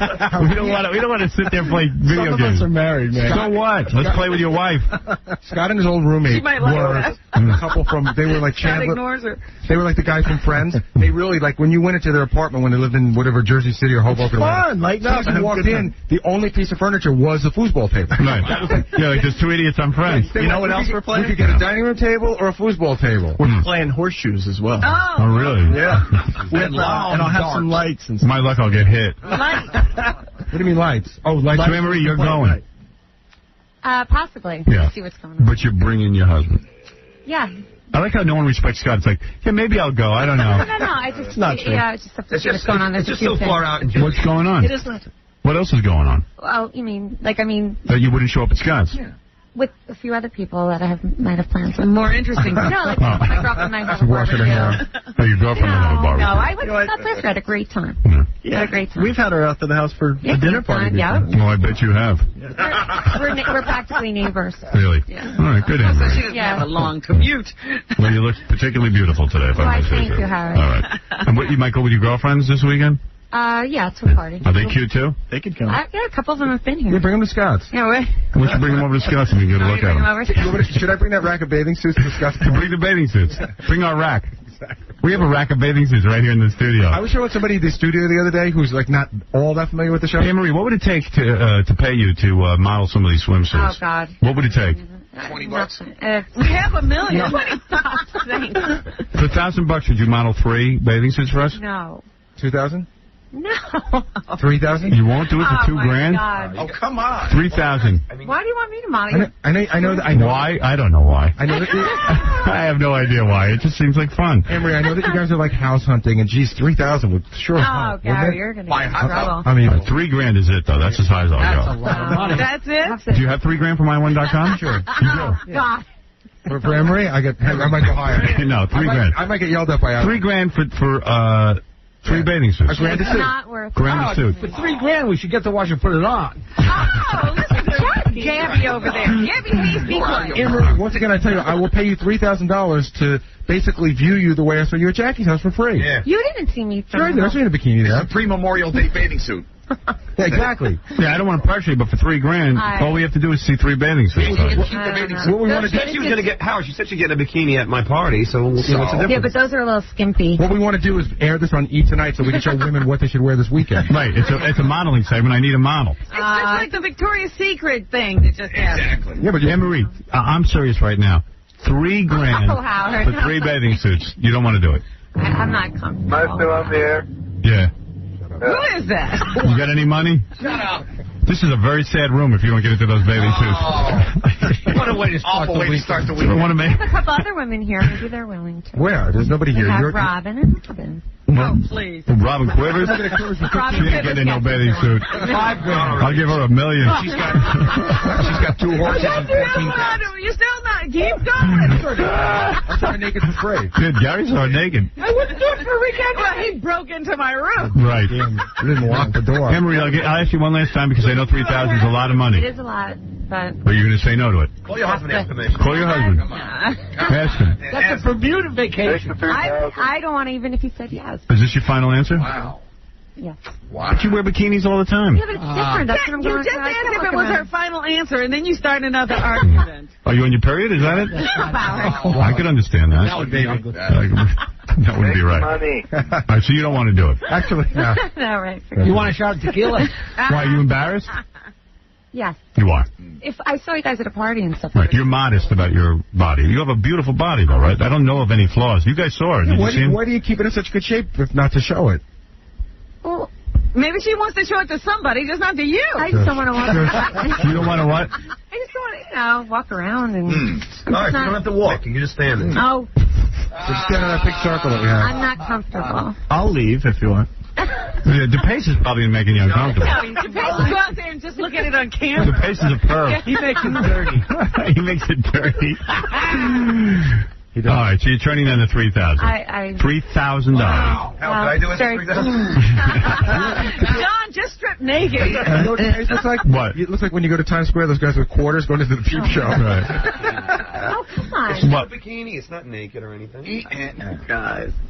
You're uptight about your butt, right? For naked, I'll give you $10,000. You saw that. No, I know you're always covering it and stuff. I think it's beautiful. How about she doesn't have to turn around? So all we see is the front. Oh.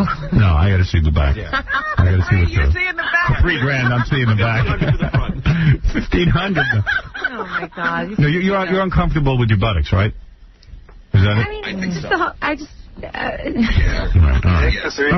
Take the $3,000. Benji's here. This will be the killer. What is it, Benji? She knows if you do something for animals, she'll do it. Oh, wait a minute. All right, what do you want to do? No, don't. If you offer money for animals or to save an animal, I guarantee she'll do All it. right, I don't know, Benji. I don't know about all right, Anne-Marie, I'm going to try one last thing with you. Just listen to me. All right? Okay, here we go. Here we go. Because I have to take a break. All right. You know right now there are shelters, animal shelters, in New York that are about to kill animals today. Cats and dogs will die today because they don't have quite a number because they don't have homes. What I'd be willing to do is donate the $3,000 to these cats and animals Don't do this. so that they would not be slaughtered today. Oh, so that they could live another day. They're on doggy death row. So their lives are up to you. Isn't there anything else? You can let him die if you want. You can let them die. That's okay. Just because you don't want to get a bathing suit. Look, they were dying a minute ago. They're going to die anyway, so don't feel all that responsible. Fred, don't you have tape of cats being gassed? Play that tape. Torturing me. No. There it is. That's the tape of a cat being gassed. Just animals. Just animals. Can't breathe. Take advantage of Alex generosity. I can't breathe.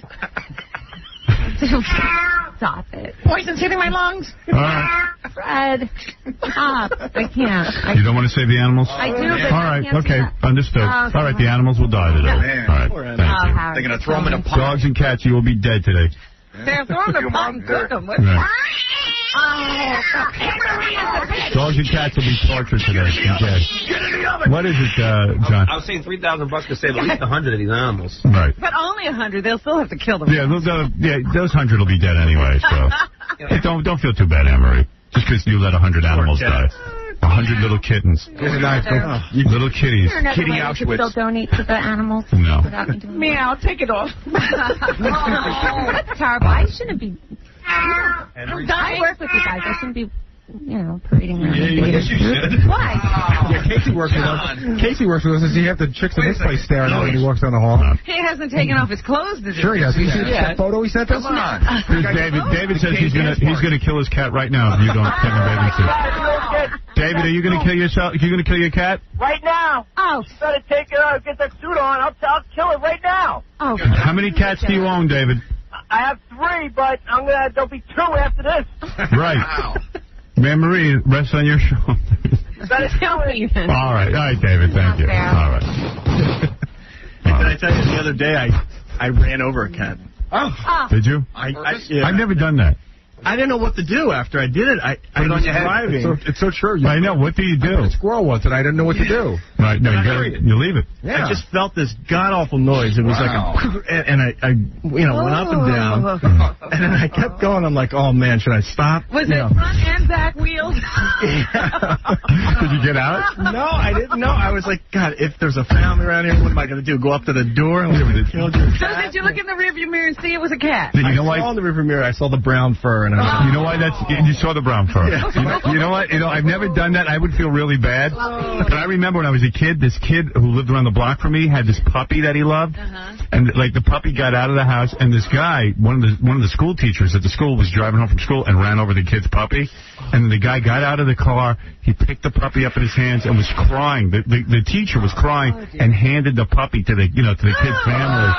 It was the coolest thing I ever saw. It was just like, kill your puppy. Hey, listen, you big baby. Get back in your car. Drive away like a man. I hit a dog once, but the dog jumped up and ran away, so there was nothing I could do.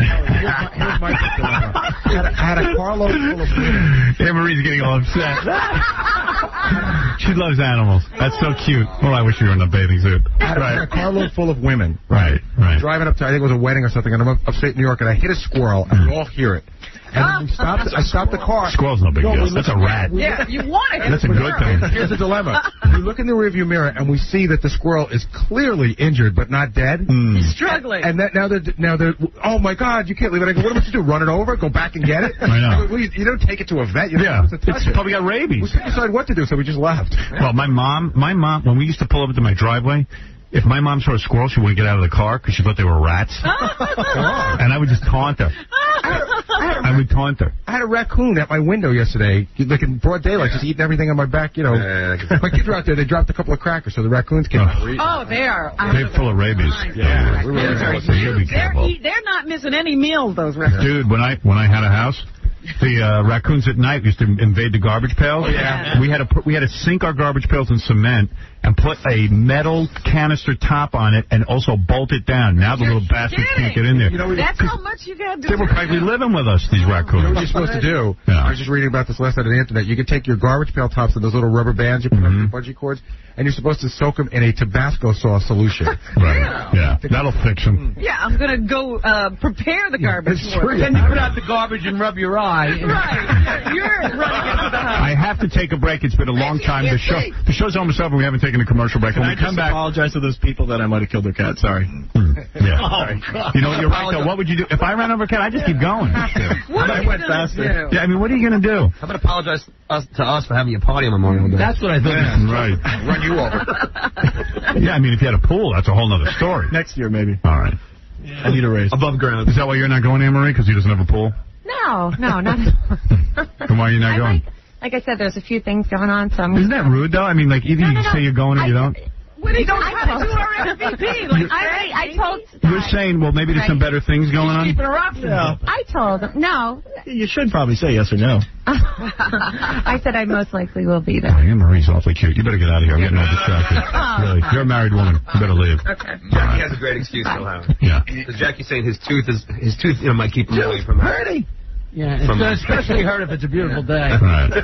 If he drinks beer, won't. You're not going to the Paces? I don't know. Because he wants to hang out on the beach. Everybody's giving him an I don't know. First of all, put away in Jersey. I'm okay. I have an excuse. I'm hurting. Oh, come on. I'm not drinking. I'm not partying. I can tell you right now, I ain't going. Although I wrote it down in my book, I was thinking about it.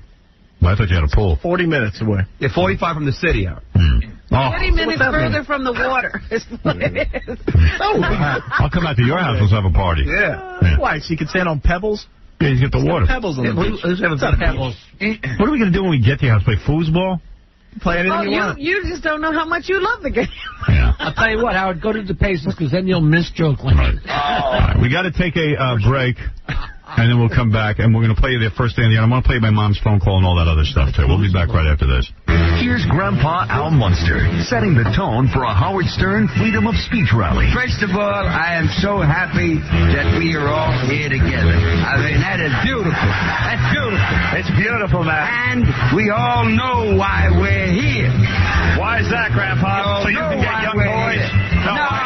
Why is it? Why are you here? We're here because we all have a purpose in being here. And that purpose is to say, the FCC.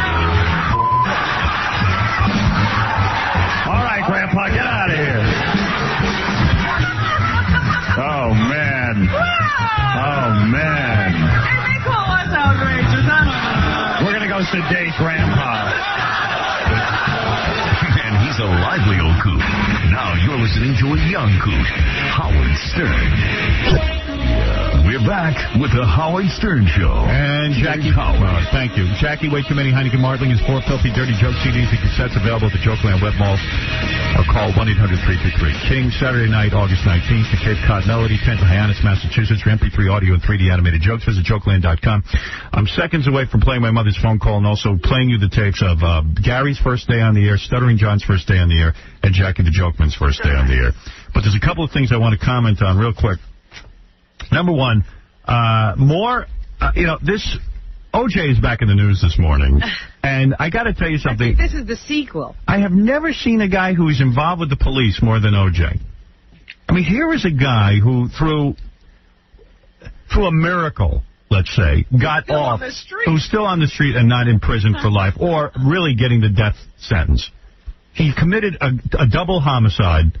Everyone knows he did it, and he's free to go and play golf and live his life and date. Because that seems to be what he does, date and play golf. But I've never seen anybody who listen to this. OJ gets love tap from Gal Pal. O.J. Simpson experienced a little role reversal yesterday in Miami. Cops say the accused murderer was the victim of an assault by his sometime girlfriend, Christy Prody. Hey, look out. Now, you got to imagine that before O.J. makes a call to the police. Well, he didn't make the call. Who made it? The people in the hotel. They were doing this in a hotel. Yeah, because this must be going on all the time with him. Miami-Dade police were called to the Wyndham Hotel near the Miami International Airport about 1 a.m. Wednesday when an argument between the couple got rough. Could you imagine this guy? She's a brave girl.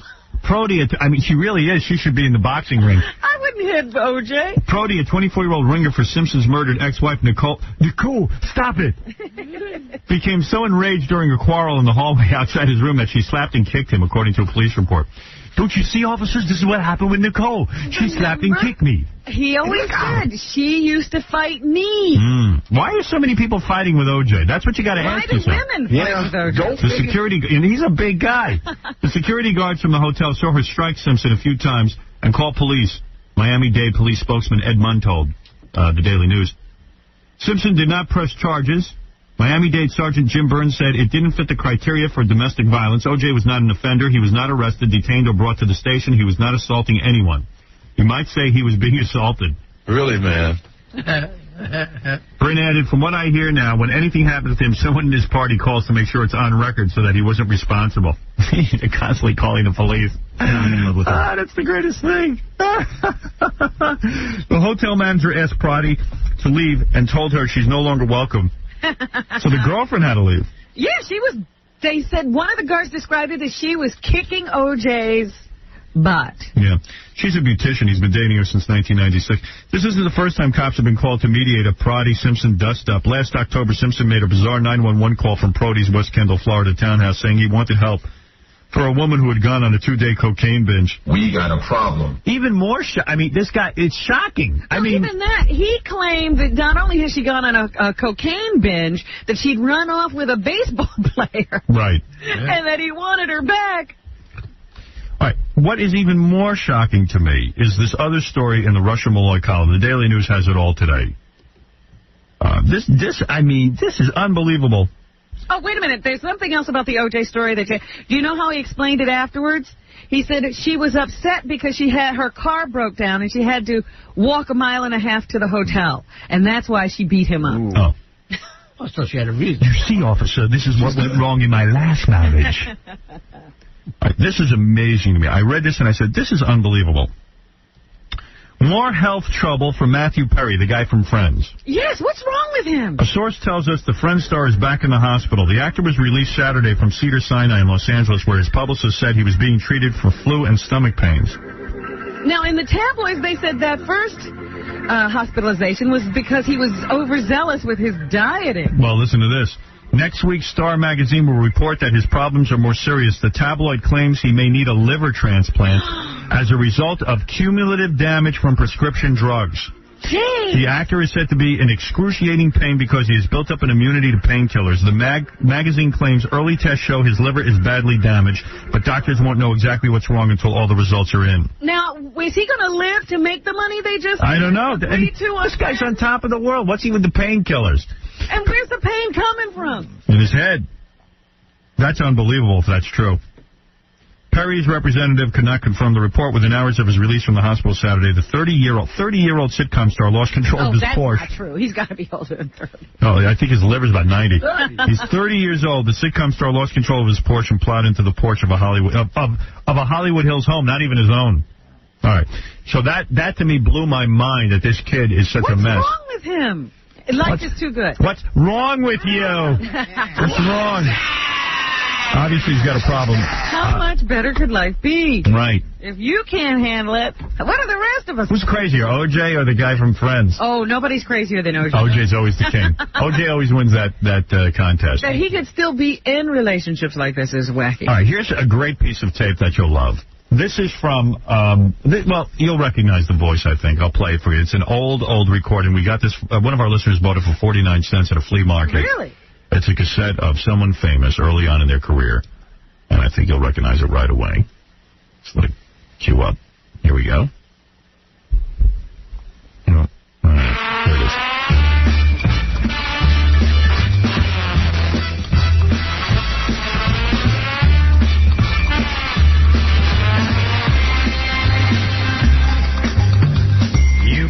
The blues right out of a horn. May. Oh.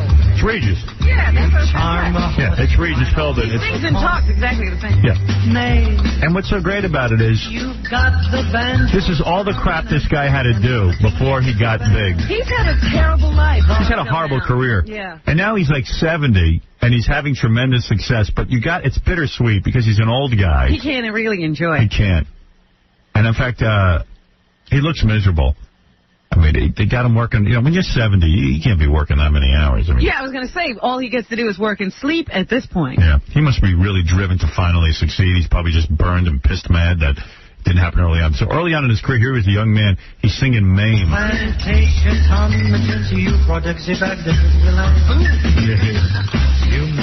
you think he thought he was a good singer? Mm-mm. No.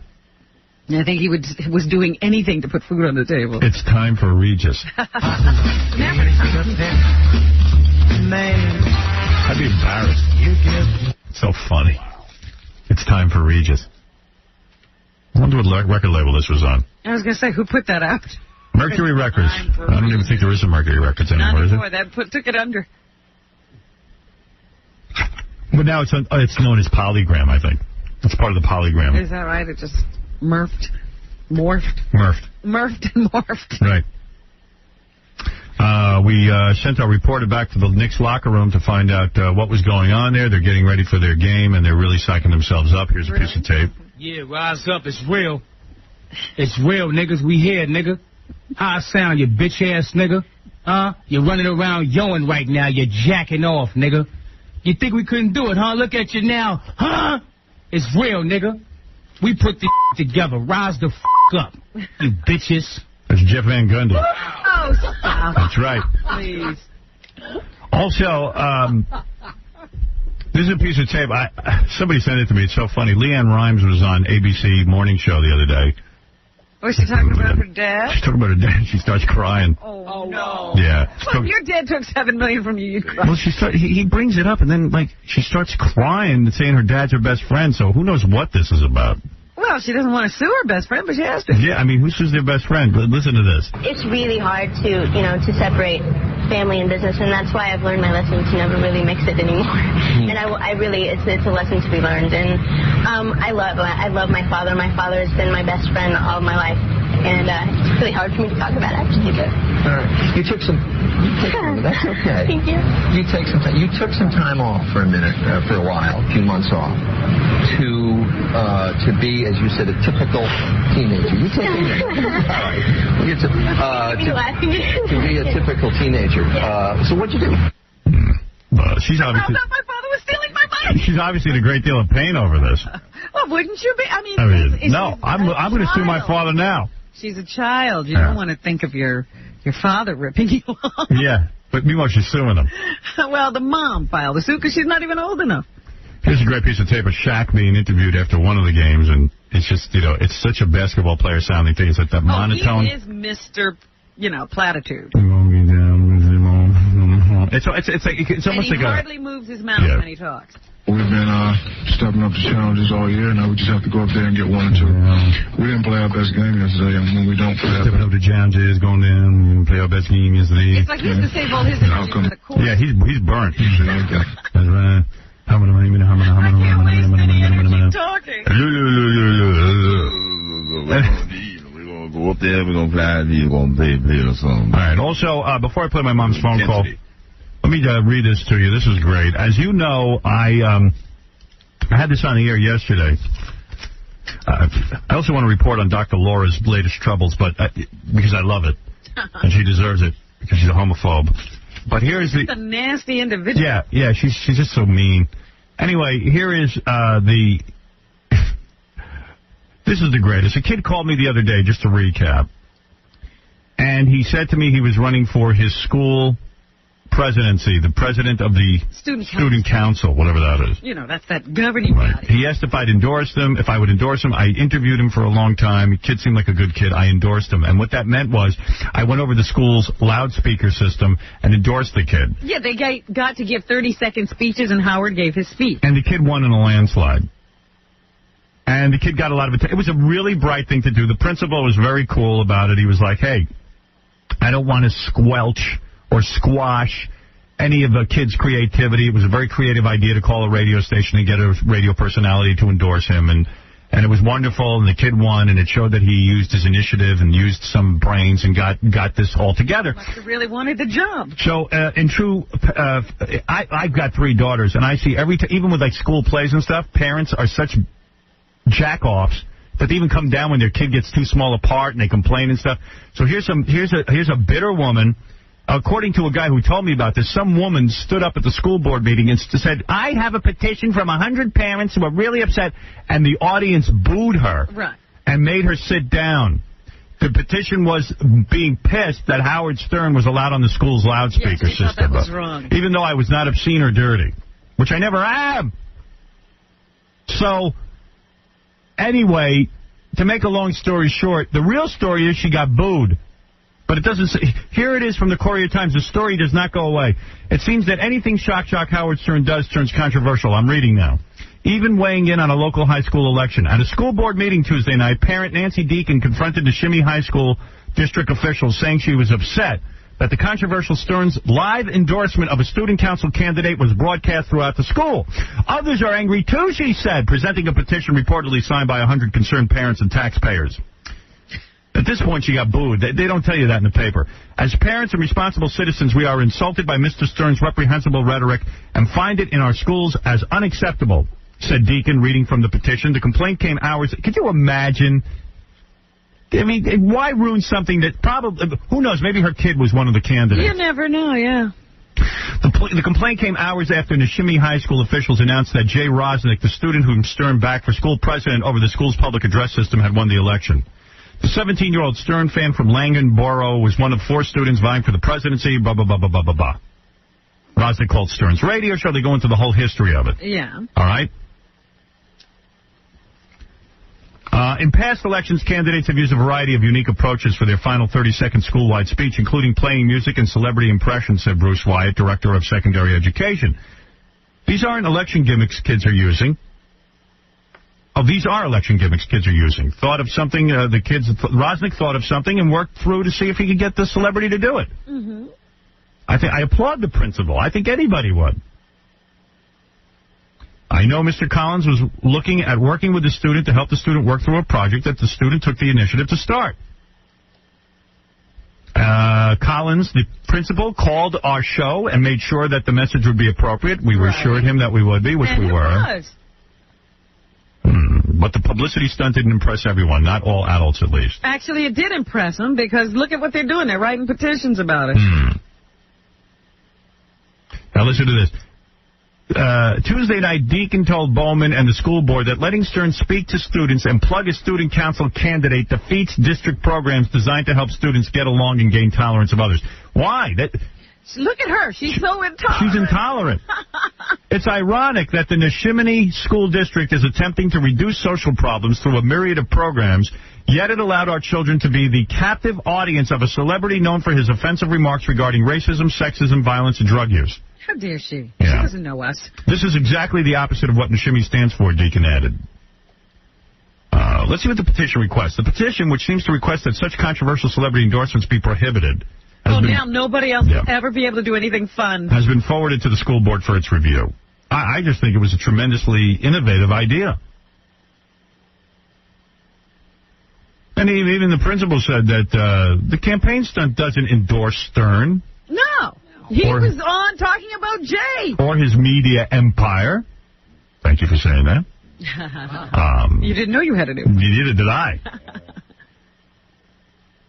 Meanwhile, Rosnick, I didn't know this, the kid we endorsed, who survived a near-fatal car accident last year, continues to bask in his new mini-celebrity. I didn't know he survived a car crash. He should have told me that. I could have really played on the sympathy. Sure. God has delivered him to us. He has a message. There was a reason he was spared. He has received a call from the syndicated TV show Extra. Yesterday, he enjoyed a 15-minute on-air chat with his multimedia hero and new political consultant. Rosnick asked if he could bring his new council cabinet to appear on Stern's show, and absolutely, I agreed. During the conversation, Stern reportedly mentioned that he'd like to come to Neshimini High School's homecoming and senior prom next year.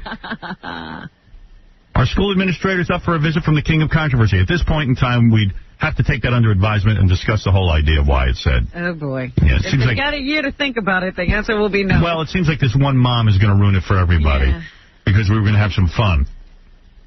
Oh, it's so silly. Well, that's what life is like. There's always people to try to stop you from having fun. Well, there it is. And the woman who continues to have big problems is Dr. Laura Schlesinger. I love Doctor. This is some doctor. Doctor. Doctor of gym. Yeah, she's a gym teacher. Well, this idiot finally got her comeuppance with that big yap of hers. She looks like a bird. An old bird. That neck. They even say they've been shooting pilots with her. They say it's so uncomfortable. Look at that neck straining when she talks with the veins popping out. She looks very uncomfortable just trying to speak. They're saying they might have to force her to wear turtlenecks. All I know is she had to do a TV show. Couldn't do a TV show with me. Could you imagine? She'd be happy to do a TV show with anybody now. I got news for you. I don't think this show's going to make it on the air. They ought to drop her. Thank you. Well, it was going to die a slow death in the ratings anyway. There's a million articles in the newspaper. Procter & Gamble, one of the biggest sponsors in the world, has decided not to advertise on the show. And those are the kind of advertisers she needs because she, appeals to those old bags who buy soap and Depends. AT&T, American Express won't advertise. And the gay protest, and I have been behind the gay protest. You are the gay protest. I don't believe any woman should get on the air and say that people are deviants. Well, you certainly shouldn't demonize a group of people. Right. I think you have the right to do it, but I wouldn't support it. But she claims to be a moralist, that she has some moral imperative forcing her to claim gays are evil. Yeah, she's for real. She's nuts. She's nuts. You understand that? She is nuts, and this is the greatest thing in the world. And for somebody to call this woman for advice. Yeah, these are not comedy routines this woman's doing. You? This isn't comedy routine. She's talking about how... Here, so AT&T, American Express, Procter & Gamble, a couple of television stations have already dropped the show. And really, they should. She's disgusting. She's a disgusting animal who is a deviant and shouldn't be allowed to be on anything. How's that? Gays aren't deviant. She is. Because anybody who sits there is that intolerant of others. Yeah, if you to me is a go deviant. to a church or temple and carry on like that with a group of your friends, that's your business. To me, go on the radio and tell people who are calling you that other people are sick just because they love people of the same sex. Right. Good. Screw you, you bitch. Screw you. Yes. Screw you. You washed out bag. Got 2 words for you. Anita Bryant. You washed up. Excuse me. You have 4 words for her. Anita Bryant, Donna Summer. There you F go. you. Thank you. F you. F you. And F you. And F you. And F you. And F you. And F you. And F you. F you. F you. F you. F you. Thank you. We rehearsed that all day. All right. Now. Yeah, rise up. It's real. It's real, niggas. We here, nigga. How I sound, you bitch ass nigga? You're running around yelling right now. You're jacking off, nigga. You think we couldn't do it, huh? Look at you now, huh? It's real, nigga. We put the together. Rise the up, you bitches. That's Chris Rock's brother. Tony Rock. Tony Rock. No, I get that off of some album, rap album. You know I'm a big rap fan. You don't even know which one. They're all the same. Please. Yo. All right. When we come back from commercial, I'm going to play you my mom's tape. Okay, let's batten down the hatches and buckle our seatbelts. And then a special bonus because I'm in a good mood. I am going to play. Oh, and Andy Richter is going to be here. Oh, wonderful. We're going to find out why this guy was so crazy busy he has to leave the Conan show. What was he going to do? What was pulling him away from the Conan? Yeah, he has to get away from Conan. Can you imagine to do what? Are you out of your mind? I got a feeling they fired him. What do you think of that? Let's hold him down and get the truth. And if we don't run out of time, you'll hear the tape of Gary's first day on the air, Jackie's first day on the air, and Stuttering John's first day on the air. But we'll be back right after these words. You're listening to the greatest black man who ever lived. You people are making me very unhappy. The Howard Stern Show. Good morning and welcome to another Howard Stern Show. My name is Jenna Jameson. I'm a famous porno actress. Howard thinks that I'm very beautiful. Do you know that I'm holding this microphone between my breasts? My firm, young 36D breasts? Now that I've gotten your attention, stop grabbing yourself and turn up the radio because it's time for the Howard Stern Show. Oh, thank you, honey. You're sweet. Andy Richter will be here in a couple of minutes. He, of course, has announced he's leaving the Conan O'Brien show, which is, in my mind, the biggest mistake in the world that he could make professionally. But what do I know? I think his goodbye is lasting longer than Michael J. Fox. Would Michael J. Fox leave already? They had a piece on Entertainment Tonight. I feel bad for the guy. Yeah, of course we all do. He looks terrible. He's shaking now like uncontrollably, right? Yeah, but he'll tell you, it's not my Parkinson's that made me think that. No. Well, I'll tell you, he's depressing everybody. It's time for him to go. It's been going on and on and on. Yeah. Did you watch his final show? No. No. Even that didn't make me watch. I watched even that couldn't get me to watch. I watched the finale of Dawson's Creek. I taped, and what did I watch? I just watched something I hadn't taped before. It disturbed me, the finale of Dawson's Creek, and I'll tell you why. I'm based a little in reality. A 17-year-old girl decides to hop on a boat and run off with her boyfriend.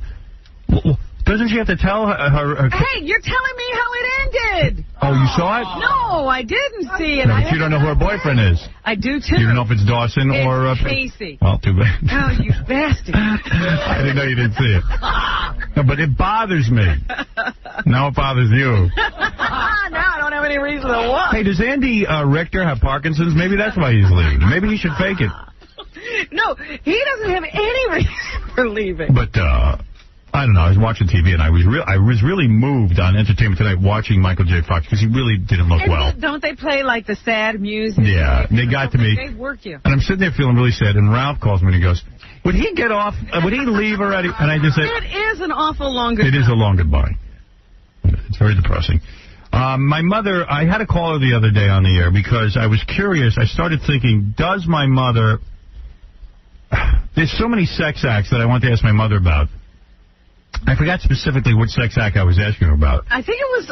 When the Clinton scandal occurred, my mom had said something to me that I recall saying. She was like, oral sex is not really sex. And you knew that she had gotten married as a virgin. I know she's a virgin, but I can't figure out what they did ahead of time. And my dad, I think my dad always with a wink and a nod was kind of like, yeah, I got laid before your mother. But never really talked to me about it. Right. So I wanted to call up my mom and clear this all up. So you've never had a sex talk with your dad either? Not really. I remember he kind of once said something like I said, Ma, you were a virgin when you got married? That's right. And I said, and what about Dad? And my father goes, oh. I know he didn't get laid. He's just trying to act cool. No guy steps up and goes, yes, I was a virgin too. Don't tell. So here's my mom. Hi, Ma. Hi. How long does Dad hold out? What percentage? Pardon? What percentage? Robin was doing a story of how long men can hold out when they make love to their women. How long can Dad hold out? A long time? As long as necessary. Really? Yeah. And how long is that? How long is that? How long do you need? Long enough. Perfect. Are you easy to make have an orgasm, or do you need a lot of work? I'm the best. No, but I mean, like, can you achieve orgasm within 5 minutes, or does someone have to work on you for like an hour? I told you. Whatever's good, that's what I do. You don't sound like a party, Ma. I'm uncomfortable. Why? Because it's weird to me. But some guy should talk to his mom about sex. Why should people be uptight about sex? My mom doesn't talk to me about this stuff. I want to learn. We all got here. What to talk about? I want to know how long Dad... This is a doing thing. Is Dad a premature ejaculator? Dad does it the best. I just told you. Oh, I bet. Does it the best of who? You know why? You don't have anyone... For me. The best for you. You never had anybody beside him. How do you know what's good? We're for each other. There's no benchmark. We're good for each other. Let me ask you a question. You have always said to me that you were a virgin when you got married, and I believe you. I don't feel you lie. Yeah, no. All right. No problem. Is your mom mad? Are you mad, Ma? No, I'm not. My mom always sounds mad. Listen, Howard. I don't like people that set themselves up as mavens. Mavens of sex and mavens of marriage. But you're the biggest maven of all. You're the biggest. You're a know-it-all. You know everything. I don't tell other people how to conduct themselves. I'm not telling you how to. Tell you something. Yeah. Nobody should listen to you because you don't know what you're talking about. What did he say this morning? What did I say? No, it wasn't this morning. What was it? But what did I say? I'm saying in general. In general, don't listen to him. In general, don't listen to your son. As far as marriage is concerned, he's way off. Doesn't know what he's talking about. Yeah, I don't know anything. You think you and Dad are happy? Yes, we're very happy. Right. Yeah. You would much rather be on your own, and you would much rather be a celibate. I would not much rather, and don't speak for me. I know you. You've told me. You speak for everybody now. I never told you that. All right. I never said that. Okay, I must have been hearing it from someone else. That's right. You must have from your own head. If Dad died tomorrow, and I hope he doesn't, would you marry him again? Would I marry again? Yeah. Why would I marry again? Exactly. Wonderful. Because it's so great. No, that's... Listen, at the stage when I was a young woman and I wanted a family, and I raised a family, and I wanted to have a person to do this with, and a person to be my best friend, and to go through life. Oh, he's your best friend, isn't he? I've done it. Oh, you don't need any more best friends after he's gone? I have plenty of best friends. I have loads of best friends. What's the matter? You don't want another guy bossing you around and telling you how you don't do things right? That's so much fun. No. Hey, anyway, that's not what I'm calling about. Okay. Yeah, what are you All right. You claimed you were a virgin when you got married, and I believe you. You're saying she claimed she was a virgin. Well, she says it, and I agree with her. I believe her. I don't feel my mother lies. I don't feel my mother's a liar. That's what I'm trying to say. Here's the $1 million. All right. Every time I've talked to Dad about sex, Yeah. and believe me, those times, you could fit the amount of times into a thimble that I've discussed sex with Dad. Yeah. Because he's uptight. He's uptight. Yeah. You decided he's uptight. He is uptight. No, I don't think he's uptight. Well, what's your opinion? I don't think he's... Well, with you, he's not. Well, that's the way I see it. And anything you want to discuss with your father, he has never turned you down. No, I've asked Dad, were you a virgin before Mom? And you've been there when I've said it. And he says, he kind of rolls his eyes and goes, implying like there might have been a past. So? Do you believe that? I don't believe he ever got laid before you. Listen, past is past. You know what I mean? No, but what do you think? Do you think Dad was a virgin when he met you? I don't think so. You don't? No. You discussed it with him? Of course. Dad got laid before you? Yeah. All right, Ben. With a hooker or like a regular girl? What? A hooker or a regular girl? A hooker or a regular girl? Before you. In the Army, did he have hookers? I don't think so. You think he had a girlfriend? I think he had. Really? I'm not. Listen, I can't swear to all this. This is a long time ago. Right. But how many chicks do you think he's banged before you? Was he a ladies' man? Was he a ladies' man? More than 5? He wore like a pinstripe suit, a fedora. No, I mean, I can't imagine. So you're okay. So I think what my mother's saying. I can't imagine. What is so hard to imagine that your father was young? It's hard to imagine your parents doing anything. Who was he banging? Joan Rivers? There's going to be a day when your kids are going to laugh at you. Right. I'm not laughing at my dad. I'm just trying to understand. It's hard to believe. Do you think my mom is saying to me in so many words that my dad had women before? Yeah, but that's. I think maybe he had one. Do you think he had more than one, Ma? I have no idea. You'll have to just. You have no idea. You never asked him. Pardon? You never asked him. Listen, I don't reveal other people's sex lives. He doesn't care. It's not my thing. It doesn't matter to me. All right. I always got the impression from you. This is another question I have to ask you about sex. Yeah. I always got the impression from you that you felt that because we had this discussion during the Clinton thing. Right. That you feel oral sex is not really that big a deal. Now listen, I feel it's a very intimate thing. Right. So do I. However, what is considered sex is when a man enters a woman's body. Now, that is not it. Well, what is your mouth? You're in that part of the body. So you feel so would you have given Dad oral before you were married? I don't know. What do you mean you don't know? I have to think about it. Did you do that? Yes. That's a yes. Wow. It's really not you a no. gave Dad oral before you got married? I'm shocked.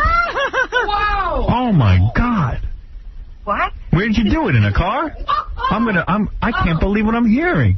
I thought you were a good girl.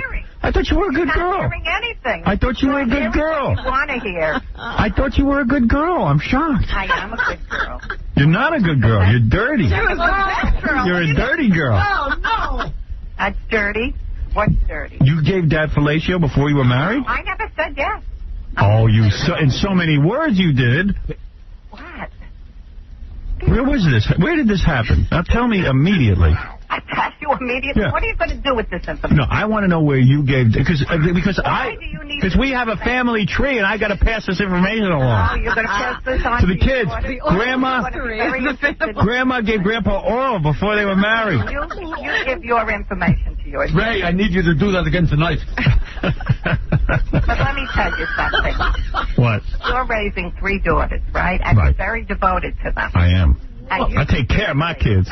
Oh, shut up. Certainly want a happily married life for them and do you? Children and family. I don't. No, you don't. No. Yes, you do. My kids are not allowed to get married. I told them until they're 40, and they agree. Because that's the way of the world. You should get married when you're 80. So they're going to be like 90 when they have their kids? And I told your niece the same thing. And she listens. The wrong thing. And she listens to me. Misinformation. By the way, you're no longer. You didn't become the marriage guru. You're no longer the guru of the family. I don't know anything. You're the main. You're no longer the guru of the family. Now they all listen to me. And my now niece... they all listen to psychiatrists. That's right. And my niece... And those psychiatrists, I would like to know what they've done with their lives. My psychiatrist believes in long-lasting relationships. He says it's my inability to connect. Oh, there you go. So don't say my psychiatrist you really have a problem. He says I have a problem. He's right. Well, let me tell you. Agree. So do you agree with my psychiatrist? Yes, I agree. That's the problem. And let me tell you something. I'll tell you what. What? Your niece, Yeah. who you love more than anything, Yeah. listens to me. Listen, your granddaughter, I mean my niece, your granddaughter, listens to me when it comes about You marriage. want to know something? She was so destroyed when you got your separation. She couldn't believe it. That's You were right. her shining example. Well, what does that tell you? That tells you She's got the wrong She got the wrong example. No, that she was looking for the right thing. Yeah. Why aren't you her shining example? I am her shining example. That's what you think. Just switch back to Ray. And I tell her. She came over to the dark side. I tell her that you don't know what you're talking about. Yeah. You know that. She told me in private that I do. Oh, she told you in private that you do. Okay. Listen, I wouldn't. I'm a guru now. I wouldn't tell that to you. I'm the maven now. So what you called to say is that Howard doesn't know anything about marriage, He called me. Okay, but what you want to say is that Howard doesn't know anything about marriage, and no one should listen to him. All right, I'm with you on that. I don't know anything about marriage. I'm horrible at it, evidently. Everyone's told me how bad I am at it. Okay. That I'm distant and cold. Okay. So don't set yourself up as. See, my dad is distant and cold, but my mom puts up with it. Get When you together. want a maven, you call somebody that has a marriage. My dad is distant and cold. My mom just puts up with it. How do you know your dad is distant and cold? I live with the guy.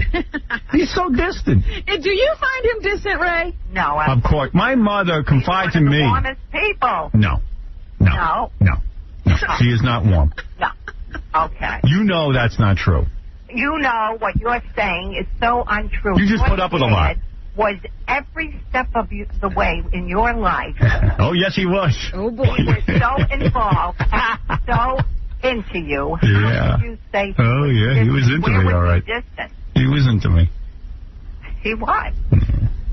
Well, hey, listen. Let me ask you something. Yes. So get back to the sex for 1 second. Because I have to understand. Because I actually admire you, you know, and I want to know everything. I don't know why you don't listen to her. I'm listening. That's right, Robin. Hey, Howard, can I just point out something really quick? Yeah. I was telling John I noticed this. It's so weird. You know, you're doing the whole therapy thing, right? And I know you talk about a lot of things while you're in there. You know, when your mom used to call and you guys would get into these discussions, you used to have, like, both hands on the board and you'd be sort of, like, you know, looking down and I could see, like, tenseness in your body.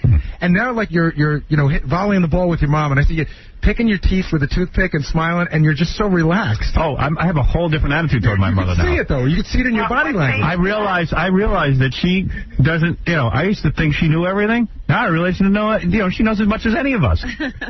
She's rudderless like the rest of us. Rudderless? Yeah, we're all rudderless. When it comes to you, I don't Howard, shake anymore. When it comes No. to you, Howard, nobody knows you better than me. So. Oh, you think so, huh? Oh, yes, I know. And. You know the best. You know. So what was the question? Did you know he was going to do this? Did I know he was going to? I know he was heading for something. Do you think your mom thinks that you were on a course and that you just steered off it and you'll probably steer back on it? No. My mother is a wonderful woman, and leave it at that. What? That's all. She's a wonderful woman. She has a wonderful life. She's had the most successful life out of any person I know. One of the things she lives in harmony with. She lives in harmony with nature. She is spiritual. Working on myself. You are perfect. But let me say, you are perfect. In everyone's defense, you cannot compare your life to anyone else's. That's true. What would not be good for you may be good for somebody else. That's right. And if she is happy with her life, you have to take her word for it. Oh, she is so happy. Oh, I see it. But let me tell you about my mother. What I've learned today, which is what we wanted to learn, is that my mother isn't that uptight about oral sex. She doesn't feel that it is while it's an intimate act. Was engaging in that before marriage. Yes, that was something that shocked me. I never would have thought that. What did I say? Tell me again. You said that you had oral sex before you were married. Said that. You implied it. I never never. See, Howard, we're having a conversation now, and you're saying the complete. Let me ask you a question. I never said that because. Okay, let me ask you a question. Oral sex before I got married. You did not have oral sex? How could I say that? All right. So in other words, you did not taste Dad. What are you talking about? You did not have oral sex with Dad before marriage? No. Okay. No. So he really... You are. I don't know. I'm going to say something else. I don't know that you had oral sex with him since you married. Apparently none of your business. Would you do that to Dad? Business. Would you do that act to Dad? What? Would you ever do that act to Dad? I told you, I'm not going to reveal that information. Would you use your hand on Dad before marriage? There is no point in your knowing that information. Would you use it? It is. Knows. Because I respect you, and I would like to know what you did so I could tell my daughters how to follow suit. Your daughters, you set the example for your daughters. Hey. We don't want them to do that. But I'm saying, you went out with Dad for how long before you married him? A few years. A few years. Oh. Right. Yes, so what's the problem? And in that time, you wouldn't even use your hand on him? I mean, did you and Eddie... Loving, and we enjoyed a very enjoyable... Well, back in those days, if you use your hand on a guy, that was like a major thing. Yeah, sure. But wait a minute. You enjoyed a very loving what? Relationship. Even before marriage? Yes. Yeah, but they did not have... What does that mean? Make it out and feeling We it. loved each other. So he felt you up. That's as far as he got for a couple of years. No wonder my dad was always pissed at me. So you necked and petted. Right. You allowed petting. From light petting. Light petting over the bra? Over or under the bra? Right, I believe it's time we move to third base. Who do you think cares about this? Who do you Everyone. think I care. We are wrapped. I care. I care about my relationship with you. I do. Howard, this is 10 times more interesting than a Schwarzenegger interview. Right. No, what I'm saying is, because, seriously, my mother does have thoughts about sexuality and about how a woman should conduct herself with a man. Yes. And I really mean this. I mean, she has a very strong sort of moral fiber that she has rules in life that work for her. And what I'm saying to the young women out there, listen now, and this is my mother's approach, and it worked well for her. She's in a very long marriage. Yes. So, Ma, what you're recommending to the girls is you can kiss a guy. How far can you go? Can you get felt up under the bra before marriage? I mean, in your life. They should do what they know to be right. And what they think is proper. And conduct themselves in that way. All right, so do you think... Be an example. Can we ask you a question so you don't appear hypocritical? Did you allow your man, after many years of dating and before marriage, did you allow him to feel you up under the bra? I don't remember. Oh, that's a yes. That's a yes. Okay, so you're allowed to do it. Third base? Did he get to... What I thought was... Would you use your hand on... In other words, did Dad have blue balls for like 2 or 3 years? We have to get... Did you always send him home in pain? Dad managed to survive. Yeah. Was the wedding... I'm not going to get too personal, but was a wedding night one of those memorable things, Mrs. Stern, or was it just another day? It wasn't one of those big fireworks things. It was wonderful. It was memorable. It was memorable.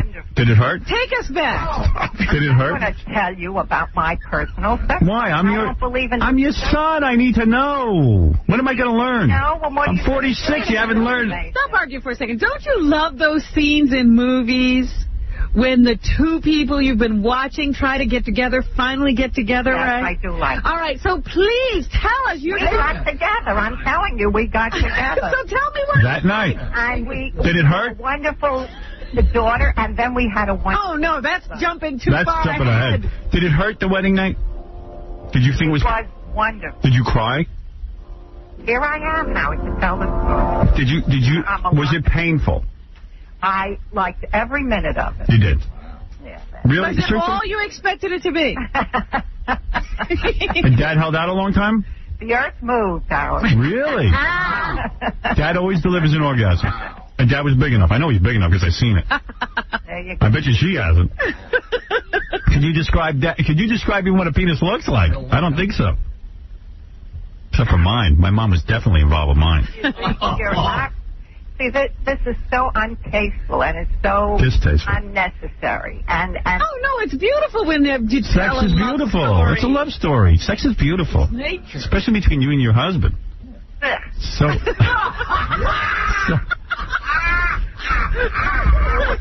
My mother probably has a lot to say on this subject. Well, wondering the whole thing. Did she have a trousseau? Did she go into the bathroom and put on like a negligee and present herself to bed? I had a negligee. My mom didn't have a lot of money. She just came out naked? I couldn't afford those things. You just came out naked. No, why not? There's nothing wrong with that. My mom's got great cans. Yeah. I mean, I'm trying to think like a guy and detach myself that it's my mom. Right. She's got a great set of cans. She's got a pretty face. Our relationship was very good, and she had a nice ass. Sex. Were you shy and embarrassed? Did Ben have to coax you out of the bathroom, or did you jump right in? What was in the bathroom? I don't know. I'm trying to get a picture. Did you take a sitz bath first? You're doing the whole scenario on the bathroom. Well, I'm trying to figure out what happened. You were a virgin. Right. You were deflowered that night. I'm picturing your What happened when you were a virgin? Who? Me? I took a broad down to the lake. We jumped in the water. I couldn't figure out what to do. And I took her on the beach. And I banged her right on the beach. That's it.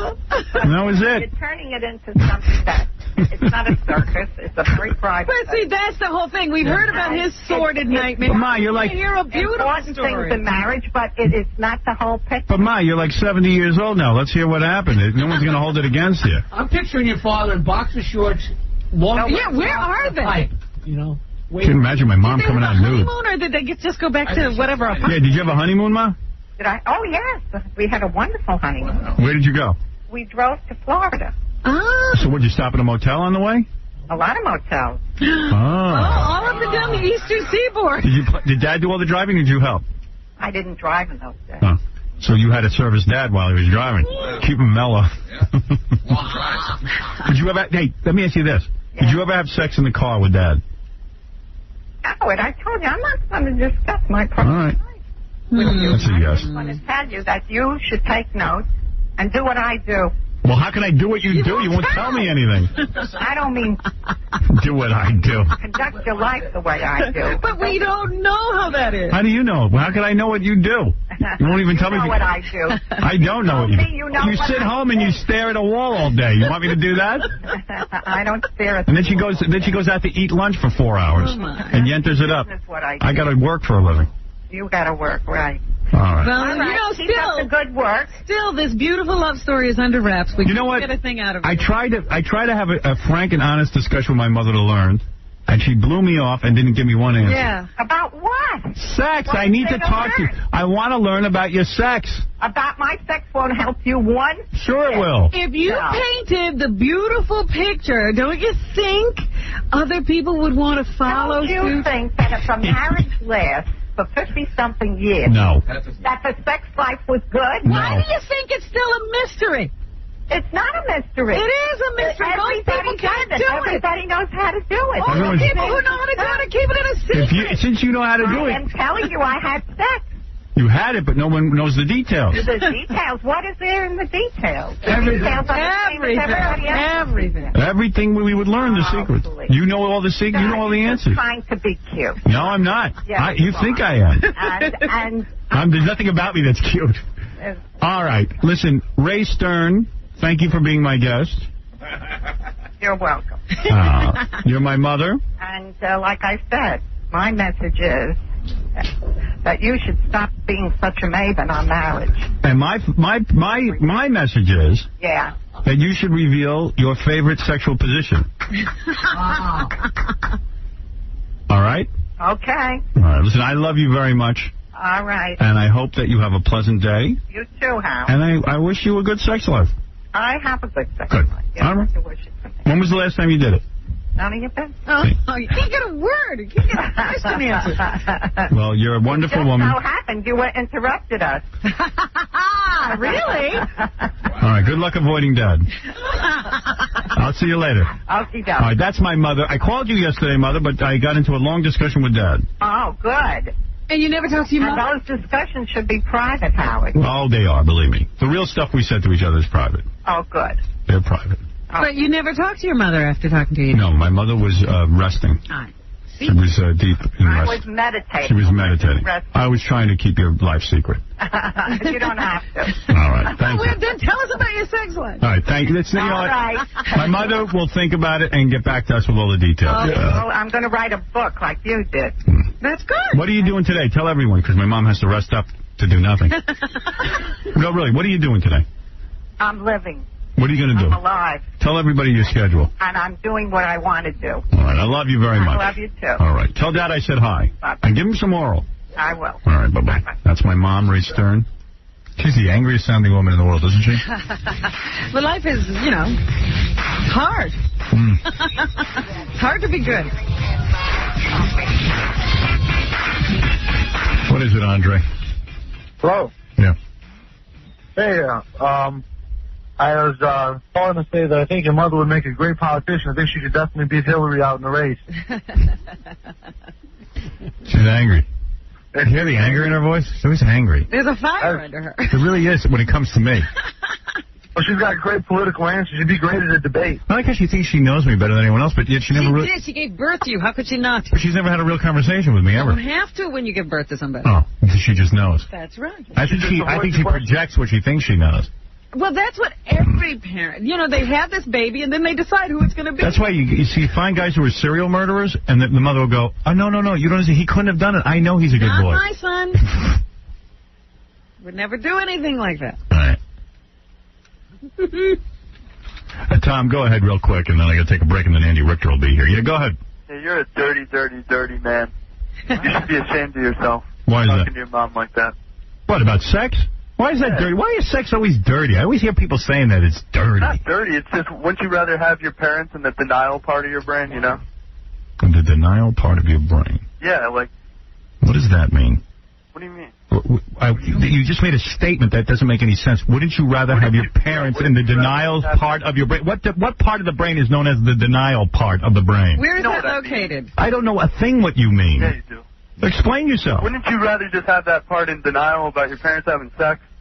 No. Why? What's the big deal? Nasty. No. Why?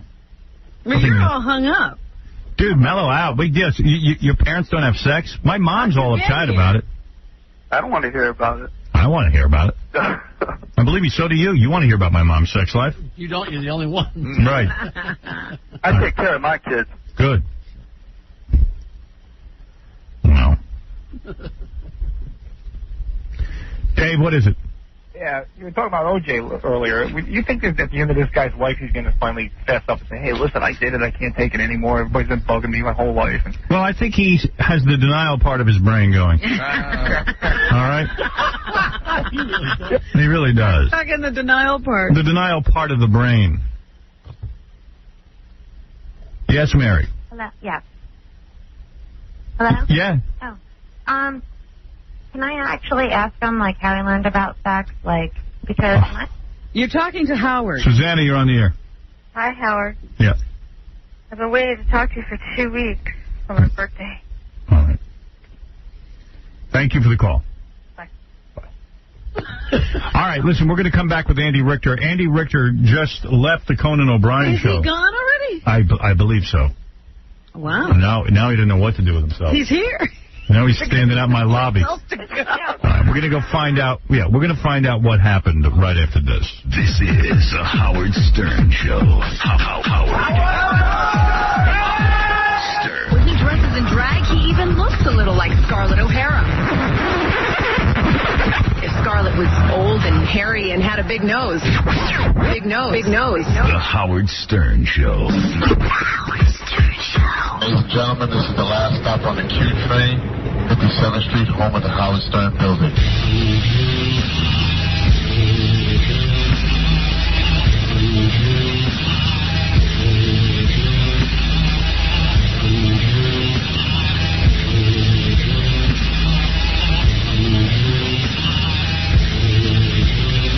All right, Andy Richter is the co-host of the Conan O'Brien show. That's right. Bring him on in and let's talk to him about why he's making this insane move of leaving the Conan show. He claims he wants to be a movie star. There he is. That's the famous Andy Richter who has a cushy job with Conan O'Brien and feels he needs to leave it in order to discover himself. Oh, just wait till he finds himself. Andy, you need to have my father as a father. Because... I have my own father. No, you need another father. My father's reaction when I told him and I was going to do this was, well, that's great. Congratulations. Good luck, and you can always change your mind, can't you? When you walked in and announced... To who? Who does he announce it to? Imagine you went and told Conan first. You told Conan. Yeah. You feel close to Conan, do you? Mm-hmm. Did you ever get together with Conan socially during the years that you worked together? Absolutely. You did? Absolutely. And you went into him and you said what? I said, I'm out of here. And I said, I want to go do something else. And I'm going to leave. In a year, I told him. And what did he say? Did he say thank God or? Why did you give him a year to see what he wanted to do, not to spring on him? Yeah, not to exactly, not to. I have a theory that you were fired. I know, I've heard your theory, and I believe that there is no way you would leave this show because that's ridiculous to leave. Ridiculous. I don't know what money you're being paid, but I imagine you just were yelling at Juliana Margulies a little while ago. Now that's $27 million. Makes no sense. I'm no $27 million. Well, let me ask you about that. That's what I was going to ask you. Yeah. It's reported that Conan gets paid $2 million a year for the Conan O'Brien show. I don't know. You don't know. I'm sure you've guessed at how much he makes. I mean, it probably bothers you. Are you like Jackie and you're irritated that Conan makes the $2 million? Oh, no. No, I think that your philosophy is, hey, if Conan's making 2, maybe I should be making 1 or something like that. Right. Well, but yeah, I mean, because you try to figure out what your own worth is. Yeah. And when you go in to negotiate your contract, do they say, oh, gee, Andy, under no circumstances can we afford for you to leave, so we'll pay you whatever you want? That doesn't work that way. They kind of see you as disposable. Right. Right. And so what do they pay you? What do they pay you? Why didn't you just say that? Are you making over $400,000 a year? Yes. You are. I would not leave if I were you. Really? Yeah. Why not take the money and run? But you guys, whenever anybody leaves anything, you don't want to. That's not true. That is true. Every Why time do you anybody's feel? left a job, you would have Christ still being a carpenter. No. If it were up to you. If you're making over $400,000 a year, it's a job where you sit on a couch, essentially. It is not. It's more than that, first of all. Describe your duties. I write on the show, too. You stopped being a writer after 3 years on the show. You used to be in writing. Did their research. You used to be in writing meetings 13 and 14 hours a day, and then you relinquished your writing job. Yes. I do my research. I didn't relinquish my writing job. I mean, I still write, in the same way that Conan is a writer on the show and that we rewrite stuff. But, actually, that's not even true.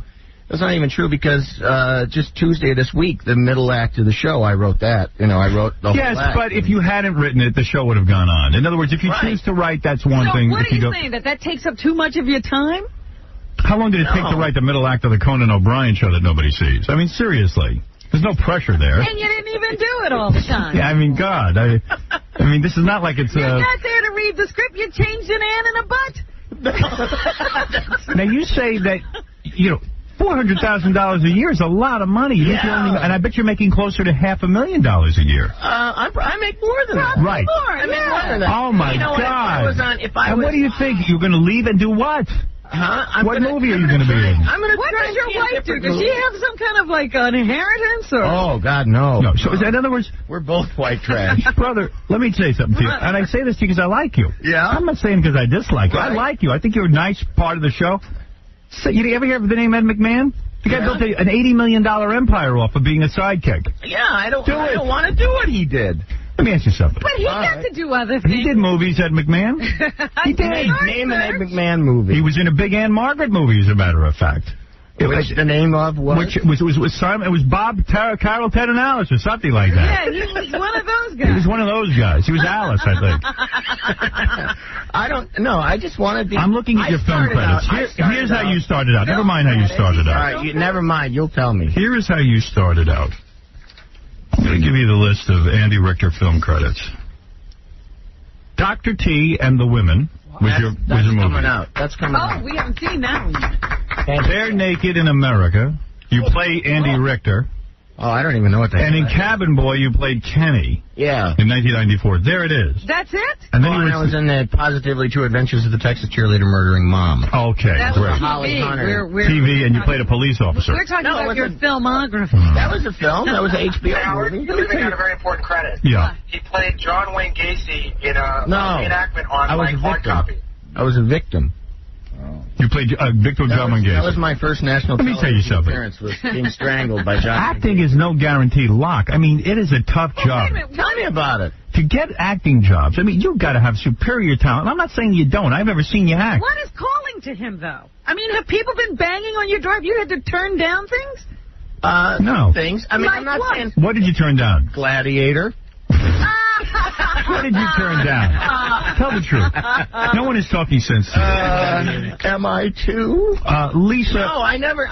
No, and there's no big thing. Of course not. I've been doing. Why don't you go audition? 7 years. Why don't you go Why audition? can't I go do something else? Why don't you go audition and see if there's anybody in demanding your talent? I'm already auditioning. There's already like things that are happening. You want to go out and audition for the rest of your life?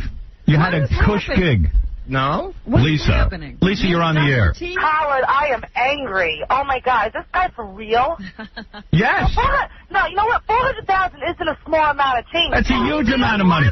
Do you know a medical doctor doesn't make $400,000 a year? Some people got to go out and work all goddamn day and bust their asses on rooftops and crap like that, and you're crying because you got to write for a show? I'm crying. Yeah, that's Stop your whining. I mean, really, the woman's so... Ed, go ahead, you're on the air. You know what, ladies, some people don't care. By the way, that was Donna Hanover. Wait, Ed, start again. Ed, we can't hear you. Start again. Go ahead, Ed. Yeah, go ahead. That'd be crazy, Andy. I mean, you sit there, you're a staring contest with Conan O'Brien on the show. You're going nuts for making $400,000 a year, and you can't do it. What's up with you? Yeah, it's a big mistake. I just want to know what's burning inside of him that said, you got to leave, Andy, you got to leave. I think Andy felt that he wasn't being utilized properly. Wasn't appreciated. So what? Ed McMahon, $80 million. The guy had tons of young poontang. He had a great life. Appreciated Ed. Everyone thought Ed was a joke. And you don't even get that bad around. You know, they recognize you, right? Johnny Carson would have let Ed near anything. Right. Yeah. Right. Let him near the Alpo and the dogs. Right. You know. At least he got to do that. Look, I don't know. I just want to go do something else. I want to try and develop a TV show of my own. Why don't you do that on your own on the weekend? Because I can't do that on my own. Hold it. Let me ask you something. Couldn't you? 7 years. Couldn't you? 7 years. Couldn't you? Save every dime? No. Couldn't you? Couldn't you? Most of them. Oh, dear. Couldn't you write? Yes. A sitcom pilot on the weekends. But you said you want to write a TV show. Yeah. What TV show? Like more something more like along the lines of a sketch comedy. But what sketch are you talking about? A sketch comedy show. Sketch like what they do on that Conan show? No. Those sketches. What sketches? No offense. I mean, what? Listen to me. Yes, listen. Because I worry about You're you. making his head swim with you. I know I'm making him... Have you ever written a sketch comedy show? Have you ever tried to write a sketch comedy show? Of course I have. You have. Where is it? do. And where is it? I work on one. You do? What show would that be? It would be the Conan O'Brien. Oh, that's a sketch comedy show? Yeah. All right. And you want to do another one? Yeah. Why not do the one you're doing? Stay with the one you got. Because I want to do something that's different. I want to do. What's wrong with it? Why don't you be different on that? I want to do one that's not on. Wait a minute, That's not on 5 nights a week. Right. I want to do one that you can go on location and shoot things. That you can do things that are more sort of. Who would you do this for? Story. I don't know. Himself. Oh, this is awful. I hear Max Network, something with a lot of. Oh, so they couldn't do what you want to do at the Conan show. Branch out in the Conan show. You couldn't recreate that show. Well, not on a daily basis. What do you want to be, like a Tom Green and go around and do candid camera? If you have a week to figure out the sketches, what will be different? Well, it'll be different. The production value will be different. We can. What do you shoot on film? We're Conan and Andy, and it's kind of even when we're in sketches. That's what's eating him up. No, Conan and Andy. No. I mean, all right, I'm just Andy. Forget Conan. I'm Andy, and when I'm on that show, it's really hard. Even when I'm in a sketch, it's Andy doing that sketch. I would like to have a show. I never see sketch comedy shows. The last one was Carol Burnett. Yeah, but you're just Andy. Who are you going to be on this other show? He's going to be Andy Richter. No, it'll be like it'll be like characters. It'll be like when. I see. You could actually. Really? No, All right, Joe, go ahead. Let's see what the audience is saying. This is a nightmare. Go ahead, Joe. You're on the air. Nightmare. It is. Howard, I think Andy should take his old man's advice and stick with Conan because he's of course. Right. Loser. Oh. Loser. All right, John, go ahead. You're on the air. That's awful. Yes, go ahead. That really hurts. John, go ahead. Hello. I want to know if Ang's going to star in a movie with David Caruso and McLean Stevenson. What about that? Will you do a movie with David Caruso and McLean? David Caruso and I have a That's Jackie. Yeah. Right. Jackie, you want to work with me and Caruso? I would love to. Oh, Jackie always wants to leave the show. Take him. But I never recognized that in Andy. I didn't think he was that kind of guy. Well, you know what it is. To me, in my mind and in your mind, it is a great gig to sit there night after night, collect over $500,000 to hang out at 12:30 in the morning. And you got the rest of the day to create anything you want. Of course. Then you don't know the way the show works. Please. There's rehearsals. What time is rehearsal? I'm at that show from 11 o'clock till about 8 o'clock. So that's like a job. Is taken up with that show. No, there's tons of downtime. That's right. But, I mean, is every second here taken up with this show? Of course not. Then you scribble out some other ideas Right. for other things. I've got 5 television shows in production, and I still do a radio show. I could do it all. Well, so could you. Yeah, but do you write those television shows? I'm involved with the writers the same way you are. You go to meetings. I wrote 2 books when I did this radio show, and I wrote those. Movie. Yeah, but so I filmed the whole movie while I did this radio show. Yeah, but if you're lazy, that's one thing. But that's your problem. Well, then maybe. Well, why can't I then stick with what's making you successful, that people know your name. Oh, for Christ's sakes, this is insanity. Go back and beg them for your job back. I bet you, would they give you your job back if you went back today and said, I don't want to leave? Probably. You think so? Yeah. I don't think they would. I wouldn't do that. I bet you Conan's excited about you leaving. Is he going to have another sidekick? No, he I said don't he think will so. not replace him. No. I think so. Is this a bit? No. You're not putting me on. I don't know. Let me tell you a funny story about Andrew. It's hard for you guys to believe. It's unbelievable. Am I that untalented? No.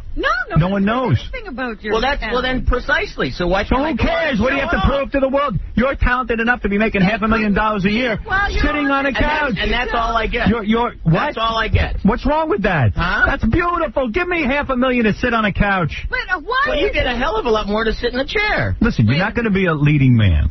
You're not Tom Cruise. No, and I don't intend to be. Do you intend to be Tom Cruise? No, you do not. I do. Yes, I am. I'm going to reshape the matinee idol. Do you have something lined up? No, I don't really have anything lined up. I have. You're telling me your $500,000 paycheck stops at the end of the year, and that's going to be it, and you have nothing lined up. At the end of the month, it stops. When are you leaving officially? I can't tell. This is longer than tomorrow. Michael J. Fox. Tomorrow. Tomorrow's your last day on the air. My last day oh my God! You know what? And this leaving has been going on forever, longer than Michael J. Fox. I know. You know I know. It's so that people wouldn't come up with a bunch of theories. That's why we try to do it that way, so they would be amicable. And people could get used to the idea. Good Morning America and all of these things if Michael J. Fox hadn't decided to leave at the same time. Are you planning a special show? Is there a special show tomorrow night? Yes. There is. Yes. Wow. It will be a farewell to Andy Richter. Yes. In your years with Conan O'Brien. Yes. You claim that most guests on the show either ignored you or patronized you. I never said most. You said many guests ignored you or patronized you. In fact, you even claim that Kira Sedgwick. I just told you that. Yeah. She's a couple shows, and she apologized about it. What happened? A couple times ago she was on the show and she didn't really know who I was. Right. So a lot of the people didn't know. Problem? Huh? No, not really. Not for me. Then why do we know it? Ganji asked me. So I answered it. On your last show, will you and Conan switch seats? That would be the ultimate show. Yeah, that is the question. Will that happen? Yeah. If he had balls.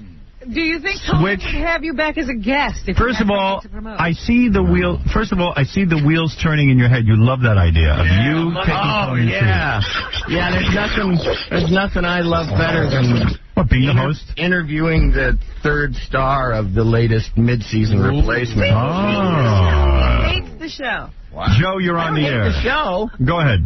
Celebrity interviews aren't very thrilling. Joe, go ahead. Yeah, Howard, I wanted to... Joe, go ahead. Yeah, Howard, I wanted to ask Andy if I could get some term life insurance, because in 6 months, that's what he'll be doing for sure. Let's go to Mike. Mike is not there. Andy is saying, I guess, that he made a living before the Conan O'Brien show. Yeah, and we'll make one after. Absolutely. Here's a story unrelated to this that I love. Okay. Your wife, who, by the way, is an actress, has she been in anything? She's actually has a recurring role on a Comedy Central show called Strangers with Candy. Okay, so she hasn't been. She has no money. No, she has no money. Okay, this is a disaster. Yeah. You know who Andy is? He's Stuttering John. Right. Oh. What do you mean? How is he thinks he's Stuttering John is always being held back, Right. If somebody would only, because he's on this show, nobody recognizes that he's a great musician, and he's an actor, and he's a writer, and he's all these things. It's this show that's holding him. But at least he stays with the show. Well, he's got us to tell him better. I'm worried about you. I am worried about you. I'm worried about you. Okay, be worried. It kills me when somebody's got something good and they don't recognize it. You've got something so good. Do you realize what business this is? Yes. Show business. Absolutely. What is your point? Do you know how lucky you are to have a job in show business? Yeah, okay, Pollyanna, then I'm not going to sit somewhere and just go. So you don't want a job in show business? I do want a job in show business, but I want one. Here's a great love story.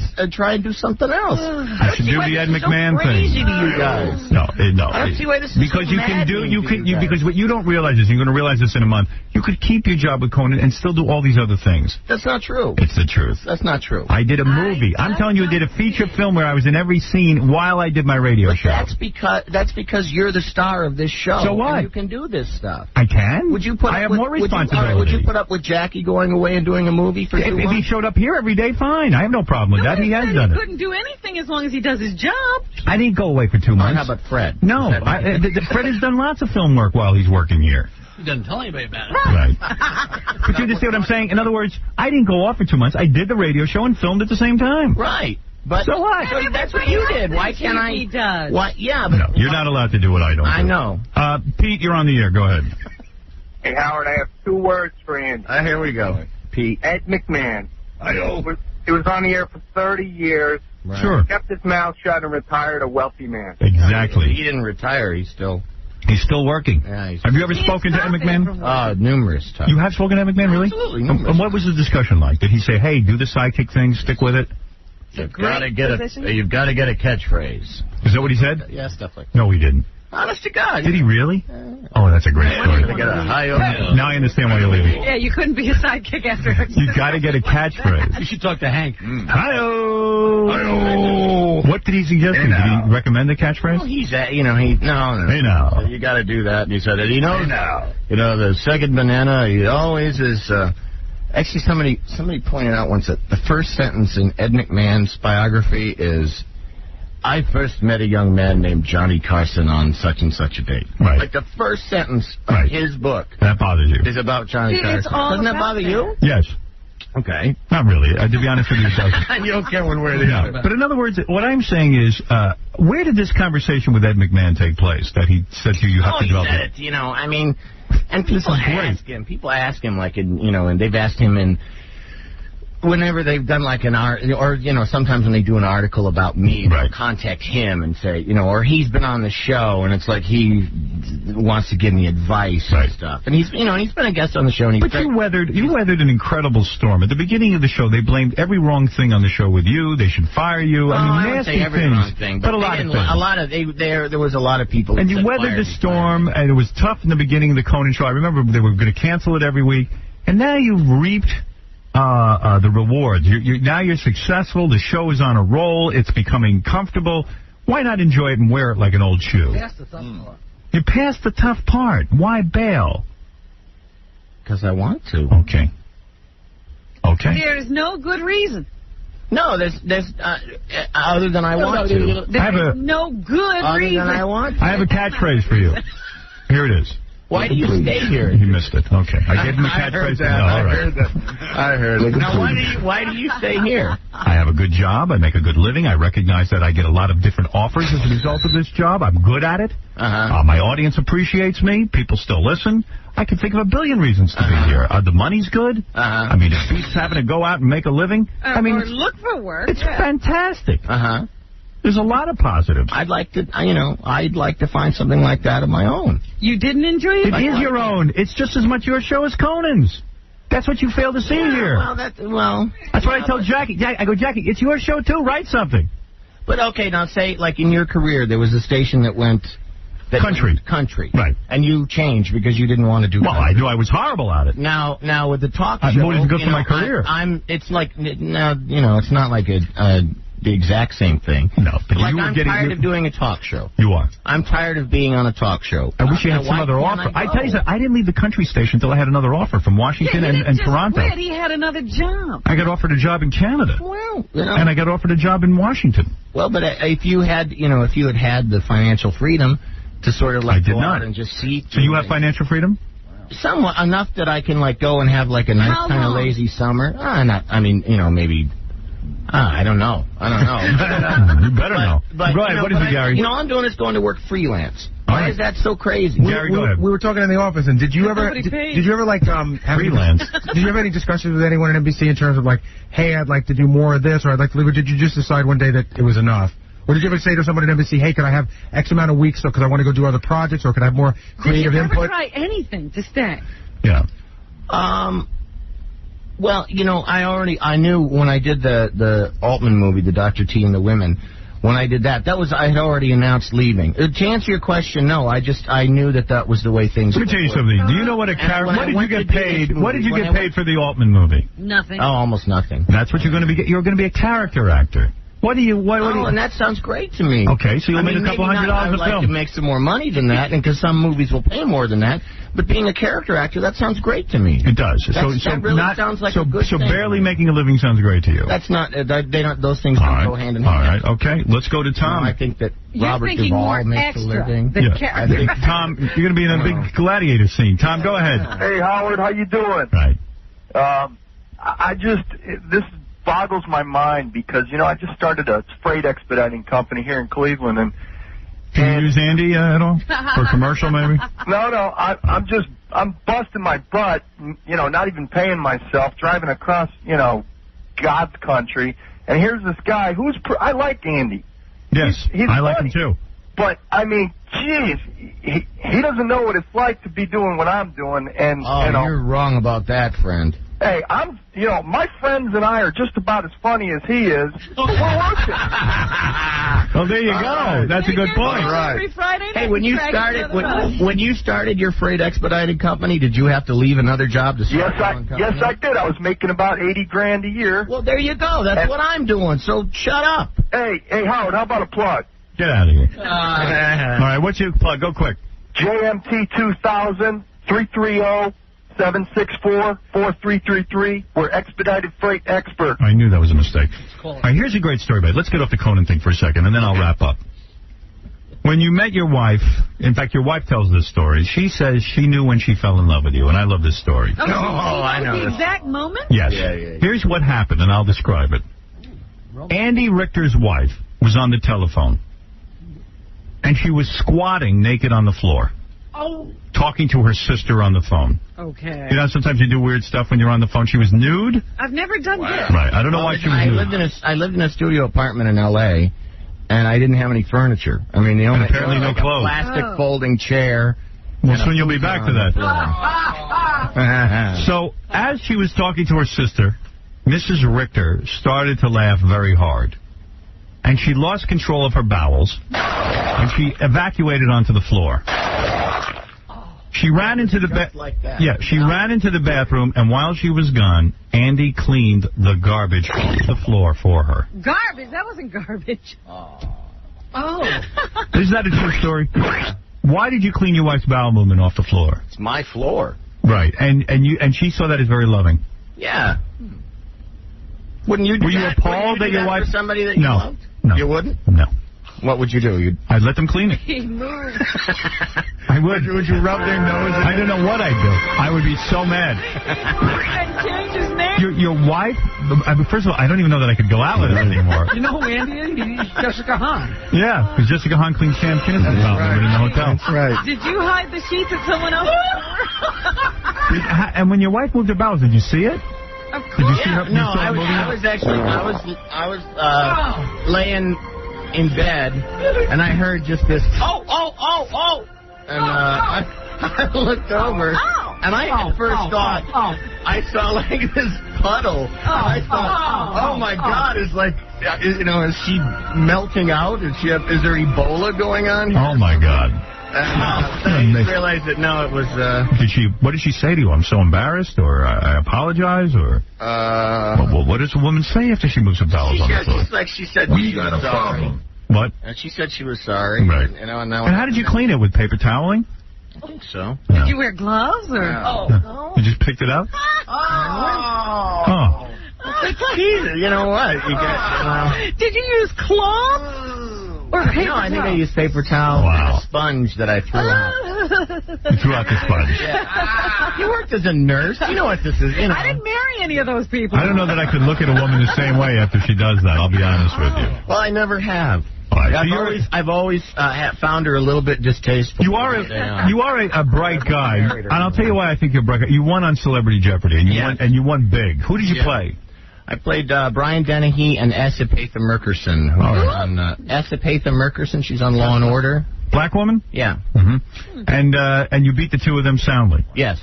Well, yeah, they did okay, but I did pretty good. And why do you go on the internet and download gay stuff? Ooh. What? No, just thought what I meant. Don't try to hide it. Well, I mean, you know.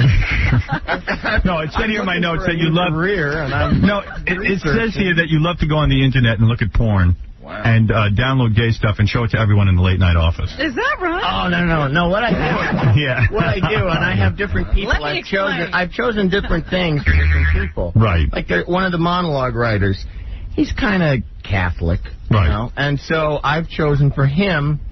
At NBC on the system, they have all these firewalls against getting porno. But if you know certain code words, you can get around them because the people at NBC aren't hip to them yet. Instead of creating a new show, this is what he's doing. Right, absolutely. Right. And no wonder he has no spare time. I've chosen for this one guy, I've chosen obese women. He just gets obese women, and then that's the wallpaper on his thing. And then for our head writer, he gets fat, hairy gay men. Really? Yeah, so, that's just, they get wallpaper. Our own Jackie Martling draws penises on newspaper photos, and he sends those to me. Right. I have no time. What is it, Baba Boo 5? That sounds like a hobby as much as golf is. Isn't that exactly what... Remember we saw that video that CBS showed us about sexual harassment? Yes. Isn't that everything you're not supposed to do? Of course, absolutely. Andy knows that. When they had a sexual harassment seminar, I wore...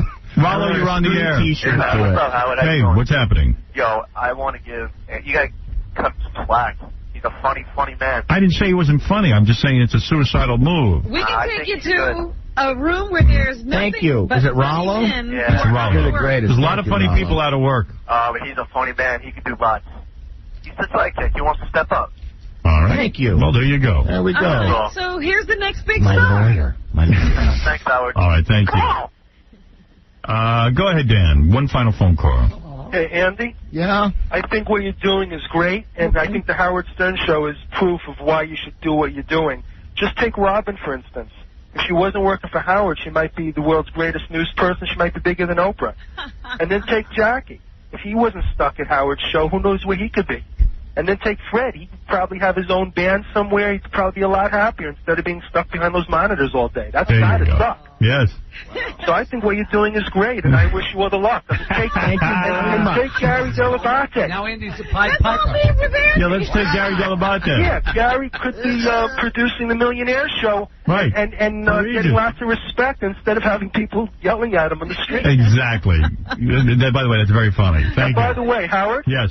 I love the segment with your mom. She sounds really hot. Can I have sex with her while Kate Capshaw watches? Yes. Thanks. Get out of here.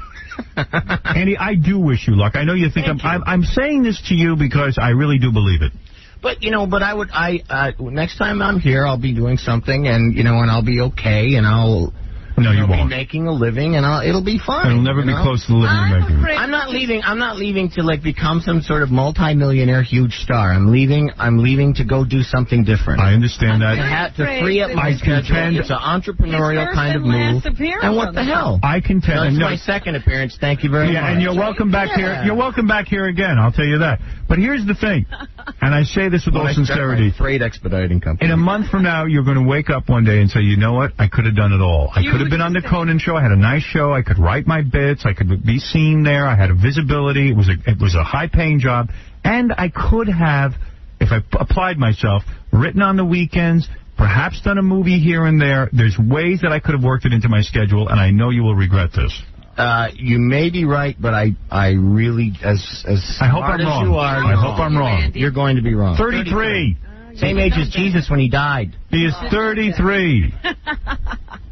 Most. You know, it reminds me of the story, and I don't know how. Well, if you're a fan of history, I suggest that you are because of your win on Jeopardy. Mm-hmm. I'm a big fan. I say go history. Do you remember when Abraham Lincoln, one of our great presidents, woke up a month later and said, "I freed who?" Do you remember that? So it's the same kind of thing. It's the same kind of thing. And I suggest on tomorrow night's final show, I mean this. I say it's all a joke. On tomorrow night, you either say it's a joke, and if it's not a joke, switch seats with Conan. Do it. Let your dream come true. It's not my dream, but if you suggest it to him, ask him if you can. I've sat in that chair before. You have? When? In the afternoon when nobody's there. Yeah, in the afternoon.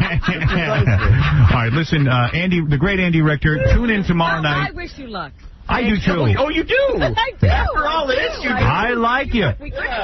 You'll crash and burn. But good luck in your crashing and your burning. You will crash and burn. I'm not beat any sense into you, right, so we I tried. have to wish you luck. Remind me of a man getting married.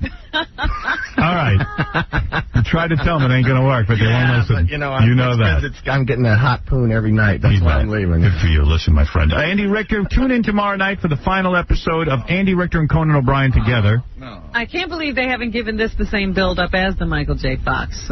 Goodbye. Kidding, Matt Lauer in Egypt gets more build-up. Hey, I got to tell you. All right, listen, we're going to take a break. We'll do the news for you when we get back. Stern has pushed the envelope. Very successful. He has gone from a New York shock jock to a national celebrity. Successful author, moderately successful movie, millions of dollars in the bank. With all the, the topless and the nude women and all the sex talk in the last 15 years, the mind just boggles. This is the Howard Stern Show. We're back with the Howard Stern Show. The incredibly strange creatures who stopped living and became mixed up zombies.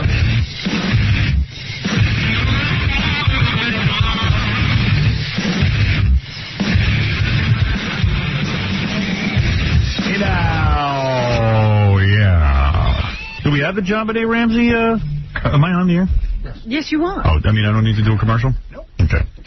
Do we have the JonBenet Ramsey press conference? The parents? No. Oh. The Ramseys went into a room somewhere, gave themselves lie detector tests. Do you know they did it more than once? Yeah. The FBI, of course. They kept doing it until they got the results they wanted. The FBI, of course, said, hey, let us go into the room and check out what's going on just to see what's doing. And they were like, no. No, you people don't know anything. So if I went into a room, like a Moj or something, and go in a room and I go, okay, I'm innocent. What do you mean? I'm innocent, I'm telling you. We went in the room, we just tested me. Flip a coin until it's heads. Well, they paid their own expert and had to do it twice before they got the result they wanted. And then they said, no, we can't have the FBI do it. They were too close to the investigation. Do they know too much? Yeah, they actually know the evidence. They might ask us some questions we can't lie about.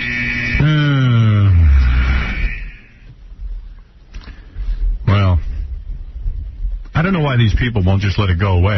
If I was them, I'd be like, whew, it's over. Let's keep a low profile. No, they're writing books. Yeah. Won't stop. Now they're giving themselves lie detector tests. Yeah. And, well, now that you've passed one, why don't you let the FBI... Oh, no, we don't need any more. No, we don't need any more. We're lucky we got through with this one. Just take these results and leave us alone now. Well, what do we have in the news, Rob? Well, we have a TV forecaster snowed under in a Coke bust. Yeah! Headline. Hunky TV weatherman Mark Dannon. I got to admit, I'm not familiar with him. I think he's one... there are two types of weathermen, or weather people. There's usually the big, fat, jolly weather guy. And I know all those guys. And then there's the hunk guys like Sam Champion. Mm-hmm. I think this Mark Dannon guy is from the Sam Champion school of weathermen. They're the hunks that, people tune into because he's so good-looking. The big fat guys, I can see why they get him now because those are the ones I remember. Yeah.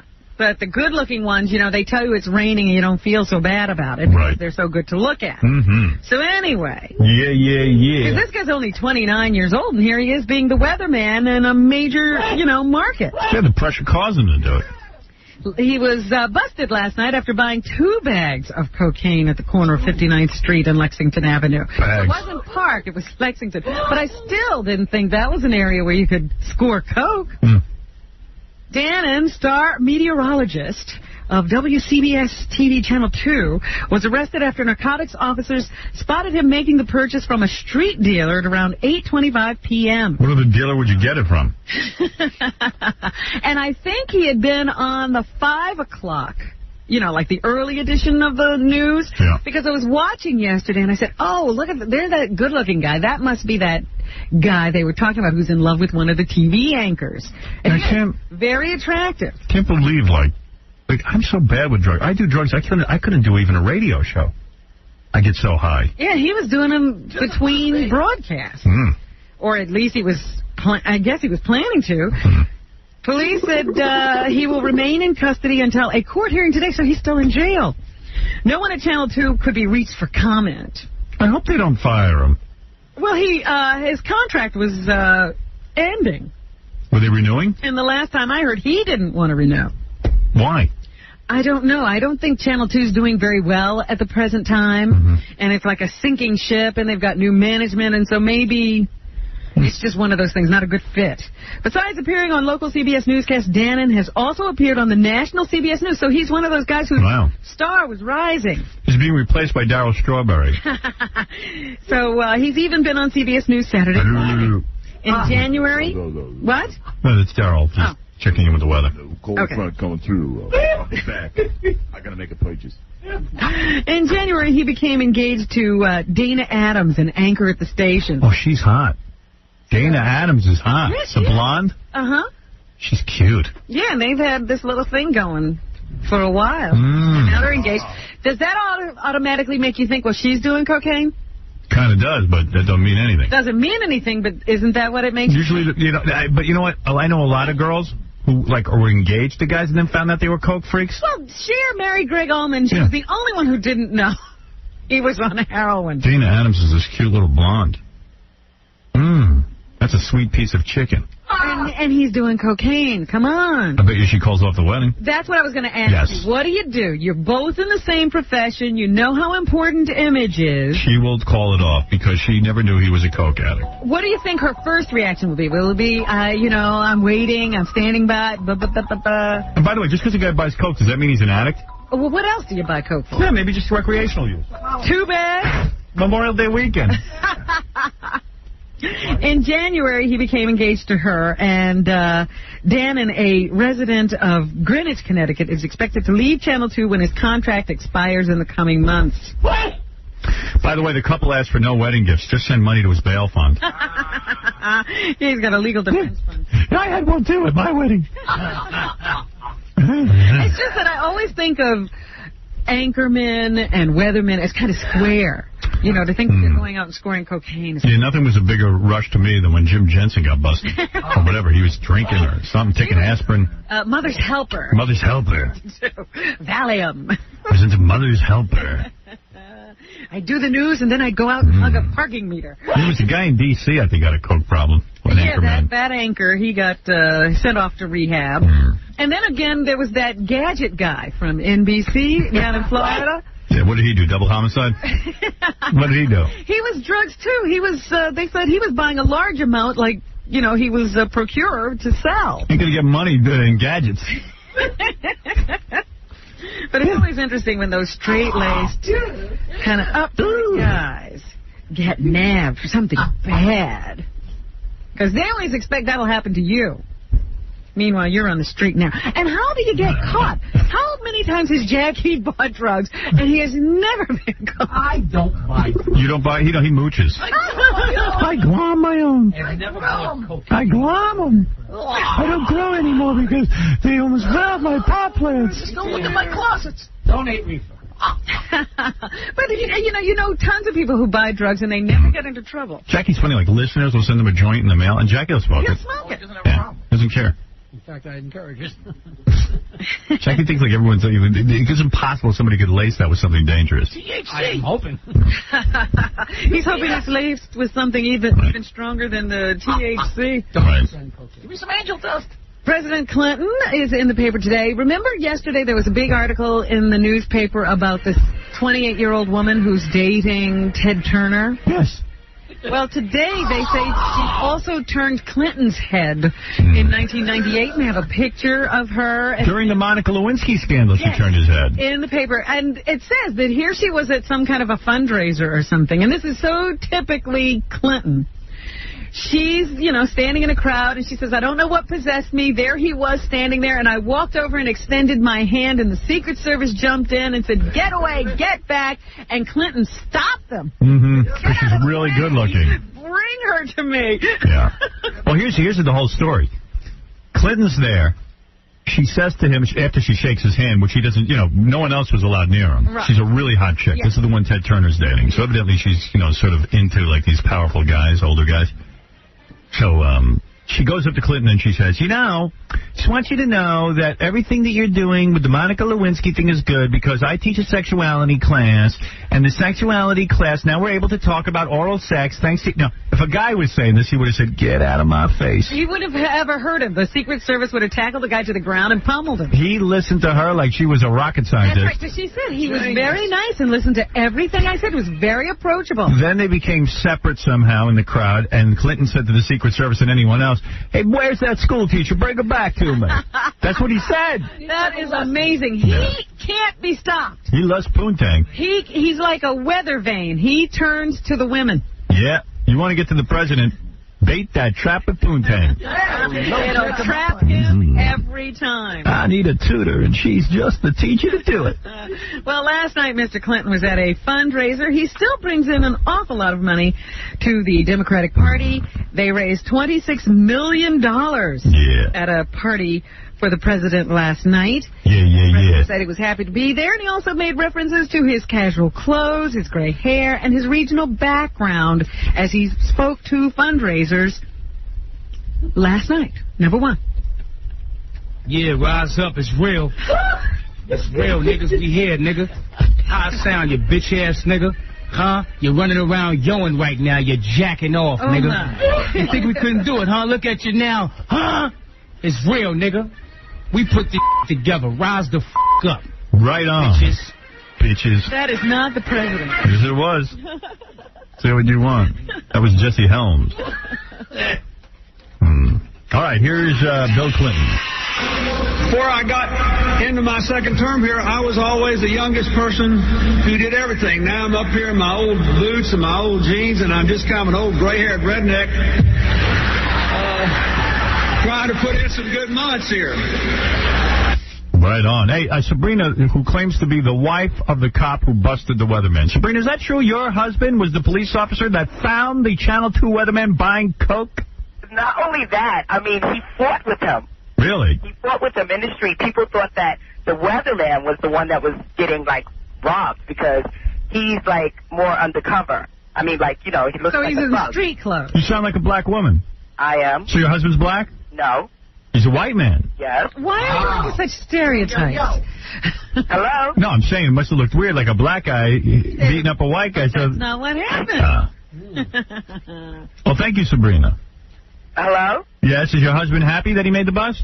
Oh, yeah. I was like, don't you feel bad? I mean, this guy's career is, gone. It's finished. And he was like, oh, he's gonna lose his job anyway. Yeah. Well, was it surprising to me that someone would buy cocaine on the east side of Manhattan? I didn't even know they deal cocaine on the east. He does the whole neighborhood.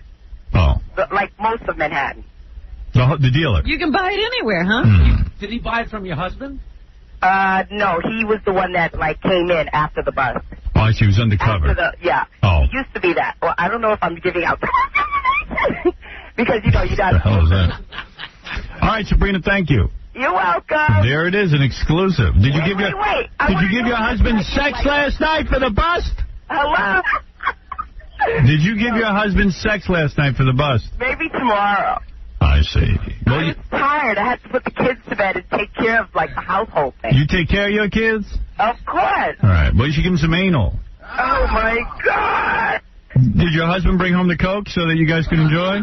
Yeah, okay. He's so straight. he's so straight. He's a good straight cop. All right. Well, it sounds like he gave you the drugs. Oh, okay. That sounds good. No. Mm-hmm. It's all good, honey. He's so listening to this right now. He was like, oh, don't do it. I can't call that. You know, I can't do that. I can't say all that. Well, honey, you tell that husband of yours we want an exclusive interview. Thank you.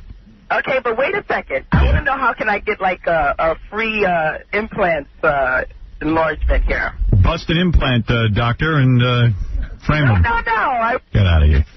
A free implant. Oh, dear. I don't even know that that's really the wife of the cop who busted the guy. How would we know anything? Busts for a bust. What else is in the news, Robin? Blah, blah, blah, blah, blah, blah.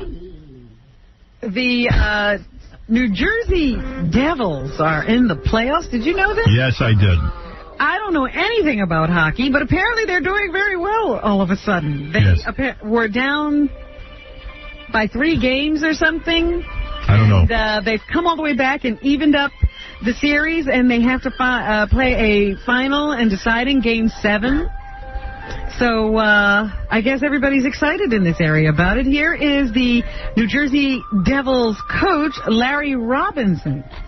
Well, we've been facing Game 7 since Game 5. So we really just have to keep going, keep thinking the same way. They've had tomorrows. Now we're both going back there with no tomorrows. Yeah, whoever wins this game, that's it. And Claude Lemieux is a member of the team. Here he is. All right, Claude Lemieux. Lay it out on the ice, and we're not gonna say anything. And oh, shut up! Who cares? It sounds like he's recording in the basement. Eric Lindros also spoke. Is he French? I don't know. I just feel it's good to get out and play hockey, and this is what Anybody got a tape recorder that works? I don't know whether, they don't use good equipment for the hockey players. No, they don't. They sort of get ignored. But this we got clearly. Yeah, rise up. It's real. It's real, niggas. We here, nigga. All right. But I think that Lindros guy may have been out of the game because he had a concussion or something, and he's back and now playing once again. They're doing very well. We didn't talk about this when it actually happened, but the Los Angeles Dodgers were in Chicago playing the Cubs about a week or two ago. You don't know that. And did you know they actually got into a fight with the fans in the stands? People were suspended. They climbed up over the railings and went and beat up some fans. Yeah. And I don't know how the whole thing started or what, but yesterday the Baseball Association handed down some suspensions as a result. Here's Davey Johnson, the manager of the Dodgers, who says the suspensions handed down are ridiculous. I think this way outweighs the incident, and I'm glad everything's being appealed because I think there needs to be a lot more review on it. I mean, we'll have players who are going to miss 60 games, out of the 119, and plus another 24 games for key coaching staff members. So, I mean, it's ridiculous. It's really a lot more severe than I even could imagine. Yeah, they suspended coaches, they suspended players, and some for as much as 60 games.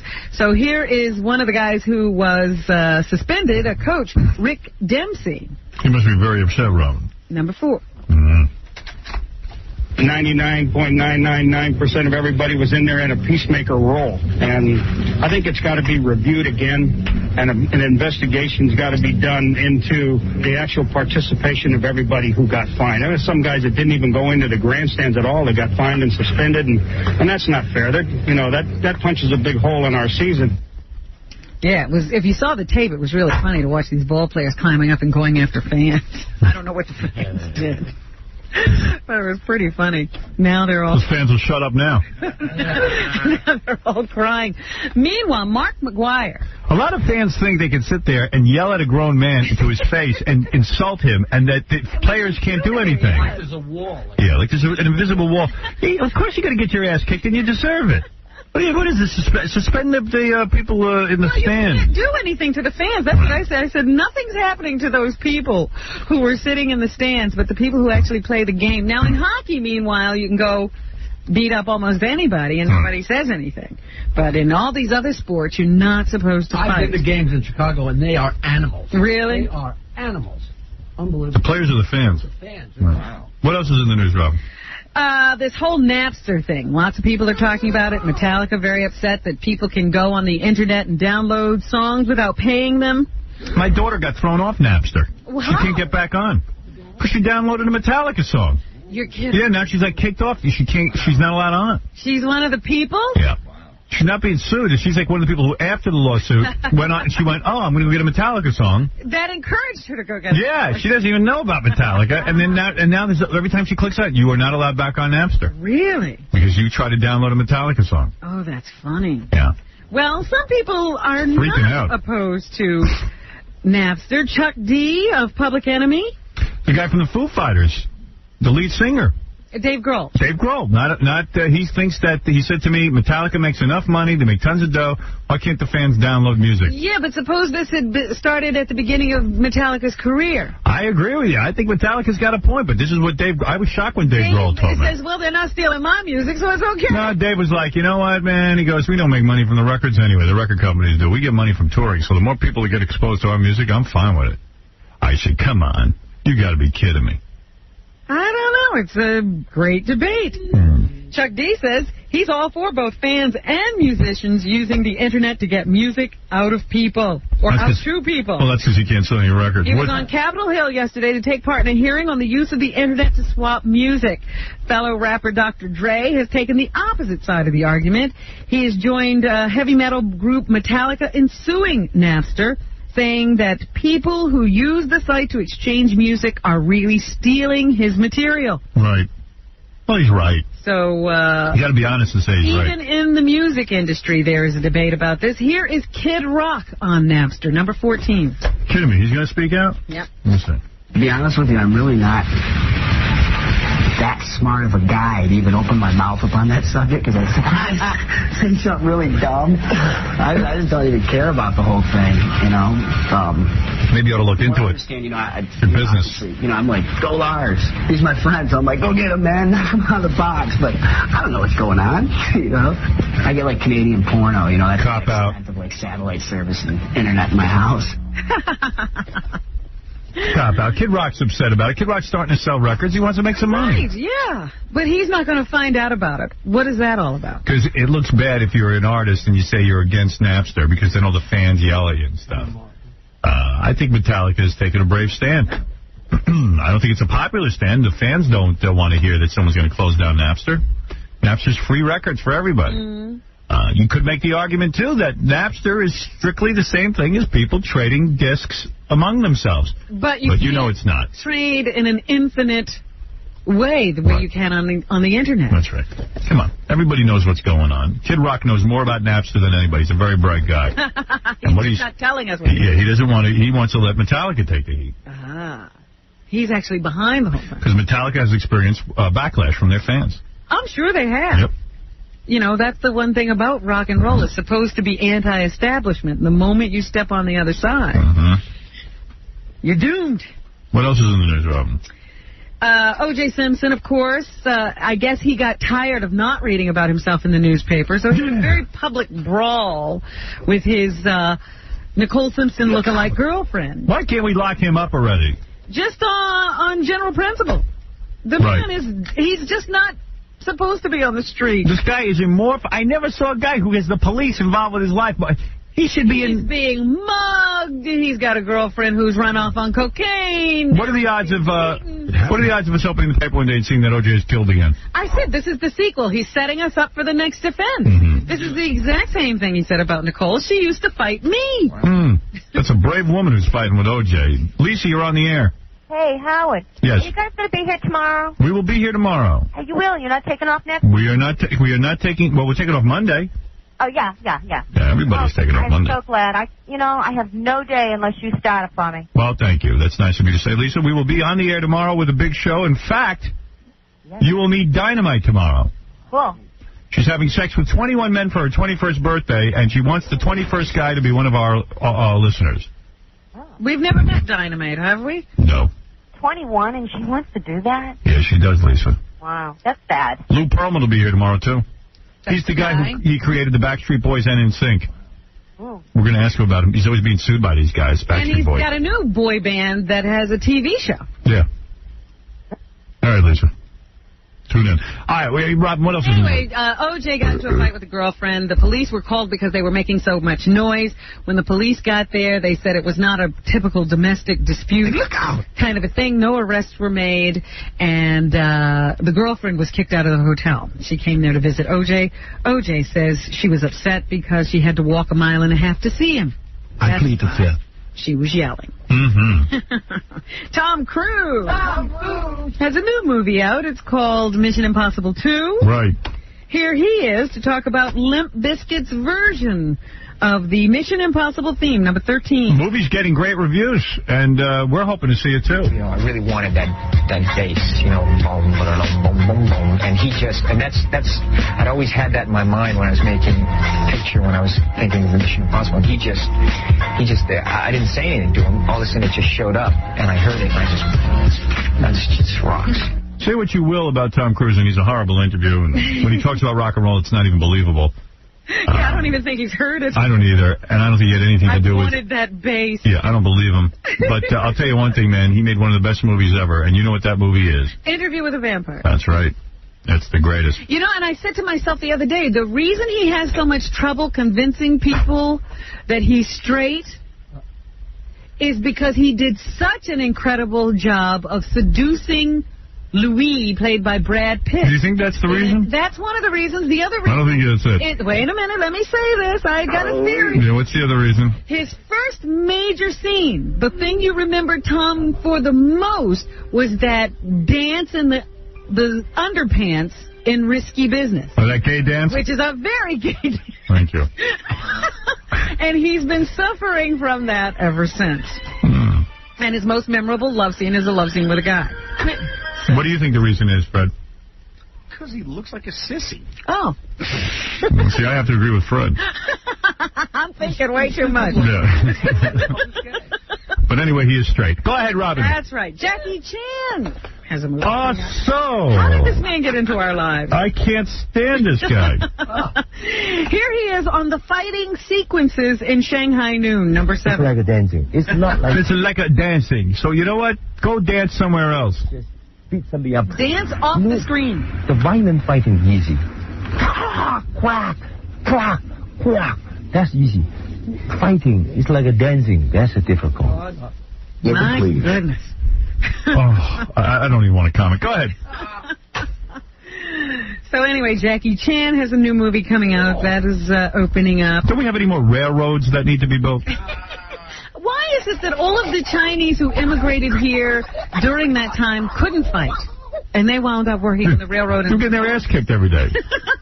Everybody who could fight stayed home. Exactly. The screenwriter of Mission Impossible, his name is he's a guy named Robert Towne. Oh, and he wrote the movie in a very interesting way, Howard. First, he wrote it with his feet. Does anyone write for this show? John Woo, the director, maps out the action sequences he wants to do, and then this guy fits them into a script. Here he is on that way of writing. There were other writers that were involved with this before I was. But the stories did not work out, or the take did not work out. However, John had developed some rather flashy action sequences that, in his own... who cares? Let's just go see the movie. Kind of weird to get the action sequences and then try to fit them into a movie. Yeah. Here's John Woo himself to tell us how he got Anthony Hopkins to play the role of Cruise's boss in the film. We were thinking to use some we paid him actor to do it, but we had this guy a contact. Carl, what are we being invaded? What happened to the America I love? Just being Colin, and he was so busy and he couldn't make it. And then build a wall around this country. He heard about it. And then I was totally surprised. Me like you. It's such a small part, you know, and you got a big boss. And all right. In a small pot. Come Jackie Chan. What else? Mel Gibson has a new movie opening up on June 28th. It's called Patriot. Now, Mel, does it help when your family comes to visit you on the set? No. Every actor, no. No one wants their family on the set. it's really about a family, you know. No. Number 15. Number 15. Yeah, either that or it turns into total chaos, you know, one or the other. But you know, when they're around, that's okay. They don't get too interested in coming out to the set. Oh, yeah. I think they find it a bit boring. But they're not as actively involved. He's playing it right. Yeah, I love when the family comes, but it's very boring. Please make it boring. Things is what I am, so I can understand that. They don't want to be there. There's nothing boring about being on a set. It's the best you can ever have. It's the greatest life. And here he is to tell us what The Patriot is about. Well, he says it's about a family. A guy with 7 children, and I know something about that. He's got too deep a voice. He's caught up in his voice. He's like, sometimes when my voice is real deep, I can barely talk. You don't know what you're saying? Yeah, because you can't believe how good it sounds. In a very turbulent time, and trying to keep his family together through that. You know what it is? It's just to hear how cool your voice sounds. The trials he has to go through to do that, which get more and more extreme. Okay. He's seducing himself. Tandy Newton is the love interest of Tom Cruise in Mission Impossible.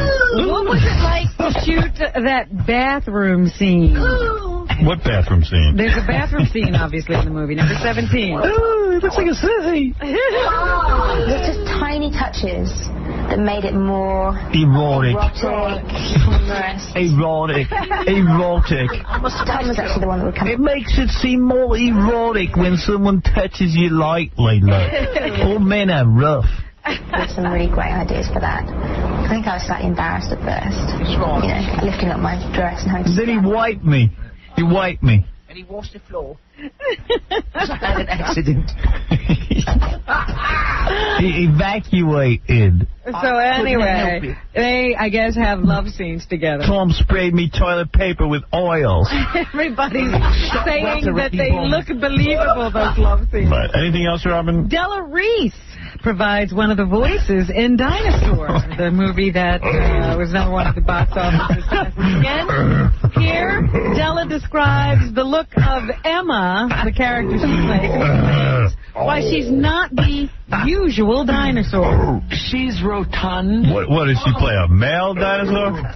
And she has marvelous ears. Dinosaurs usually, you know, have that long snake-like appearance. I like that big gray hair she's got running. Streak. She's different. She's kind of wild. Oh, okay. What? Anything else? Hugh Grant, who has managed to lose Elizabeth Hurley. Oh, she's beautiful, man. Oh, man. Is in a new movie directed by, written by, and starring Woody Allen. It's called Small Time Crook. I was on the phone with Ralph as they were watching the pictures of Hugh Grant moving out of his house and Elizabeth Hurley. And we were both like, that's not a girl, that's a woman. You know, some people are ladies. Like she's like, you know, you dress her up and... That's all. You know, yeah, she's like, you put some necklace on her. Well, now I guess all the rich, old, ugly men will be very happy because now she's open for them. I'm first in line. Well, anyway, what are his techniques for relaxing on the set? As if we didn't know. Grant? Yeah, we know. He goes to a black hooker. I don't have any, apart from alcohol, which I'm trying to wean myself off. I mean, not actually alcohol on the set, but I have found, particularly in the early part of my... an and job! Hangovers were very good for soothing me. Because if you feel really ill, you can't get tense. Yeah, we know what relaxes you, douchebag.